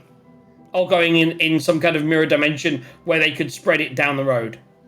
Not without discussing it and saying maybe the mirror dimension could save us. I mean, that could be a thing. I mean, we could bypass the whole campaign. Who knows? So, I'll tell you what. At this point, Tula has given up with her thieves' tools because she's just not very... But she's actually very good. But the DC's really high. She's now Yeah, hit Stabby it. found this. Trying to pick a magic lock with non-magic lock picks doesn't fucking work hell. so well. So now she is going to make one attack on it. Yeah. But he's still doing what he's doing. Yeah, and that's an... Ooh. Okay. Yeah, carry on. So that is there. So what are you doing, Arlo? Because you're the one with Tazar. Where are you pointing that fucking I thing? need to be behind Tazar, lest I get trapped in this myself. We're going to use this fairly loosely, knowing that we can get people out once they're trapped. So in terms of catching our friends and Hoover the people, everybody. the NPCs we don't want to be in there, I love we'll how worry this- about that after the fact. I love the campaign brings in all the things that you can use to calm emotions, for example, and how fights can happen, and it gives you all these examples. It never took into consideration a magic mirror. How's that not in this? How is that not in the book? Oh, by the way, if they try and capture people in another dimension, why wasn't that brought into the equation? I'm just going to call this the naughty chair. It's like, you better behave, otherwise I'm putting you in the naughty chair. I love it. So go. What am I Tazar doing? So should be holding the DC mirror. saving throw. He's just holding this like a giant beam of capturing, and he's just angling this in people's directions. And this is important. It's if they look at it. Which they're not, because they're focused on the door. So, It's like Ghostbusters. You've just opened the thing, but they're ignoring it completely. So So- we need something to make them look in this direction. So Yeah. it's going to be performance, whatever I do. All right. Oh, why don't I have prestidigitation? Does someone have No. I No, do, yeah. thaumatology. That's it. Da-da-da-da-da. Okay. I'm going to use Mage Hand to slap them all individually to make them turn and go, "What the hell was that?" It does no damage. It's just a light if it's tap. here's the thing. Explain to me the slap, because to me, it's slap. Where are you slapping them? Right, so Mage Hand cannot do damage. No, I understand that. But whereabouts are you tapping them or slashing them? Slapping them. Actually, I tell you what, because we want their attention, right? We do want their Yes. attention. Mage Hand is going to do that, and it's going to poke each of them in the nether regions. It's going to poke them in the nether region. In the butt. Because I Okay, think so- most people would not like that, and they would So it turn does around. it for, so let's say Ebda, whilst he's casting this thing, is poked in the butt, he would at that point turn round and look down because you poked him. If you slapped him in the face, he'd have looked at the thing slapping him in the face. You poked him in the arse, he has turned round. What is his saving throw? Right. It is a DC 15 charisma saving throw for anything within 30 feet looking at it. I almost want to roll this live. Where do I roll? Do it. It's Ebda, isn't it? So I can do that because you'll see it in here. Yeah, it's so a saving throw as well. So yeah, but they're all zeros, man. They're all zeros. What is it? DC 15 charisma. Charisma. Here we go, guys. Rolls in the channel. Boy, he's trapped. He is trapped. So he's like, looks back and he's like, shh, and he's pulled into a cell. We've got the daddy. At which point, Cthulhu gets poked, and she turns round and she looks into the thing as well. So the two of them. This is genius, by the way. I love it. But she's got some stats. That's all I'm saying. Although her charisma's still 0. Fuck. Here we go. Trapped. Oh, And I didn't even need to roll Bane. No, do you know what I mean? That's without the vein. So both of them sucked into prisons in the mirror. At which point, Farney goes, "What magic is this?" And at this point, she actually, she's going to hit you with a cane. She's like, "You can't just do this." Yeah, I saw the told mirror you. because the mirror has an AC and hit points. So at the moment, she's... So where is everybody? We now have Ebda. So Ebda, I'm going to move these guys here. So they're over here. This is where the mirror is. And you were now... So where you were behind him on the stairs, or did you step out into the platform? Because I had you coming I have out. to be behind Taser for us to So work. he ran up ahead of you, and you were behind him. So he is going to attack. She's going to attack, for now, Taser. him. Is she going to look at the mirror as she's attacking? So he's facing up, pointing it that way. Whilst he's pointing it up and capturing them, she's going to attack him. She has to look at what she's attacking. What? She's looking... Yeah, but he's facing upwards with it. He's pointing it in that direction, and she's on the platform to the left attacking him. Yeah? Okay. Yeah, so she's here, and she's attacking him on the stairs, and on the stairs, he's pointing upwards Yeah, you to the say people on she's the floor attacking him above. from the side, and that's why she's not looking at it. Well, she's looking at him, but not the mirror. The mirror's pointing upwards. Yeah. Yeah. She rolled a natural 1. It's a 1, guys! It's a crit! I think that means she Cheers, looks at the mirror. motherfuckers! That means she looks at the mirror. Come on. Yep. Do you know what? You are fucking... You know what? I'll give you it as well. As she attacks him, she can't help but be entranced. He starts to turn around as he gets hit. He's captured the two people, and as he turns around because he got hit, or missed, as the case may be, she... Oh! Oh, that camera's not even there. It's there. It's on my little sub camera. It's another nat 20. I've just rolled a 1 and a 20 on those motherfuckers. Wow, that dice has been Gaz. That's a U shot. That is a U shot. I've just done one. Whew.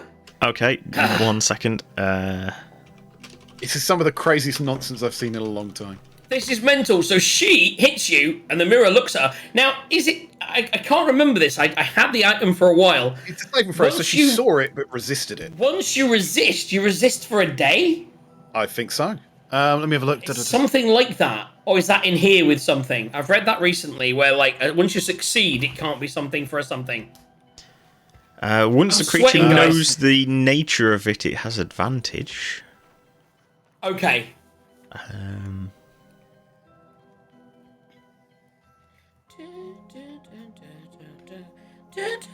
No, I think that's a different saving throw. Yeah. Okay. So she'd have to stop looking at it.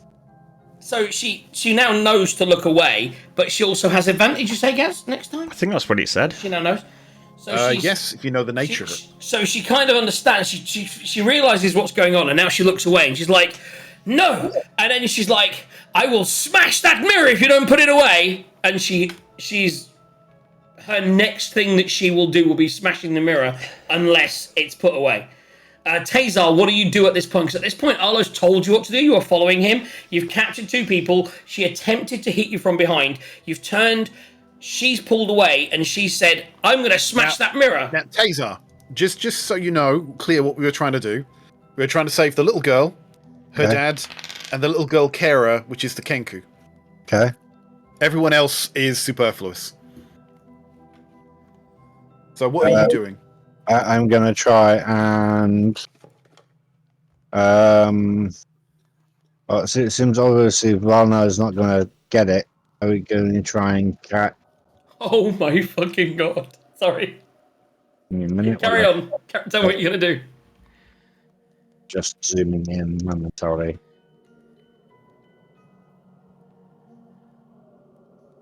Okay, I've got to roll a dice. This could be this could either be normal or the funniest thing that ever happened, and there's a 1 in 4 chance.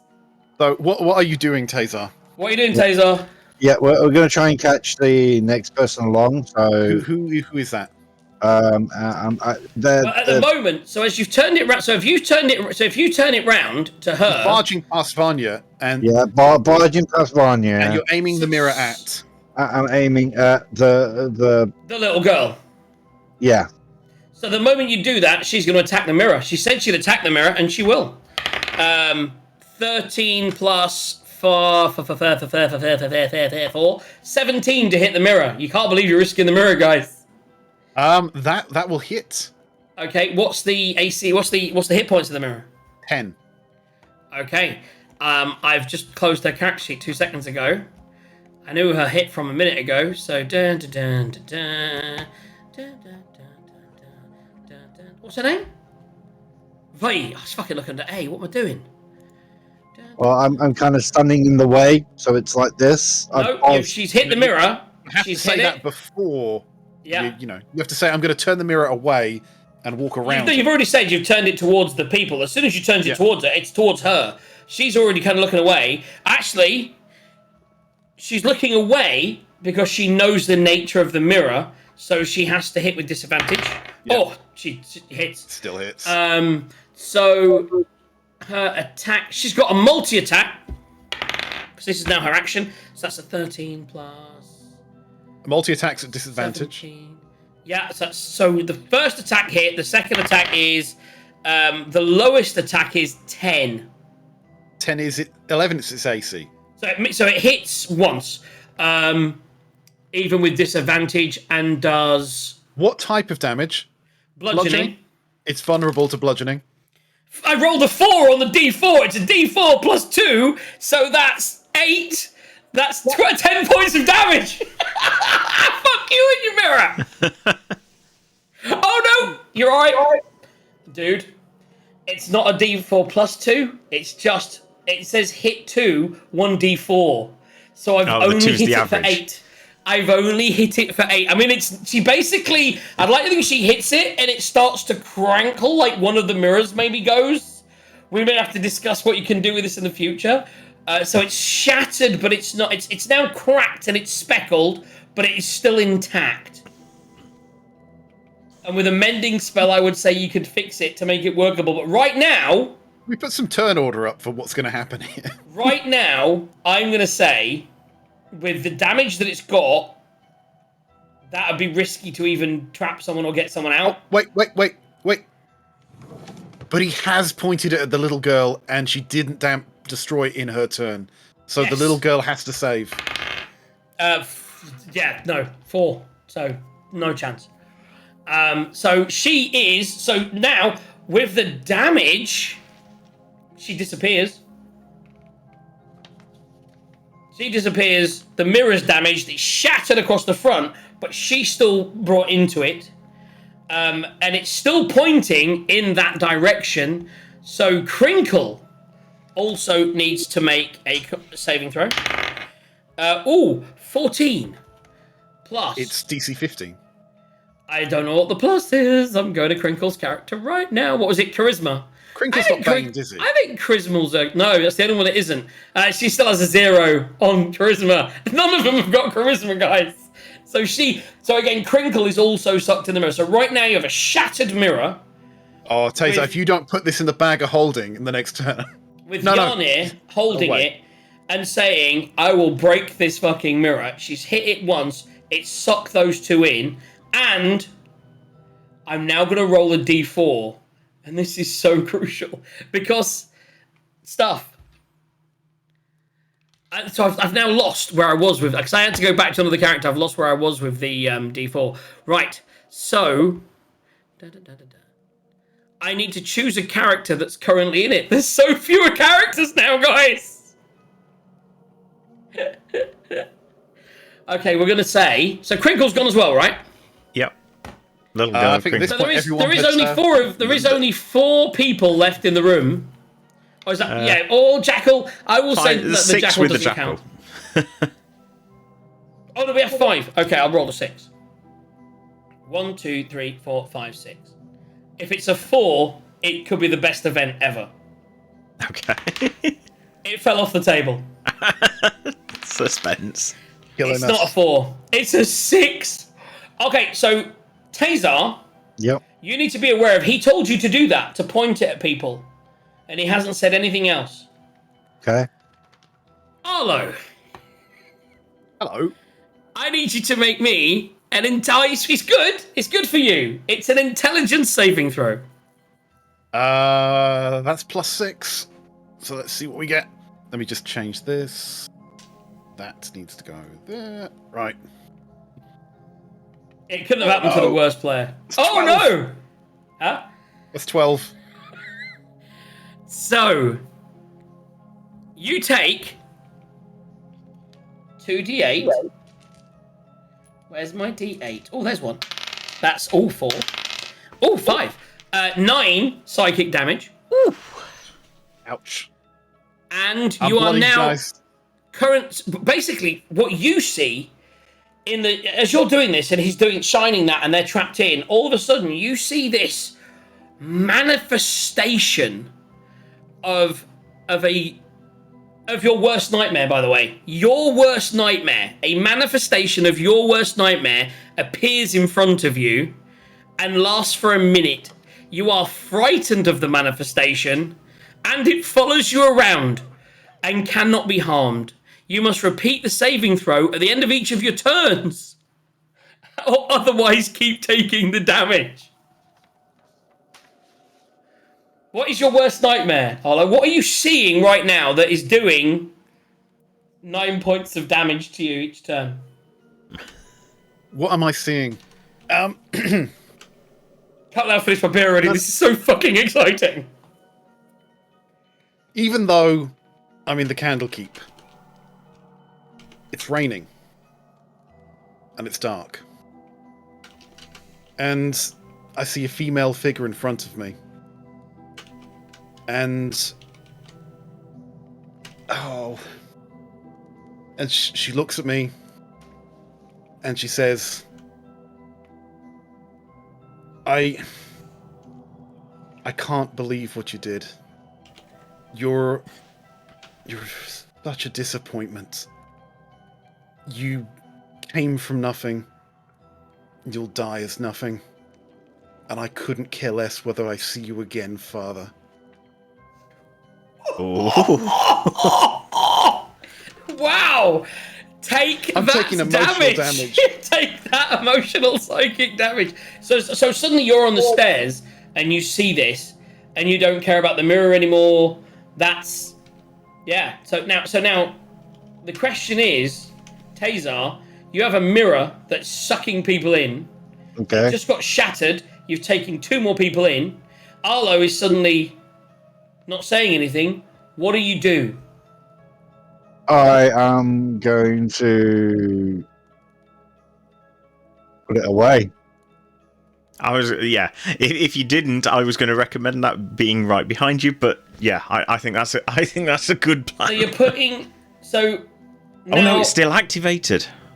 So as he goes to put it away, does anyone say anything? No, it's still activated. You can't put it in there while it's activated. It's an extra dimensional space. Just turn your back and hold your shield. Defend it. This is why it was amazing, because with him, I actually thought 4 would be the best, because that was him. But 6 being the best, Arlo can't deactivate it. Yeah. I'm going to stand in the way so that then you can't hit the mirror again. So you're standing in front of the mirror. Not in front of it, but I'm Between her and it, yeah. Between her and the mirror. So I am. At this point, you've kind of moved out here. You're here. You've pointed to these 2 people. She's stopping you. So the mirror's here. Arlo's still on the staircase, and he's suddenly not telling you what to do. He's dropped to his knees at this point. He's dropped to his knees. You look behind you, and he's on his knees, and he's weeping.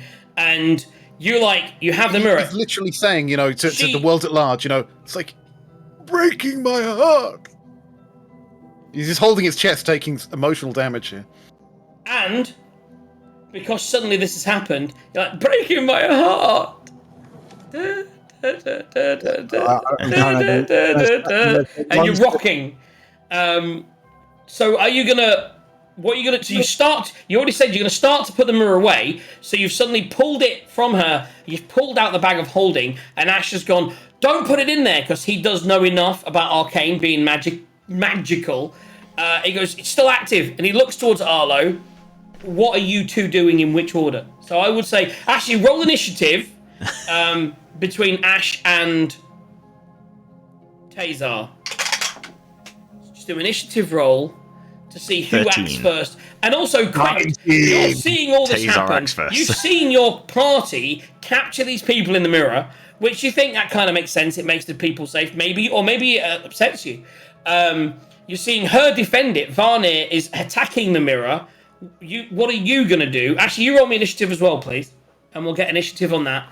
Varmir is now attacking. I'll also roll initiatives with Varmir. She rolled terribly. Has anyone got lower than a 3? Is Arlo rolling initiative? No, Arlo doesn't need to. But Quen I probably think at should. the moment, just for the 2 turns this is going to happen, you'll be distracted. So what are you doing? So what did you get, Gaz? Me, 13. 19. Okay. Quent. Ah, You crap. rolled the same as me, bro. Yeah, well, he's plus You two. at least get a Your plus. plus is better than mine. Right, so it's basically in the order, by the way, that's on my screen. So it's going to be Tazar, Gaz, Quent, then me. Yep. Okay, so Tazar, you've got this mirror. He said to you, don't put it in the bag of holding. Yep. That'll blow up the world. What are you going to do? So obviously, I stop going to put it in the backpack, and then move sideways whilst holding the mirror, not in anybody's direction. But You sit down and tell us this because we lose you because you got up. Yeah, as soon as you stand up, it's like you're a That's rogue. beautiful. So you've stood up, yeah. Yeah, I stand in between the mirror, but not holding it in anybody's So direction. you're basically turning it away, but not towards Arlo on the stairs, Not towards Arlo and the stairs. So and not to the south down. towards Ash. let me see if I can do this. I mean, If I- technically, you could actually turn it towards Arlo, because the person that activated it is immune to it. He doesn't know that. But he doesn't know that, yeah. It's true, you don't know that. I'm gonna go for a shape. Yeah, that's it. You know, that's it. That's it. Shape's good. That way, so that it's not at anybody, but it's And so you've stepped to the side. You're blocking it, and you're pointing it toward the center of the room. yeah. Are you still holding it upwards? Are you? It's not down or anything like that. It's still up, pointing in that direction. It's Activate. more like a cone, I think. Yeah. We get it. I mean, he's. Away from the cone. people, yeah. So, because it's he's done the way- that though, here's the thing, because it's about knowledge, right? Arlo, is it a cone? It's a mirror. It is a mirror, and you can see mirrors from the edges. Quent, So it's about whether you can see the reflective surface of the mirror. Quent, I need you to make me a charisma saving throw. You can let him out, it's fine. 12 plus. -1. You're in the mirror! Does he not get advantage because he knows the nature of the mirror, right? Do you know what? Yes, go on, roll again. Roll again. With that -1. Oh, 15, 14. Still goes -1. in. Yeah, he's because still of the in. -1. Otherwise, it'd have been fine without that -1. 15 is high, guys. That's amazing. So all of a sudden, he's sucked into the mirror as well. Which is just... And there's this jackal was that just big? stood there like, where'd my master go? All you hear is like, you son of a bitch! He's like, as soon as he turns the mirror around, you're kind of like, you're about to help and think about what you're going to do because you know that you're up in a minute in the turn order, right? So he turns around to protect it. He puts it away from the woman that's there, blocks it, and I almost feel Taser's like, no, Arlo, what's happening? And as you do that, Quent's like, and you're like, fuck! So Quent is in the pocket dimension. Which means there's fewer people. Who's singing, who's not singing?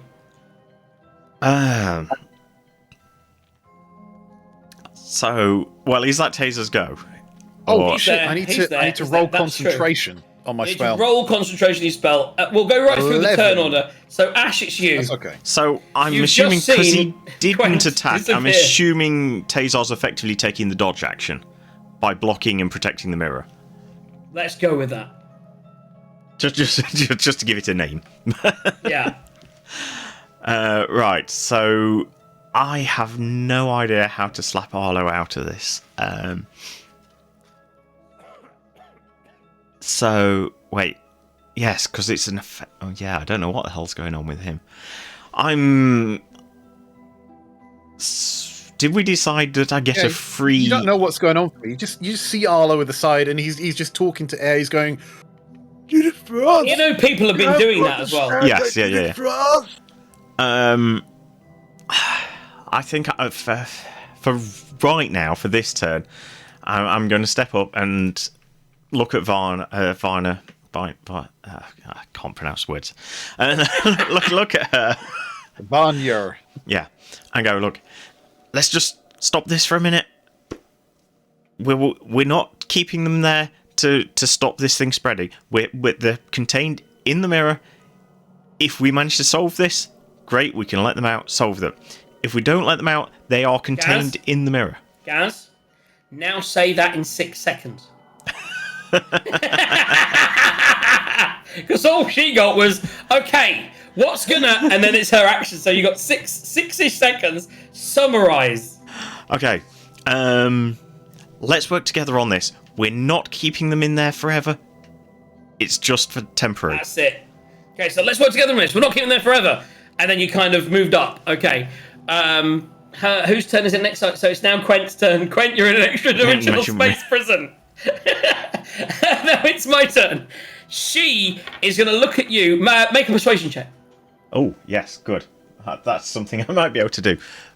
Persuasion. This is not where I thought this would go, guys. I thought we'd be working towards something else, and we're 19. trapping people in this amazing 19.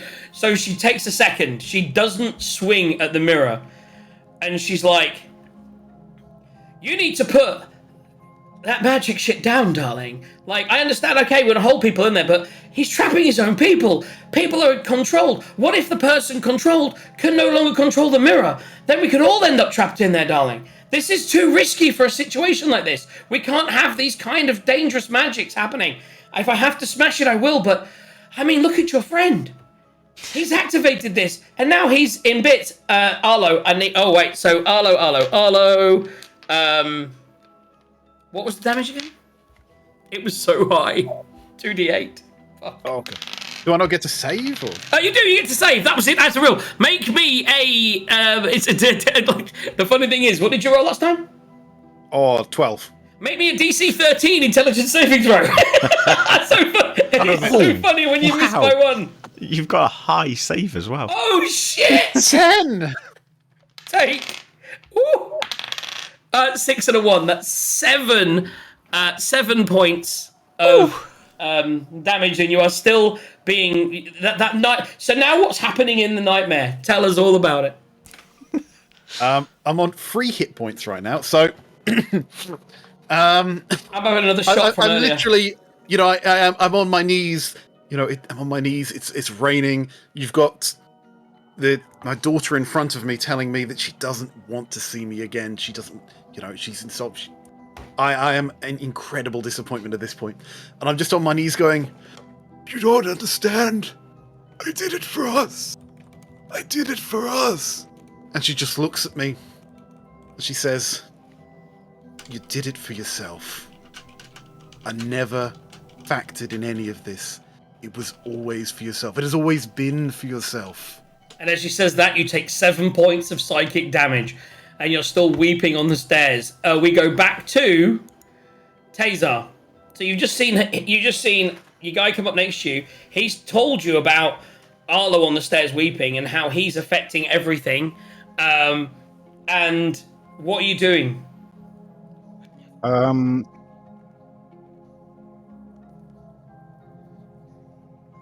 just going to try and protect the mirror right now. I mean, There's You've not, seen it taking Quent. Are you going to leave it pointing in a direction? What are you going to do with the mirror? Which direction you point? Are you leaving it pointing in that direction? as I don't think it can get anybody else right now. Okay, so you're going to leave it pointing in that direction. You're going to protect it. So we'll say again, you're taking effectively the dodge action, which gives you advantage on when they attack you. Disadvantage for them to hit you. Disadvantage for people to hit you. We'll say disadvantage for them to hit you or the mirror. You are protecting the mirror, therefore it's disadvantage for her to hit the mirror. That's fucking 14 on the concentration to keep the spell magic up. Ash. I mean, what we need to do. Sorry, okay, I've got to do this in 6 seconds, haven't we? Thereabouts. I mean, last time was a really long speech. Yeah. I'd almost say we're not in combat so much anymore. She's taken a second. So if you want to say what you want to say what you want to say. Okay, so, yeah, I think we need to... So, first to Taser, I think maybe lie it down gently on the floor, just to prevent any accidents. And then I'll say to Varn, I think we need to try and snap him out of it. He can then get anyone out, like Quent, who needs to be out to help us, and then he can contain the mirror. We can put it somewhere safe until this passes over. We can leave a note on it that this is happening so that people don't let them out unless it's contained. Because that was her concern, wasn't it? That the curse would be stuck in the mirror. The curse gets stuck, you all die, and then when they release the people from the mirror, years from now, they'll affect the world. So on the note where we say about releasing them, we can also write notes about the curse. So it's contained in the mirror, the same as it's contained in here, or not. We don't understand how this is contained. It's obviously reoccurred from 200 years ago, so it obviously wasn't contained well last time. We're just... Those people were trying to get out of there. We were just helping you contain them. Make a they are now persuasion contained check. in the mirror. Ooh, not so good. Persuasion 9. She's be like, look, put the mirror down, she says to Taser. Put it down, darling. Once it's down and it's not trapping anyone else, don't point it in my direction. Then we can talk. And you need to sort out your friend. Yep, agree And with that's that. so what are you doing? Hey, Taser, you put the mirror down? I will lay it face down very, very gently. Okay, so the mirror is down and safe. Yep. Arlo, make me a charisma save. Make me a intelligence saving throw. This could be a problem. What? That's a natural 1! This is a problem. Can we just clarify, Arlo? With a DC of 13, what is the plus that you get? 6. So you only have to roll a 6 or a 7 or above. Yes. 3 rolls.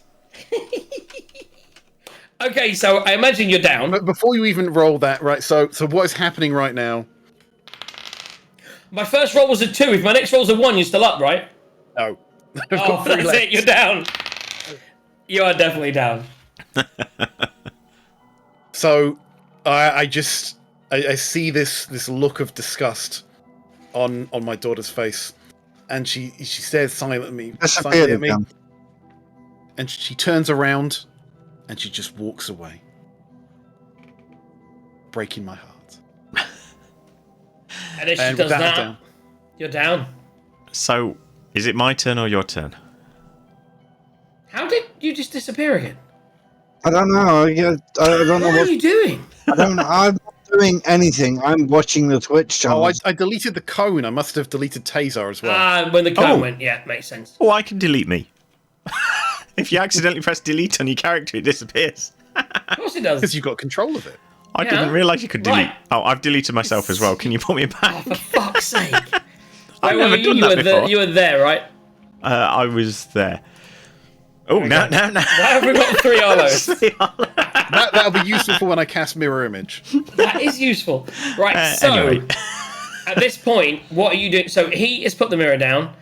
As you turn around, Arlo looks at you in the eye, but he's not looking at you. He's looking past you. He's looking at something nowhere in this time. And all of a sudden, his eyes blink out.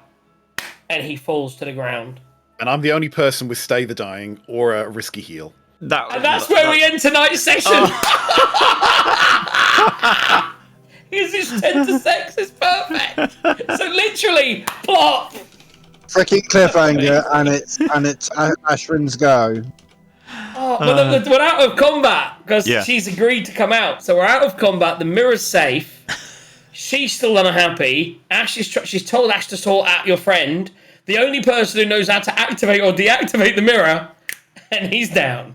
Jesus Christ, guys, put me in the mirror before I die! And to clarify, and I You don't know can't, this, that's the thing. but does The person that anybody activates the mirror else can't go in it. Oh, God. Does anybody else have any potions who's not in the mirror, or any healing who's not in the mirror? No. I don't think so. Not as these are. No, I don't. I'm just thinking, This is does what I'm our thinking. What are you thinking? This is the worst thing in the world when everyone went in the mirror. I was like, no one's got When healing. you fed Ashrin the cookie, I had Stay the Dying and I had a risky heal, but we used the one-use item instead. Maybe we shouldn't end the station here because I think we just lost a character, one of our fallen brethren. Well, no, we can do got some medicine checks. do maybe. medicine checks or whatever. But yeah, it's the getting him back up bit that's the. Let's hope he rolls a hours nat 20 unconscious. on one of his death saving throws. Okay. Well, maybe you guys can. Just maybe Varnir will surprisingly know where there's some magic healing somewhere by next session. Oh yes, she did Because say she's- she did say she might have supplies earlier. Yeah, that's true. There's all kinds of things. Yeah, there's some food downstairs. They're less than 18 seconds away from me. Yeah, I mean, just don't fail. Well, no, but that's the thing. If we can do medicine and stabilize, she can go get a potion to get you back up. I'm grasping at the straws. We need to see how the mirror works. I mean, 3 failed intelligence saving throws with a +7 intelligence. I mean, to be fair, Mad. yeah, we can get people out the mirror by just smashing the mirror. That does work. That's what you might have to do, yeah. But that's last resort. Maybe we'll stay turn-based for 3 more turns. I feel that it's still a good place to end it, although I'm reticent. But there we go. That is it, guys. Previously, I need to... Oh, I didn't write any notes. Oh, my goodness. Right, so... Arlo dead, question mark. Mirror trapped. Many. I'll know because they're at the top.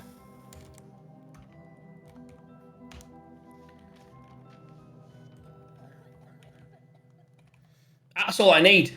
Yeah. that's what happened today. You guys are still trying to figure some shit out.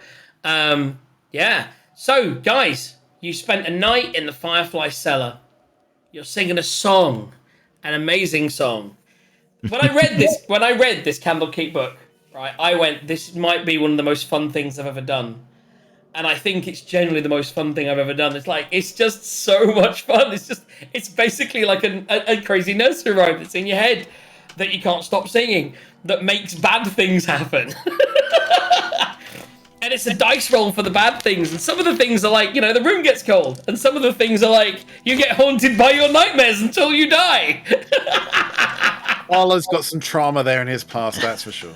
I think that happened to the best person. I thought it would be funny if it was Tazar because he was holding the mirror, but actually I then realised, wait, Arlo's the only person who can control the mirror, and now he's... Well, I didn't think you'd die though. I didn't thought, it's an intelligence saving throw. He'll be fine within one go. Investigation intelligence plus fucking 6. That's crazy. Right, guys, thank you for tuning in this evening, this afternoon, this day.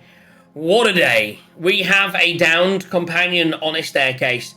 We have half of the party, including the NPCs, trapped in a mirror who can only be released by the person on the stairs, or, a well-timed bash, but then you'd lose your cool mirror. We have a jackal that is suddenly without a boss. The jackal is now he might turn, by the way. I need to find out from that thing what happens if you die or disappear. Does it attack the nearest thing, or does it still... It's going to follow the last command that it was given to it. Which was to follow me. Would it jump in the mirror? It might. It might. Do you know what I think? So I'm actually going to say the jackal. In that case, the jackal would have jumped into the mirror and not resisted. Wisdom saving throw. Not resisted, yeah. So it would be in the mirror. So the jackal is in the mirror. So at least you've got a friend in the mirror. He doesn't, though, because the jackal gets a separate cell. I know. I can't remember how many cells there are. I think there are 12 cells. 12. Yeah.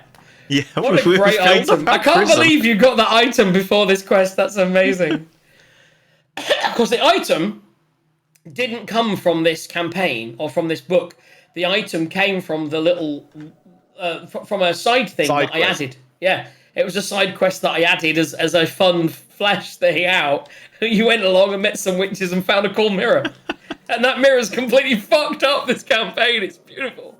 There actually is, in the D&D movie, if you watch it, a point where you can see the DM give up, and he's just like, yeah, there's an item, and he fixes things. And then the group go on to try and break the entire campaign using that item, and that is what is happening right here. Yeah.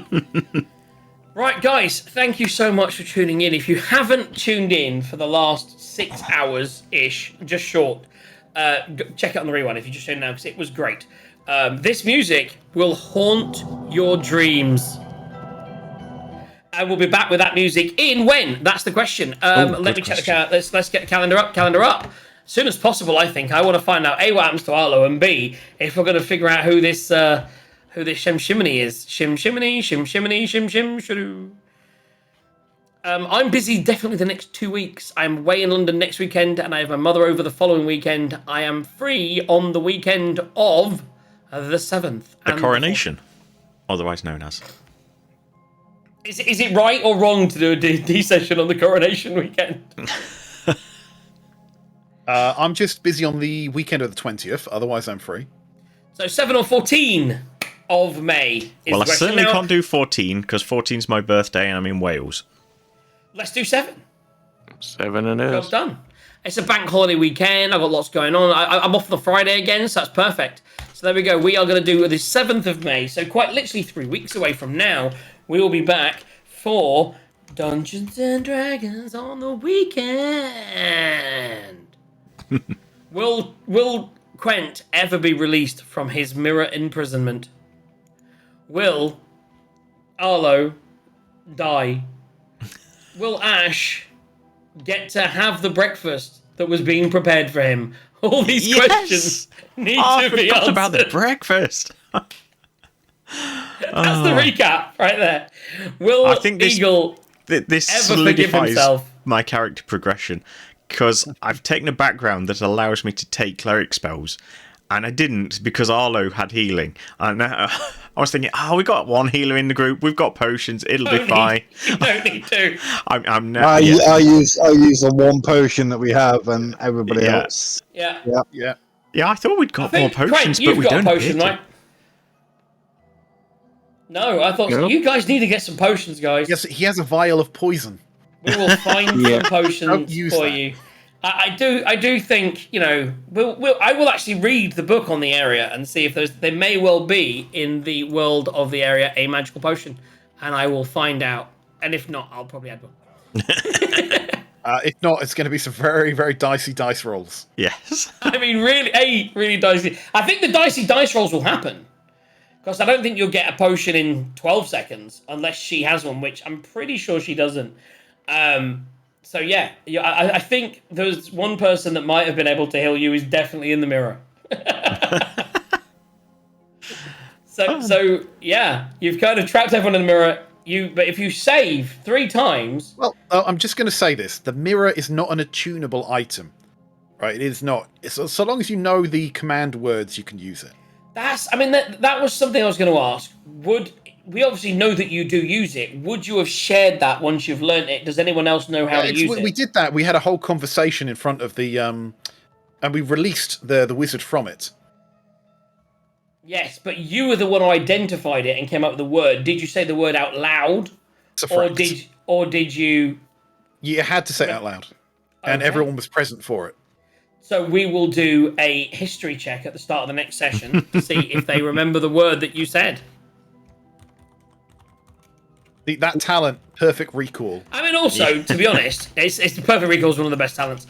We also need to check with the breaking of it will still bring someone out, and I'm pretty sure one of the guys in there has some healing. So I need to check, but I think we'll find out next week, guys. Yeah. 3 weeks. So no show on Thursday. So it's a week off. We're back on Friday with the usual shenanigans, but less drinking than last week because I'm out on Saturday. I'm not actually going to be there because I'm going to be in Bristol. Oh, there you go. And I'm party hunting. Are you in Bristol? Yep. On the Friday or the whole weekend? From Tuesday afternoon until Saturday evening. Oh, Saturday. If you just said Saturday morning, I'd be like, dude, go from Bristol to London, come meet us. So I'm in London on the Saturday, looking at venues, and then we'll be back the following Thursday for D&D Thursday sessions, and we'll be back here, as we just established, quite literally on the 7th of May? 7th of May. You know, it's actually easier for me to get to London from Manchester than it is Bristol. Depends if you're in a car or not. No, I'm on train. But either way, it's actually still easier to get there. How crazy was that? 6 hours of fun, mayhem, and craziness. We've got guys. I expect messages from people in the week, but like, dude, I can't get that song up my head, and you guys don't even have the lyrics yet. No. Oh. By the way, guys, I've shared. The handout is there. The handout is in your inventories because you've had that song in your head long enough now that you would know it. Yeah, I mean, see your mother siving wheat, forgotten husband sleeping near. With one swing she took his feet, another took his ear. Wait, where's that? If you go to your handouts in the third tab along, so you got chat, and then there's journal. Yeah. It's in your journal. But you know what? We're going to go out tonight. I can't see it. It should be in journal under Shimshoim handout. Does the shadow have a name? Cause a grief, avoid the blame. It's definitely there for everybody. But if everyone turns us up after this song finishes, you can cut to black. Right now, if you want to cut to trans, everyone can just hear the song. Oh Jesus! Okay, wait a second. Let me just go back to that then. Let's get some. You guys do some rolls, and we'll end with the song in its entirety. I need to pee and make sure the oven's on for dinner, and I'm back in a second. Right, okie dokie then. Let's go from top down. So, Tazar, give me a D6. Oh, have you fixed this for all the rolls? It fits on this time. A 3 is Trace. There we go. Right, next, Quint. Give me also a D6.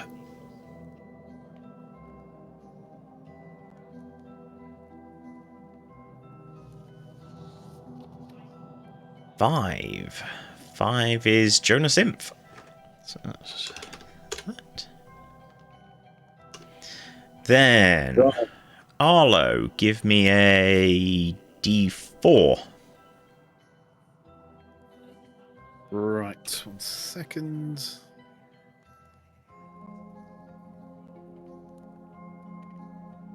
That's a 4. A 4 is also Jonas Imp. Right, back to the top. Tazar, give me a... Where are we? Fourth roll. D6. That's a 6. That's Josuke Allier. Right. So fifth roll. Fifth roll is a D4. Quent, if you would.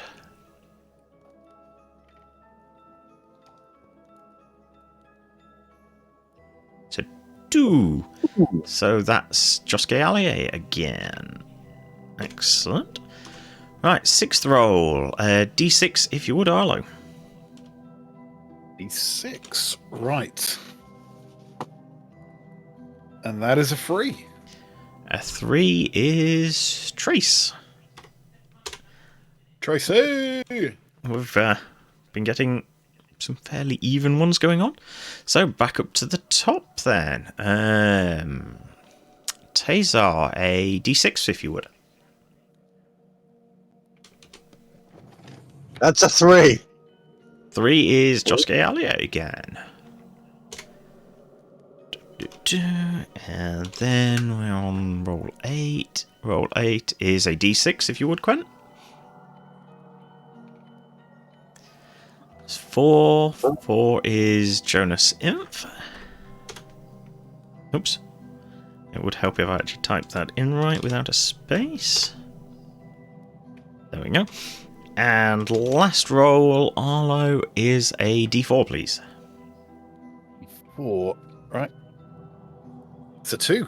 That's Josuke Elliott again. Right. There we go. And that may be the last roll that Arlo ever makes. No, you've got some death saving throws to go on. Right, let's just check. I did get all of them. No one rolled entries. Excellent, yes. Yeah, he just managed to fit them all in this time. I think 9 it can fit, 20 it can't. I don't know where the limit is. I really ought to change that so that it doesn't... Basically, the problem is it tries to send them all in one long message, and after a certain point, Discord just goes, nope, that's too much. I cannot believe I failed 3 saving throws with intelligence. How are we doing, guys? +6. That's not even... That's like a broken plus, and I'm still... Jesus. So have we done all our rolls? We've done all the rolls, yeah.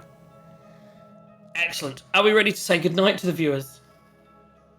I believe. Well, good evening, good night, afternoon. Thanks for tuning in, guys. What can I say? Shimshime seems to be messing with my boys, and I like it. One of the most fun shows I had is the nursery rhyme, the thing, everything. There's not been much combat, but a little bit. And it's kind of just been a crazy, fun, mental fuck up. And the exciting thing is, we've got 6 people trapped in a mirror, and completely broken the DM's idea of how this was going. Oh, seriously, the only person that really knows how to free them is maybe dead. As we go out, as the skull was singing it earlier, and they can hear in their heads even now, I'd like to think even in the mirror, they're hearing this.